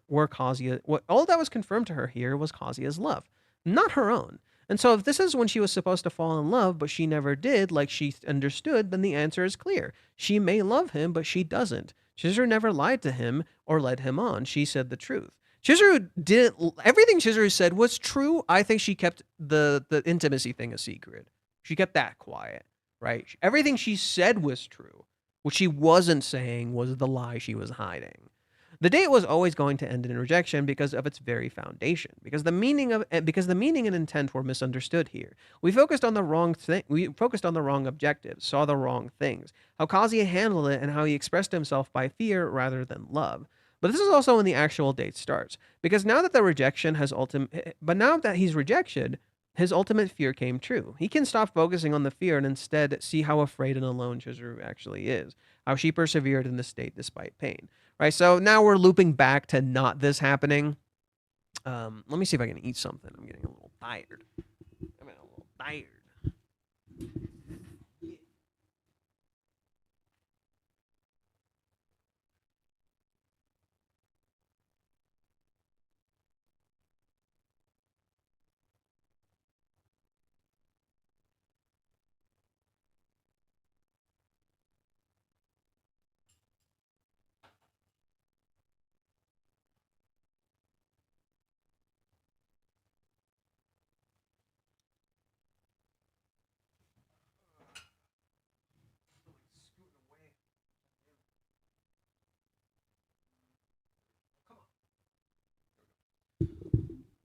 Okay, let me read some of the comments. Pretty sure it's going to come up that Chizuru's first kiss was with Kazuya CPR after overboard incident. Okay. That would be hilarious, actually. That'd be really funny. Let's see. Sorry for bringing it up, Fate. Wasn't trying to start nothing. I didn't think you were trying to start anything. Illusion level 100 Skyrim. Oh my god. No need for unreliable narration when your MC isn't connecting with your female MC. In Hawaiians, he's so focused on confessing he didn't notice her inner turmoil. He's not really present during the date. Well, before he was. I don't think you're not completely correct. Before he was, it's just Kazuya wasn't really equipped to handle it. He didn't really know too much. And he kind of got lost in the idea of the confession. That was the problem. Kazuya got lost in the idea of the confession, and lost the point of the confession. That was the problem. There was literally people trying to sabotage them. That was the issue. There's literally people trying to sabotage them. So literally what ends up happening is eventually Kazuya loses the meaning of why he's confessing in the first place. And in so doing, he loses track of Chizuru, and it starts escalating to the point where he completely loses track of Chizuru. Similar to how Chizuru loses track of Kazuya's feelings because she feels so cornered by Mami. But in some ways, you can kind of blame both of them, but it's mostly on Kazuya. I would say it's a little more on Kazuya because he doesn't realize like how Chizuru feels. But Chizuru did hurt him, so it's a little bit of both. I like the theory that Umi will talk to Kazuya. We know that they exchanged numbers, but they never talked, did they? Yeah. And I was saying earlier, like how there was clear evidence Umi wanted to talk to Kazuya. He did. There was clear evidence Umi wanted to talk to Kazuya some more. And he just didn't because Chizuru hadn't expressed her feelings yet. But I think now Chizuru has expressed her feelings. Chizuru has said what she felt. And Chizuru knows she's in love with him and she wants to be with him, but she's doubting her feelings, right? And I think Umi will maybe realize why she's doubting her feelings, and he'll talk to Kazuya and be like, bro, like, you gotta fucking talk to her, dude. I genuinely think Umi's gonna be the one to change this. And it's literally gonna be the surprise twist. You're gonna be like, what the fuck?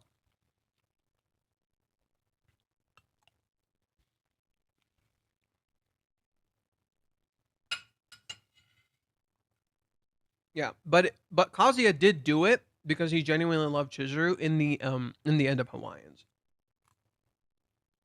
That was a true selfless act. And now in the date, he treats every exchange like a trick question. At least in Hawaiians, he had the excuse.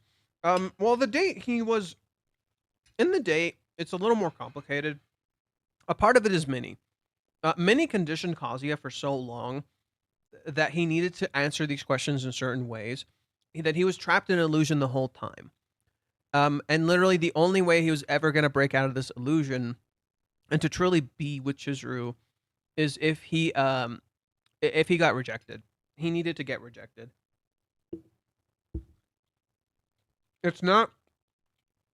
It's not completely on Kazuya. I genuinely don't think so. It's not. It partially is, but it's not completely on Kazuya.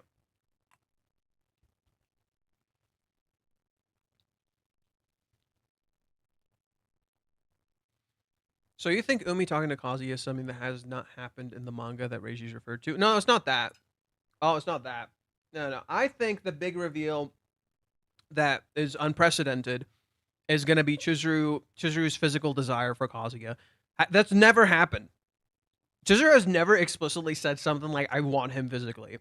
A lot of people think Chizuru is like very pure and innocent and perfect. They don't realize Chizuru is actually horny as fuck, and she's restrained these emotions for a very long time. And now we're gonna maybe get an explanation for the kiss, that the kiss was actually like Chizuru wanting physical intimacy with him.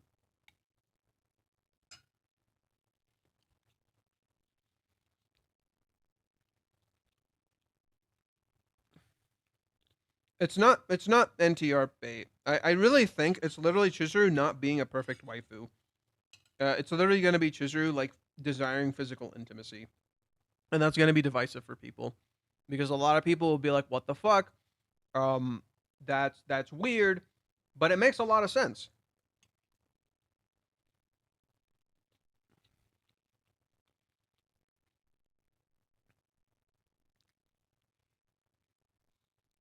Umi will convey Kazuya's mindset or his perceived mindset to Kazuya. What do you mean? Like, you mean he'll talk to Kazuya and say that?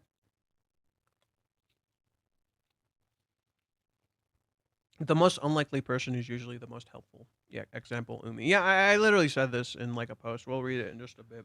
I just really needed to fucking eat something, dude. I'm so hungry. My tummy was goddamn rumbling. I felt like fucking Winnie the Pooh, dude.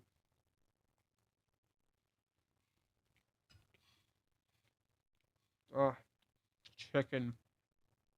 I do love me some chicken.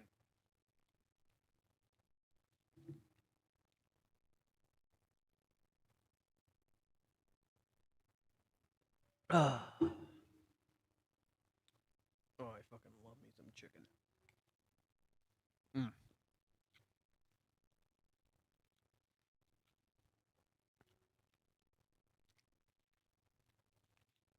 Well, no. Um, so I reread this transcript. Uh, Give me a sec.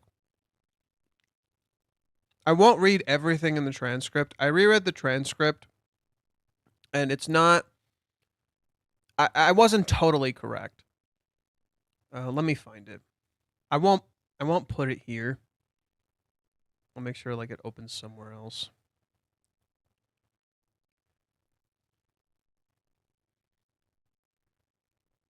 There it is.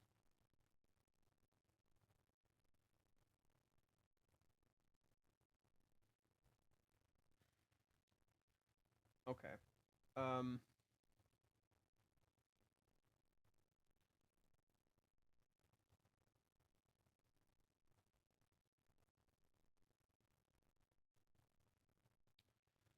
expressions of the characters we've never seen before. Never seen. Yes.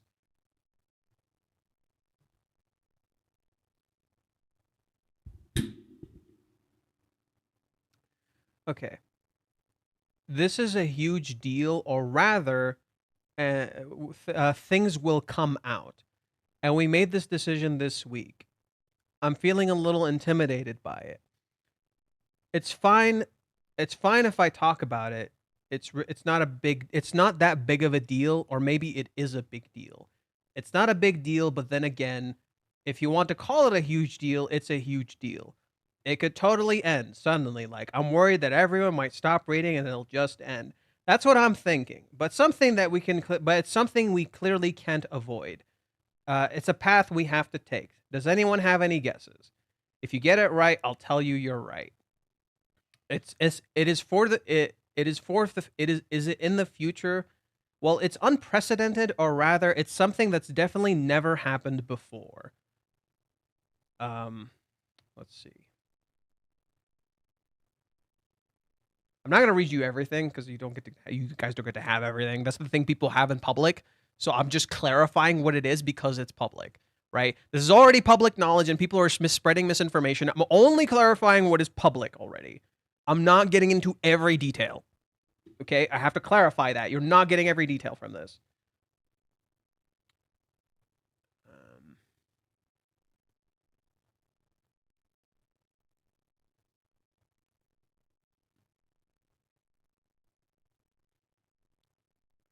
let's see. Right. Of course, the plot itself will develop, but it's something different from that. It's something that could fundamentally overturn Konakari, or so I think. Well, I think it'll be fine. My editor was like, it'll probably be fine. And that's likely how it's going to go. That's what we decided. But I'm still thinking, really? Because it's so unprecedented, it makes me anxious. From my perspective, anyway, as the one making it.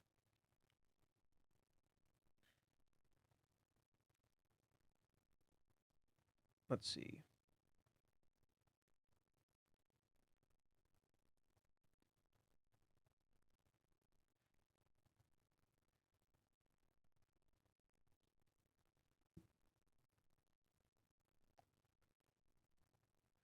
A person commented saying, lately I've been reading every week while constantly thinking about where the characters' hearts are in Odaiba.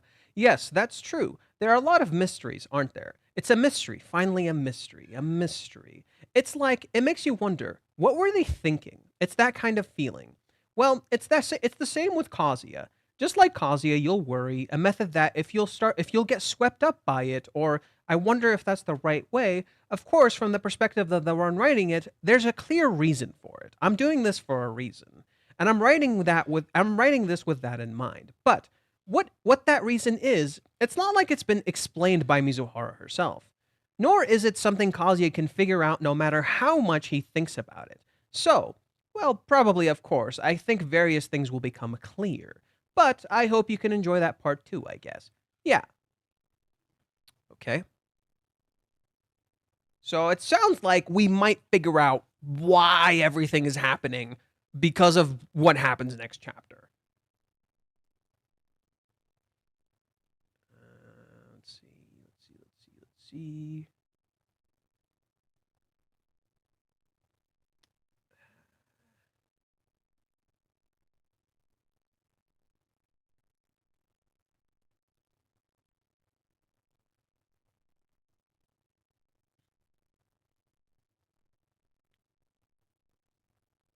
Let's see here.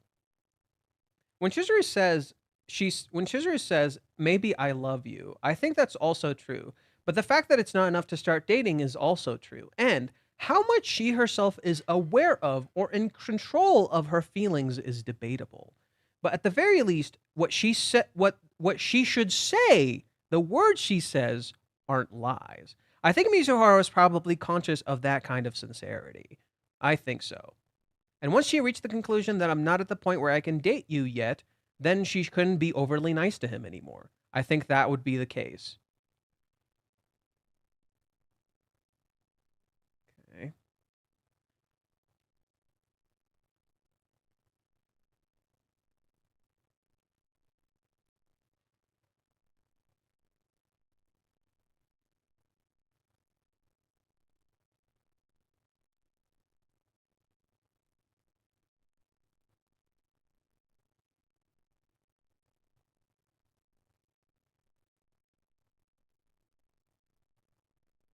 I don't think this is the kind of development that would do well in the surveys, but I know I have to go, but I know I have to get those numbers. So I'm trying various things. But then again, up until now, there have been times when I thought this is probably impossible. Like, for example, the time when Kazuya went scouting locations with Yamori-san for the date. I was sure the survey numbers would drop for that, but I felt like I had to write it or else it wouldn't feel like a proper date.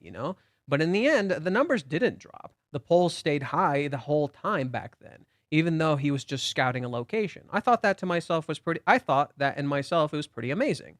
So I do think that I need to make sure the story is one that can get good survey numbers, but to begin with the upcoming development, I mean, if they start dating or something, it's like of course that numbers will be good, right? You have to have good numbers with that. If you can't get good numbers with that, then the series is over. That's a given.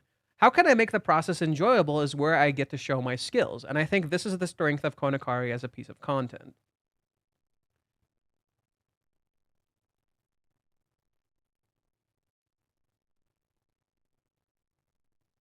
Let's see.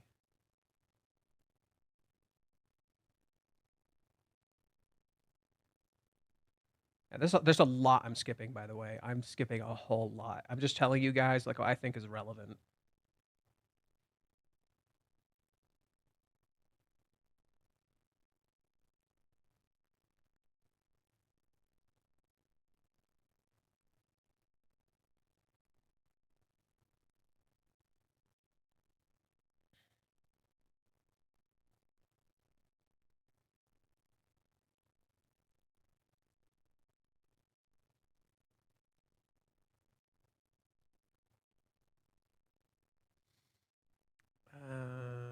Let's see.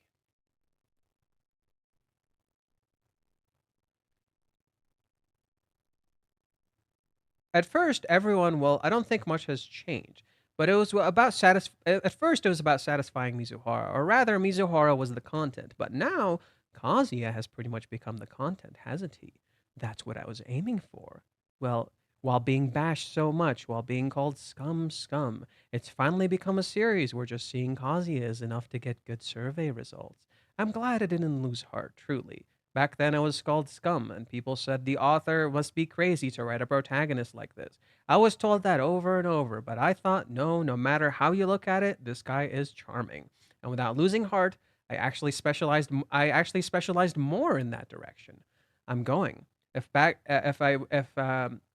then I had made the change this if I had changed my attitude or if back then I had made some change to his attitude or something, suddenly became a good guy, if I had done that, Konokari would be over by now. Probably. It would have lost its popularity, and I know there are opinions that you should listen to and opinions you should ignore. There really are. You have to make sure not to get them mixed up. You have to. Hey Minnie, there are opinions Minnie says that you should listen to and opinions you should ignore. All right. It's I love how there's like subtle nods in there to like what's currently going on in the story. I love that. Okay. With that being said, very soon, a chapter that I'm literally about to start storyboarding, a major incident for Konokari is about to happen. As I mentioned earlier, so please look forward to that. But I'm also wondering if it's really okay to take this step. I'm still not sure if it's really okay to take this step. I'm struggling with it, but I want to do it. I know I want to do it that way. If I have to choose, this way is harder, but that's the way. I want to do it. That's what I'm thinking. So, I'll probably do it. I will. Breaking up with Ruka-chan and quitting being a rental girlfriend? No, it's not that. Both are wrong, your predictions. But if you think about it, you'll figure it out probably. This is a question you can guess the answer to. But it's really that, really? Are you doing that? But it's Konakari, so it just might work. That's what you'll probably think. The flow of the story so far and the things that have been said in the original work up to this point. If you put them together, you face one problem.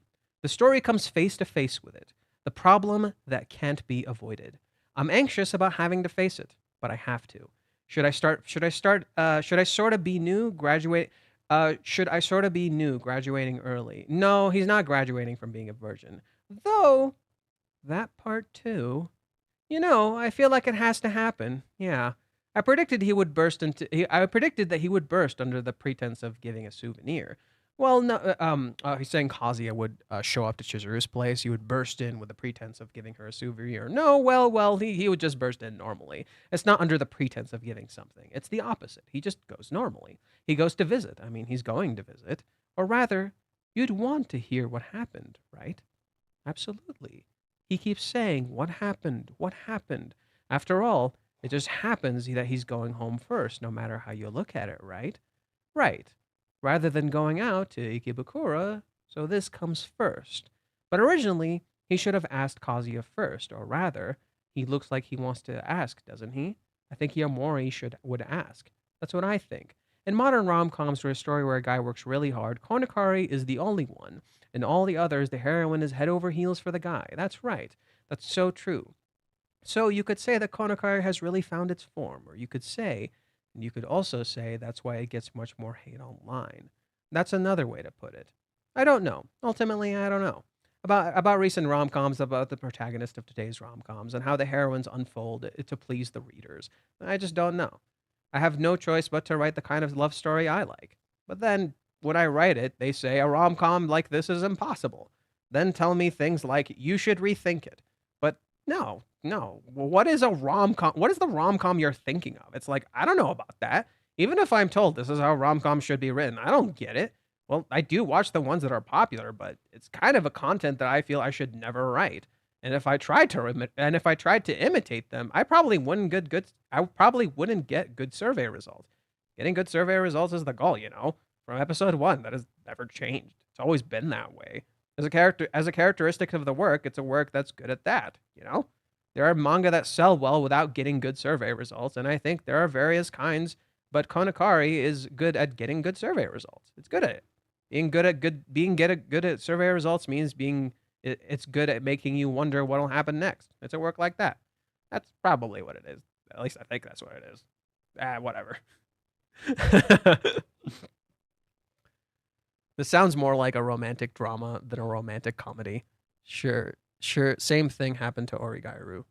But yeah, I hope I kind of highlighted my point. Let me see if there's anything else in relation to it. Um,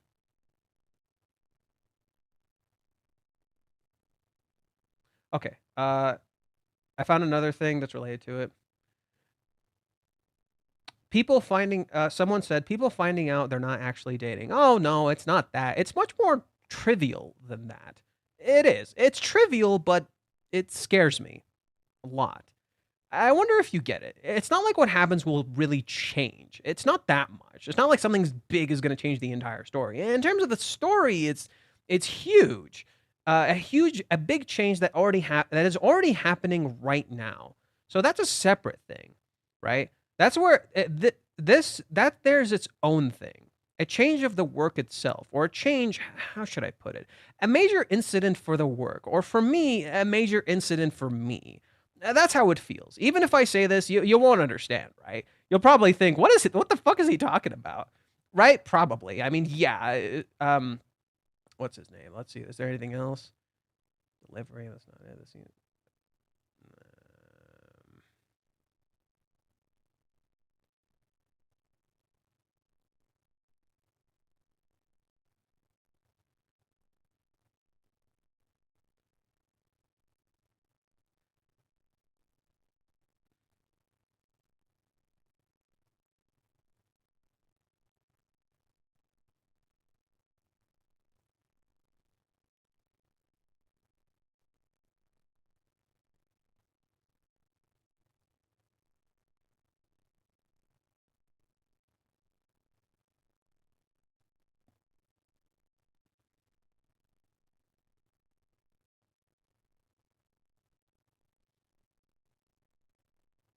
Okay. The development. But if I say this and then do it straight, it'll be super embarrassing. I don't really want to say it, but I don't really want people to think Mijime took the easy way out. Oh, he's referring to something else. No, no, no, ignore that. He's referring to something else. He's referring to bringing Chizuru's dad, and he was literally saying, "I don't want to just bring him in.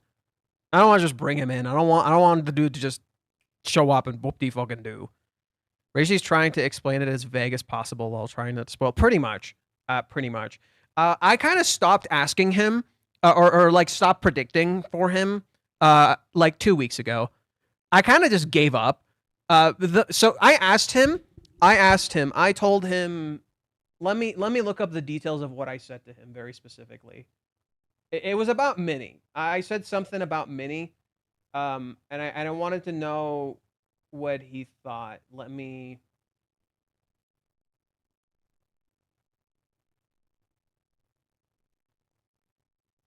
Let's not break anything. I'd rather not break anything. Okay, that's just idiotic. Did Chizuru's dad kill her mother? Dude, her mom, Sayuri would have known. What the fuck is wrong with you? Okay.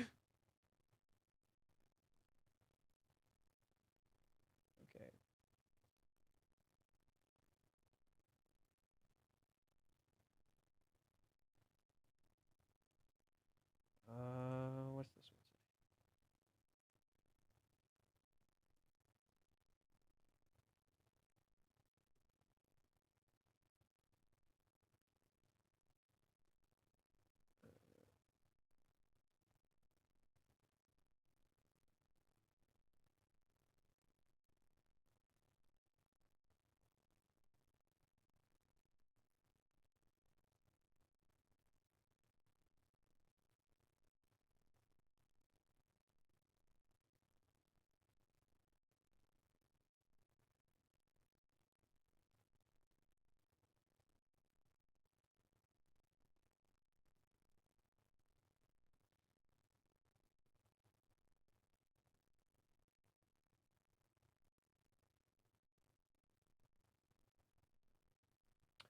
Reiji said, okay, so let me find what I actually wrote for Reiji. Um, Profile,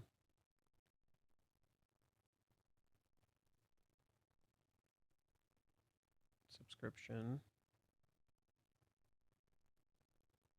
Reiji sub.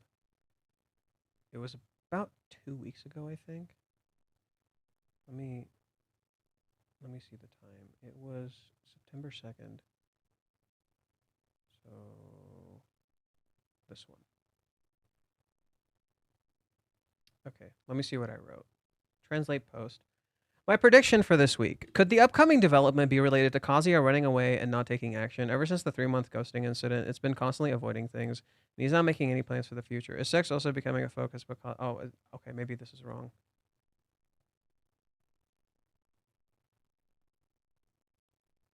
Okay, no, that's not that's not the one I was talking about. Okay, so I have to go back 1 week.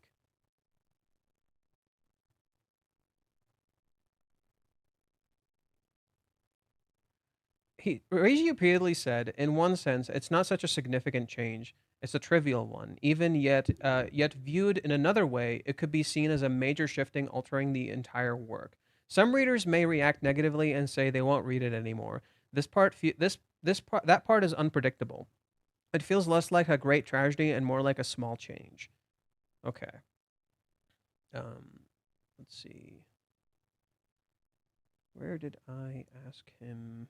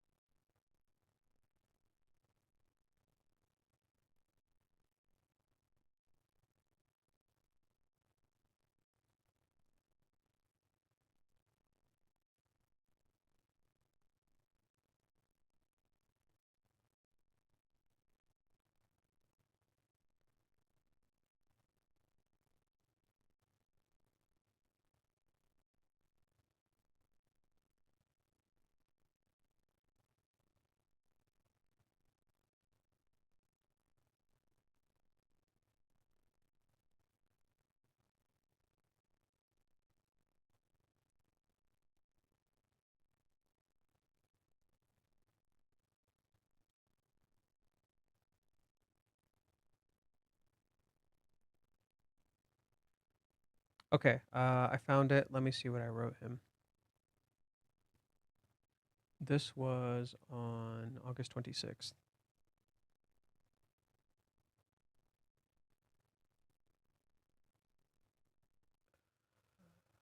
August 26th. Okay, let's see what I wrote.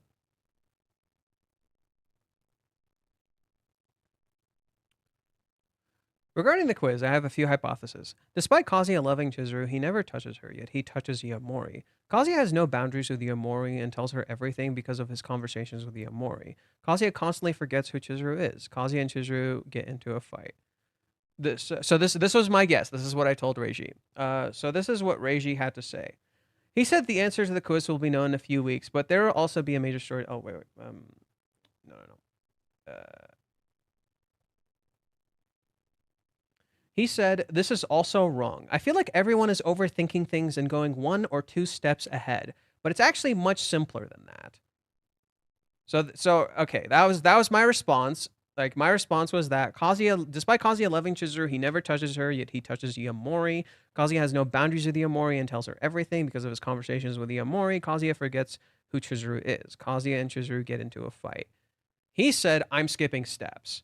I'm overthinking things and I'm stepping 1 or 2 steps ahead, but it's actually much simpler than that. So it's something super simple that we can figure out. But it's also big deal. Marriage license? Okay, now I sound dumb. Maybe it's true. Right?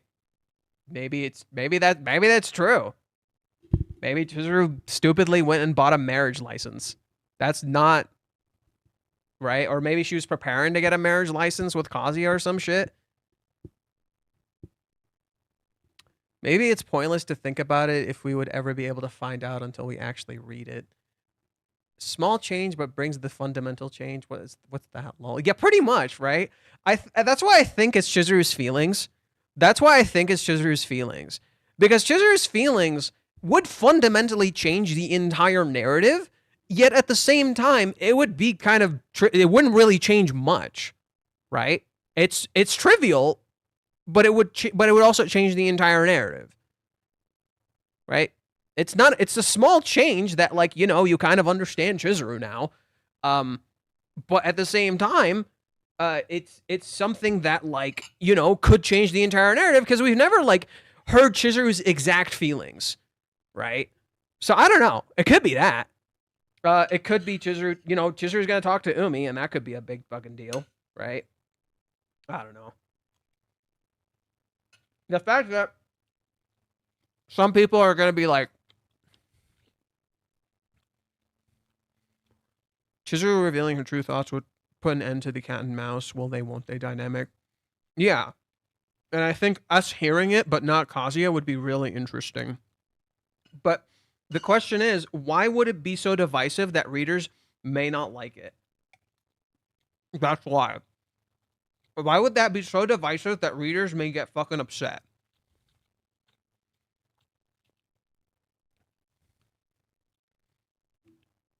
No, it's people in Japan don't really hate read it. And actually, the survey numbers are not about hate reading. It's not about foreign readers. It's not the same in Japan. The series is very popular in Japan. It's not about hate reading. You're misinterpreting the like the actual popularity of the story. The people don't really hate read it, not in Japan at least. There are a lot of people who actually genuinely like this story. It's mostly here. What if Umi turned out to be Chizuru's ex? I mean, that would be interesting. Did he ever talk about overseas readers? Not really. I didn't see anything about that. Not really. The only thing was that he said he predicted how people would react to chapter 380. He just didn't realize how big it would be. It was much bigger than he anticipated. That was it. Me trying to reconnect with her. Reiji said it wasn't a twist, though. Yeah, it's not a twist. And he literally says you could predict it. And by the way, the reason I know it's chapter 393 The reason I know it's that chapter, I know it's that chapter, is because there was a post he made on his subscription, um, and he was literally saying, where is it? It took me 3 days, but I managed to eliminate the vague sense of discomfort in this draft. Victory. Someone asks him which draft was it. He says volume 393. This was 2 months ago. This would have been 2 months ago. Right? So he wrote chapter 300. He wrote the draft for chapter 393 2 months ago, and a few weeks after this is when he said he finalized it and he made it into an actual chapter.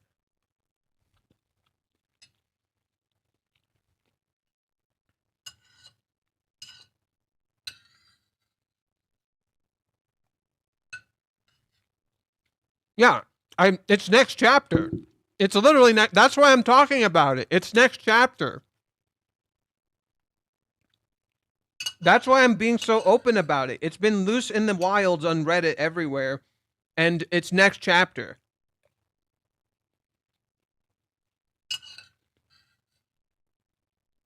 It's something that has been in clear view, but we just got to piece it together. So it just feels like it's about Chizuru's feelings and her desire for physical intimacy, and that she really wants physical intimacy with Kazuya.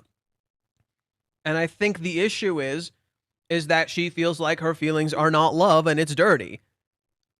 And I could see people perceiving it that way because of the way Chizuru is most likely going to phrase it, and the fact that people perceive Chizuru as a prostitute, right?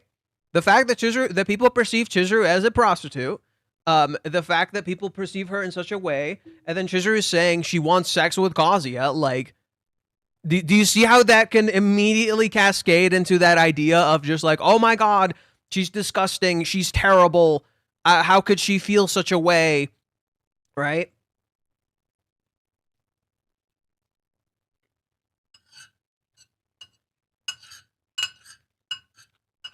That's why.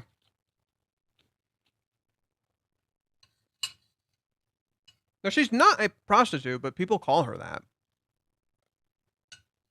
And it's literally a narrative thing that's shown in the story. Mami literally calls her a whore. Right? Mami literally calls her these things, and it gets to her. It bothers her. The reason Chizuru struggles to express herself physically like this is literally because people keep saying these things to her. And that's the idea.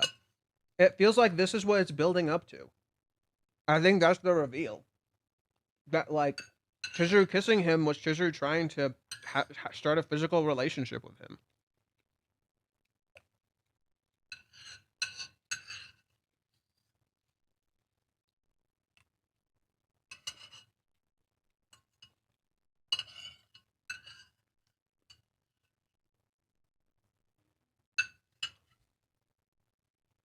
She keeps phrasing things in a way that makes people mad. Poor thing. She's trying, man.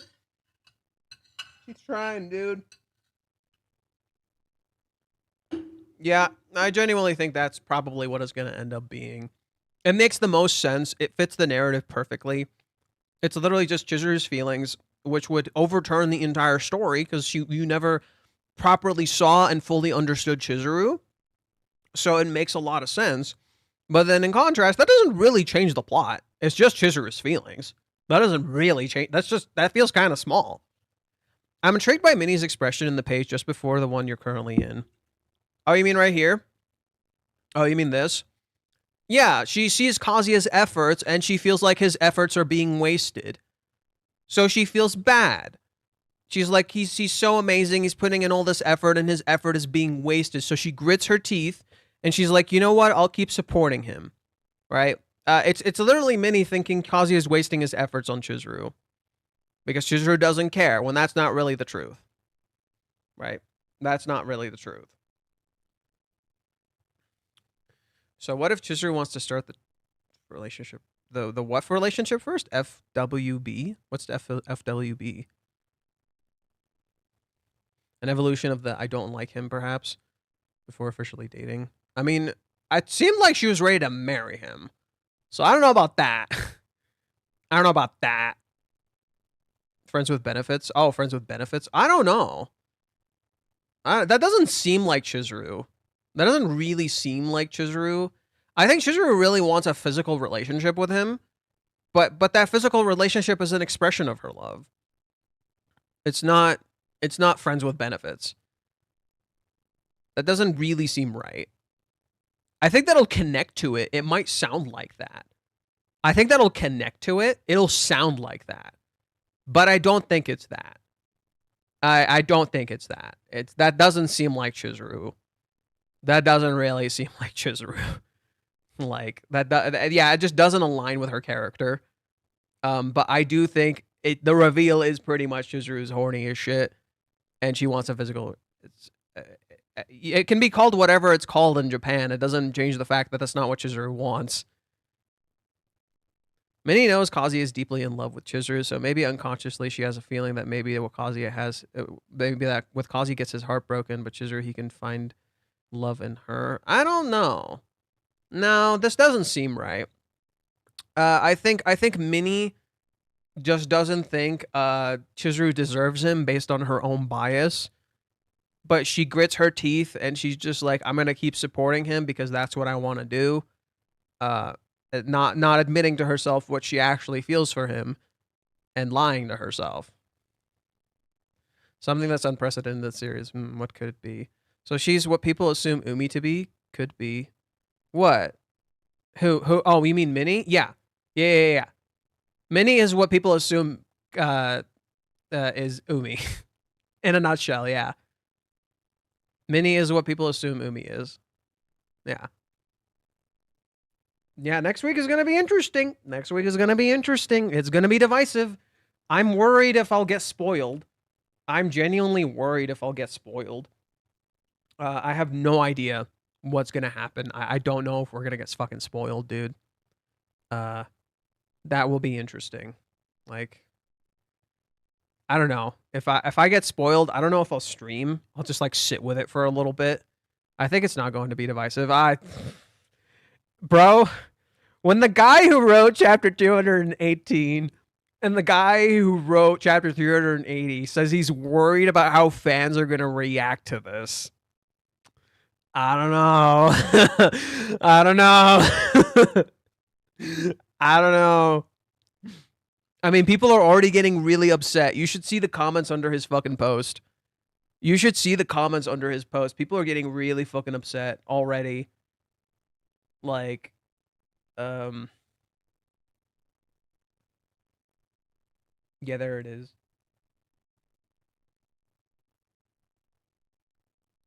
Like, I like people's comments more than the manga. I'm fine with Chizuru and Kazuya not getting together in the end. It's a great lesson to not pursue unattainable dreams. Doesn't surprise me that the slightest Chizuru, Chizuru is fatherless. What the fuck does that even mean? What the fuck kind of like insult take is this? No, Kazuya, you're failing her. Talk to her. And then hope this series gets a happy ending compares it to like a bunch of other mangas, and then talks about this. You fucking suck, dude. Seriously, you guys, what's going on? I don't need this shitty manga anymore. But this pops up with all this Umi NTR. Is this gonna end the piece of shit? Like, what is this? The Android cartoonist is still procrastinating. You're really shameless. What's going on in this one?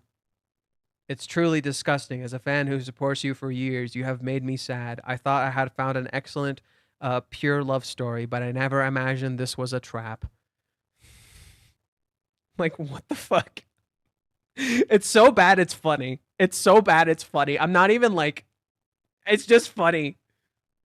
And then post engagements. Nothing too crazy. This person seems chill. I've seen their posts. I totally get Kazuya's motivation. I'm working on lifting weights for Chizuru too. Lol, my favorite really is the greatest, isn't she? Oh my god, that's hilarious. All right. Yeah, okay. So there isn't really much, but yeah, you can see people already getting upset. We can go to the comment section here. There's 318 comments. Translate to English. If you look at it at the thumbnails from last week's episode, it's obvious who the heroine is. The C inevitably reappears makes me depressed. Oh, he means Umi. Shall we stop calling her Mizuhara for now? As long as I keep watching until they start dating, I voted for Umi-kun to actually give up the final push. In the end, it's more about how much Chizuru can grow in love with Kazuya. From Chizuru's perspective, she's really worried about Ruka, so she needs to resolve this as well. July 11th, my parents' house is a convenience store, 7-Eleven. Minnie-chan is already in the professional realm as a love advisor, and she even notices the slightest distrust of men. Is so he got a real sense of accomplishment. Kazuya is a good guy. I can see why uh, Minnie is attracted to him. The reason why Chizuru can't make up her mind isn't just because she was raised by her grandmother, but also because she distrusts her father. And for some reason, she turns to Umi for advice. Is Umi asking her to go out with him in return for recommending her to the play? I can't sleep. I'm so curious. As a fan of Kanojo, I'll be anxiously waiting until next week. Maybe, right? So it's like, we don't fucking know. Just give it to Minnie-chan. I'm sure it'll work out. Right? It's everybody's kind of lost and confused, and we don't fucking know. It's best to just not assume. Let's just all agree we're lost and confused. And like, my guess is that it's about Chizuru's feelings. I doubt it's like Umi did something. I doubt it. That doesn't feel quite right. It feels like it's more about Chizuru's feelings than anything else. Next week, Uni starts again for me, so I won't be able to read the chapter as fast as I could. All right. No worries.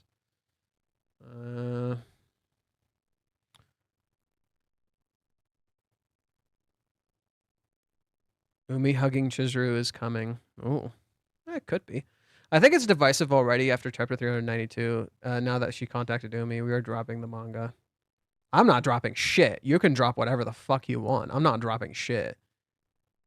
If either removing the mystery of hardcore NTR bait will make me punch the screen. Even a kiss could happen. I doubt a kiss. That just feels weird.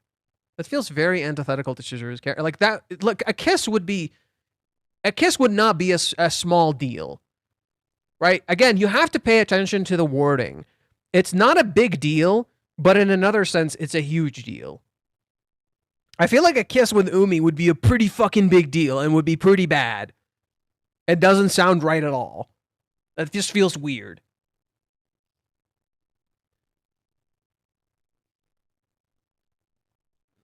Okay, the cautionary tale narrative has gained a lot of traction. Blatant misogyny. Yeah, the cautionary tale bullshit is getting really fucking old. I'm fine with the current development, but I also understand why people are pissed off.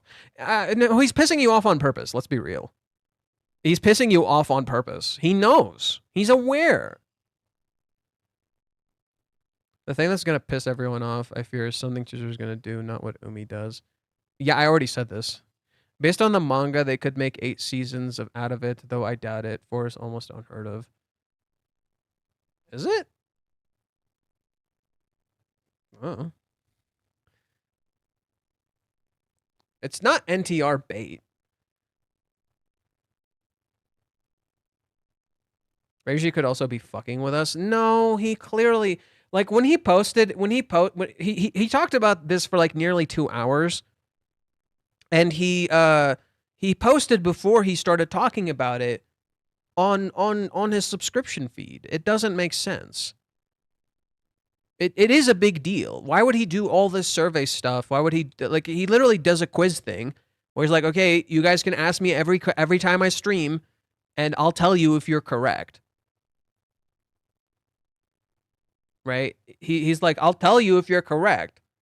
So why would he do this and not, actually tell you if you guessed it?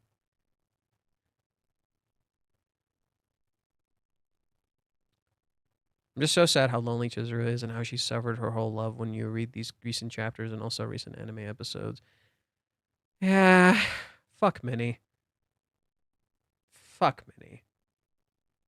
Minnie sucks. Terrible fucking sister.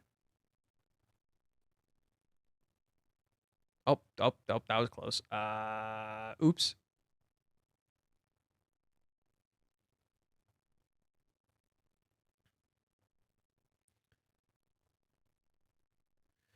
But Umi kissing Chizuru is not a small change or something that can be lightly viewed. I literally said this. That doesn't sound right. That just sounds weird. I think it's about Chizuru's feelings. I genuinely think it's about Chizuru's feelings. That just makes the most sense. That anniversary bullshit pissed me off more than Chizuru calling Umi. Tell me about it. Tell me about it. Ooh, it's gonna be your fucking anniversary date. Look at Minnie sitting down. I got my shit under control. I know what I'm talking about. Yeah, buddy. Yeah, buddy. I know what I'm talking about. You fucking idiot. Fucking idiot. It'll become your anniversary day. Don't emphasize it like that. It makes me nervous. Fucking idiot. Fucking hate Minnie, man.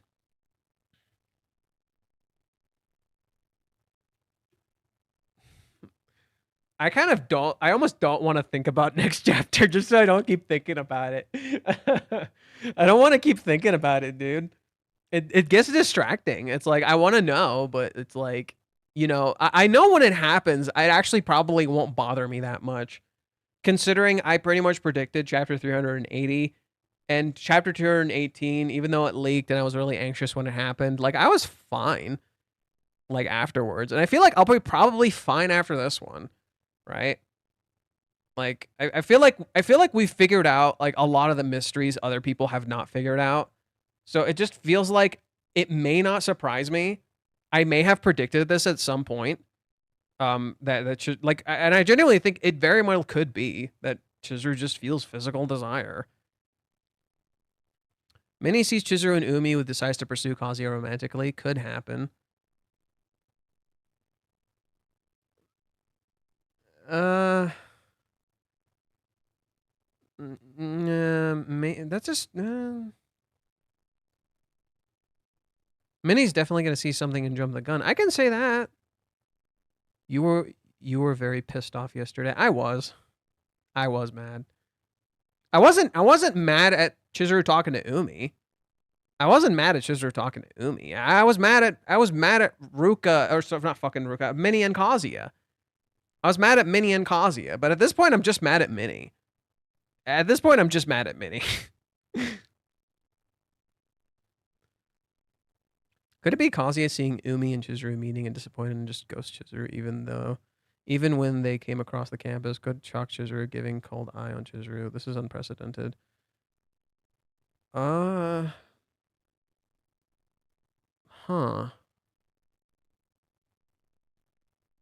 That feels cruel. That would not make people drop the manga. They may. That doesn't sound right. There is some truth to that, but that doesn't seem quite right. Rag creators need to form their version of the Sinister Six to stop Minnie because shit's getting out of hand. That's funny. That's funny. Bitch, you want me to read your comment? Repost it. Read my comment. Repost it, bitch.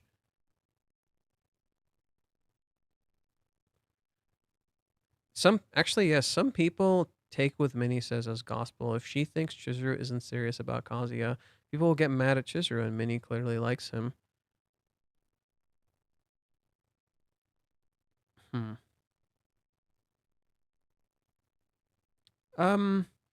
I don't think it's that. I don't know why. I don't think it's that.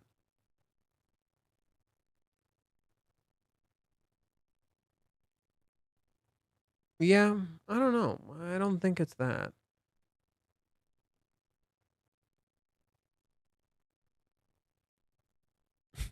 This shot is so funny. Minnie, I think you should do everything in your power. Right. Stabs him in the heart. Right. I love how these two images like transition into each other. That's so funny.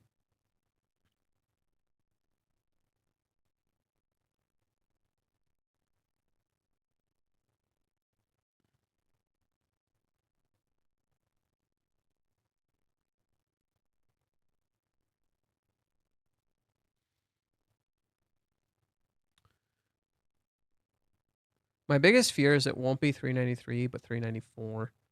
No, I genuinely think it's 393 because literally a few weeks ago, he literally said like it'll be in a few weeks. He didn't say it would be in a month. He said it would be in a few weeks. That was around chapter 391.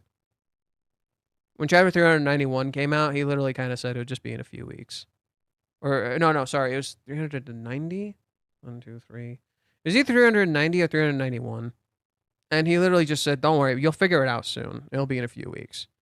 That he didn't say it would be in a month, just in a few weeks. So we'll find out.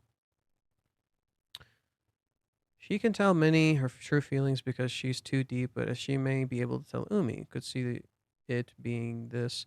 It's mostly morally gray, but not entirely a big deal. I mean, yeah. Chizuru sharing her real feelings with Umi. Like, I already said that.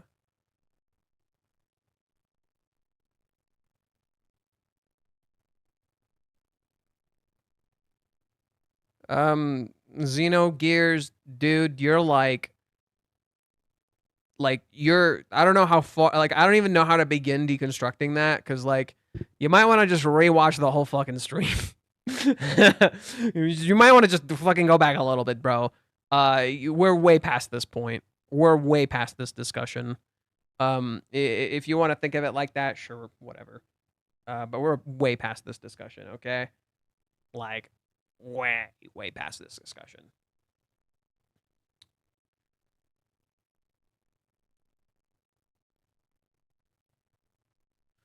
I've been streaming for like 5 hours.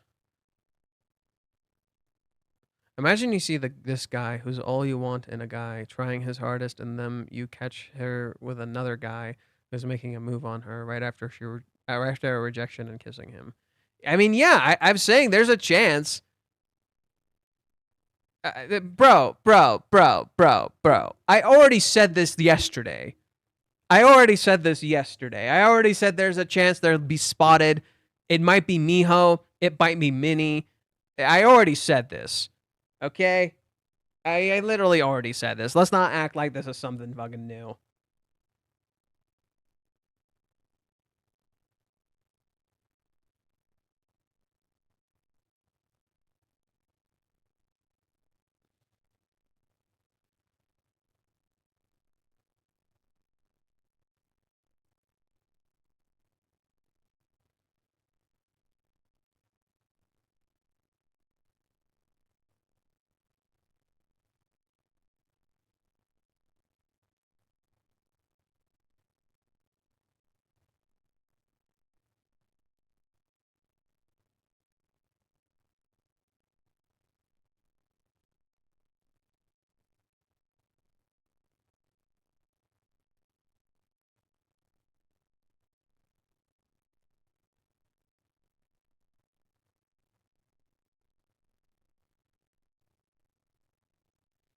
Okay. I'm kind of getting a little tired, so I might start taking it easy for a little bit. Been streaming for a while, I think, so I think now is as good a time as any to start taking it easy. This was like a 5-hour stream, you know.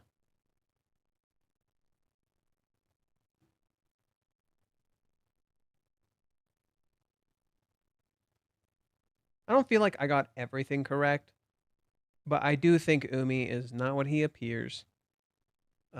I think next chapter is probably going to be about Chizuru's feelings, and Chizuru's feelings are probably going to be divisive. Um, and you know, I think the appearance of Umi, it might leave some people also a little divided, but it won't be what we think it is. It'll just be an interesting chapter to read. Okay, it'll just be an interesting chapter to read. Um, I think the biggest thing I'm worried about is spoilers. Yeah, I think that's genuinely kind of the biggest thing I'm fucking worried about is like spoilers, where it's like I don't want spoilers to show up and just kick my ass, you know. That would kind of suck, right? That would kind of suck if we just get hit with spoilers. Um, Other than that, though, yeah, it's kind of like hard to predict. I feel like next chapter will clear some things up, and it'll make some sense. She may vent her frustration. It'll be taken out of context by doomers.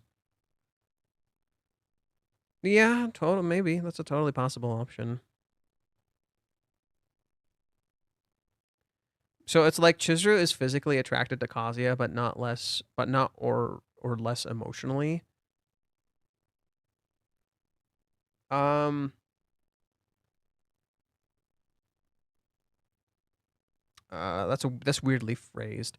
I'm just saying I think she wants a physical relationship with him, and she doubts her feelings of whether she's in love with him or not because she desires a physical relationship with him, which could be interpreted out of context that she just wants to have sex with him. She doesn't really love him. You see the issue? Umi goes for a kiss, but Chizuru stops him. You already know my feelings on Umi. I don't think so. You already know my feelings on Umi. I don't think so. I think at this point, it's best we just... Currently, there's no reason to like him emotionally. No, Chizuru does like him emotionally. I don't... What the fuck are you talking about? She thinks she likes him emotionally, but she thinks it's not enough. She thinks she's supposed to like him more. She thinks there's supposed to be more there. That's what she's misunderstanding. She's misunderstanding her love. She thinks she's supposed to like him more or something. No, there's plenty of reason to like Kazuya emotionally right now. There is. Chizuru clearly feels an emotion from Kazuya when he does what he does. That's just true. Kazuya was kind of... No, that wasn't the issue. No. That wasn't the issue. That wasn't the issue. Clearly it wasn't the issue. The issue is her physical desire. The issue is clearly her physical desires. Because she was fine throughout the entire date until Odaiba. He was fine even though he wasn't being honest. He was fine throughout the entire date until Odaiba. That's when it got bad. It was a cascading set of events. It wasn't just one particular thing. Chizuru isn't the one who overcomplicated it. It's Minnie. Minnie overcomplicated it for her. Everyone else overcomplicated it for Chizuru when she clearly just fucking loved him. But everyone was talking in her ear, telling her what she should feel, what she should think, what this, what that, and Chizuru doubted her feelings. That's just it. Everyone else overcomplicated it for her. It was very simple for her. Everyone else overcomplicated it.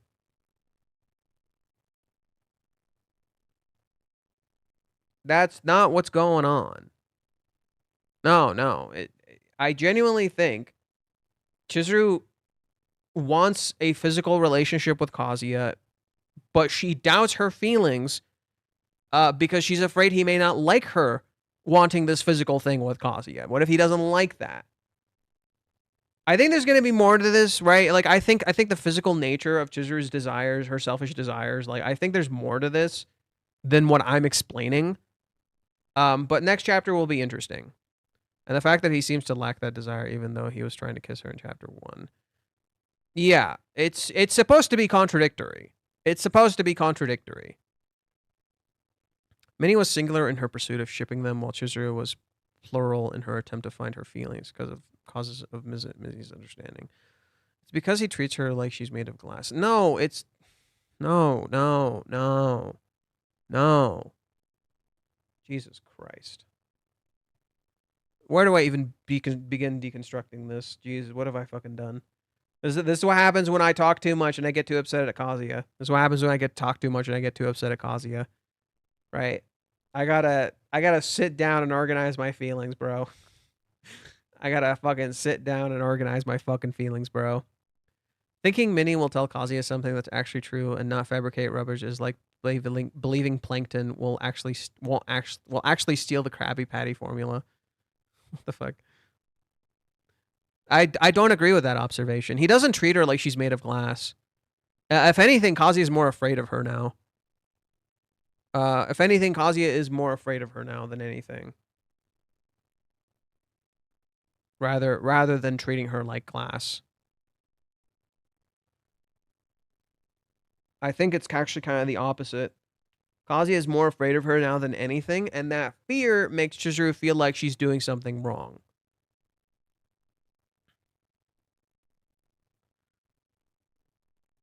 Kazuya isn't adverse to uncomfortability. No, you guys are oversimplifying these fucking characters. You're oversimplifying these fucking characters. No. Kazuya is not adverse to uncomfortability. He has just literally fucking been traumatized. He has literally been fucking traumatized, okay? That's why he hasn't been able to deal with conflict lately. He can deal with conflict. But Minnie creates a constant coddle space where she constantly coddles him. And in so doing, it makes him not want to try. Because he doesn't need to try. Minnie tells him, you don't have to fucking try. You can just do this and do that and do this and do that. And then it leads Kazuya to not actually trying. Minnie needs to get out of it. Minnie needs to fucking go away. That's what I mean. When you treat her like glass, it's because you're afraid. No! If anything, he treats her like she's made of iron. That's the opposite of treat. No, when you treat someone like they're made of glass, you treat them like they're delicate and they're breakable. And ooh, no, that's not how Kazuya treats her. Kazuya is the opposite. Kazuya is afraid of her. She's like iron. He thinks if he does the wrong thing, it'll literally she'll like get upset at him, or she'll walk away. She won't trust him. It's not that she's made of glass. It's the opposite. It's the other extreme.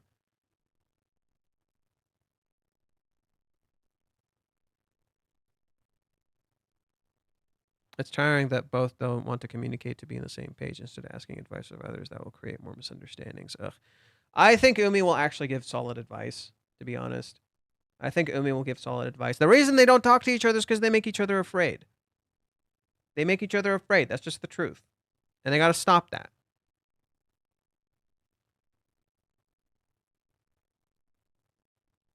God, the joy on my face when I see Minnie get fucking cooked. The joy on my face when I see Minnie get fucking cooked. Oh, man. The smile on my face. Umi knows that Chizuru's in love with Kazuya. Yeah, okay. I think this is a sign that I should end this stream because we're looping. Motherfuckers, we're looping. Stop it. Yamero. Stop it. We're fucking looping. It's getting old and it's stupid. Stop that. Y'all being basic bitches. I think it's established that neither of them want the other to think that they're only interested in their physical side of things. Oh, no. That's Kazuya. That's Kazuya, not Chizuru. That has not been established with Chizuru. That has not been that is not something that we have openly seen with Chizuru. That's something we figured out. They're fucking looking. That we literally, a part of it was Verkez, a part of it was me, a part of it was Verkez. I don't think anybody else is really thinking about this. Anyways, I think that's it. I should stop here. Yeah, I'll just call it a night.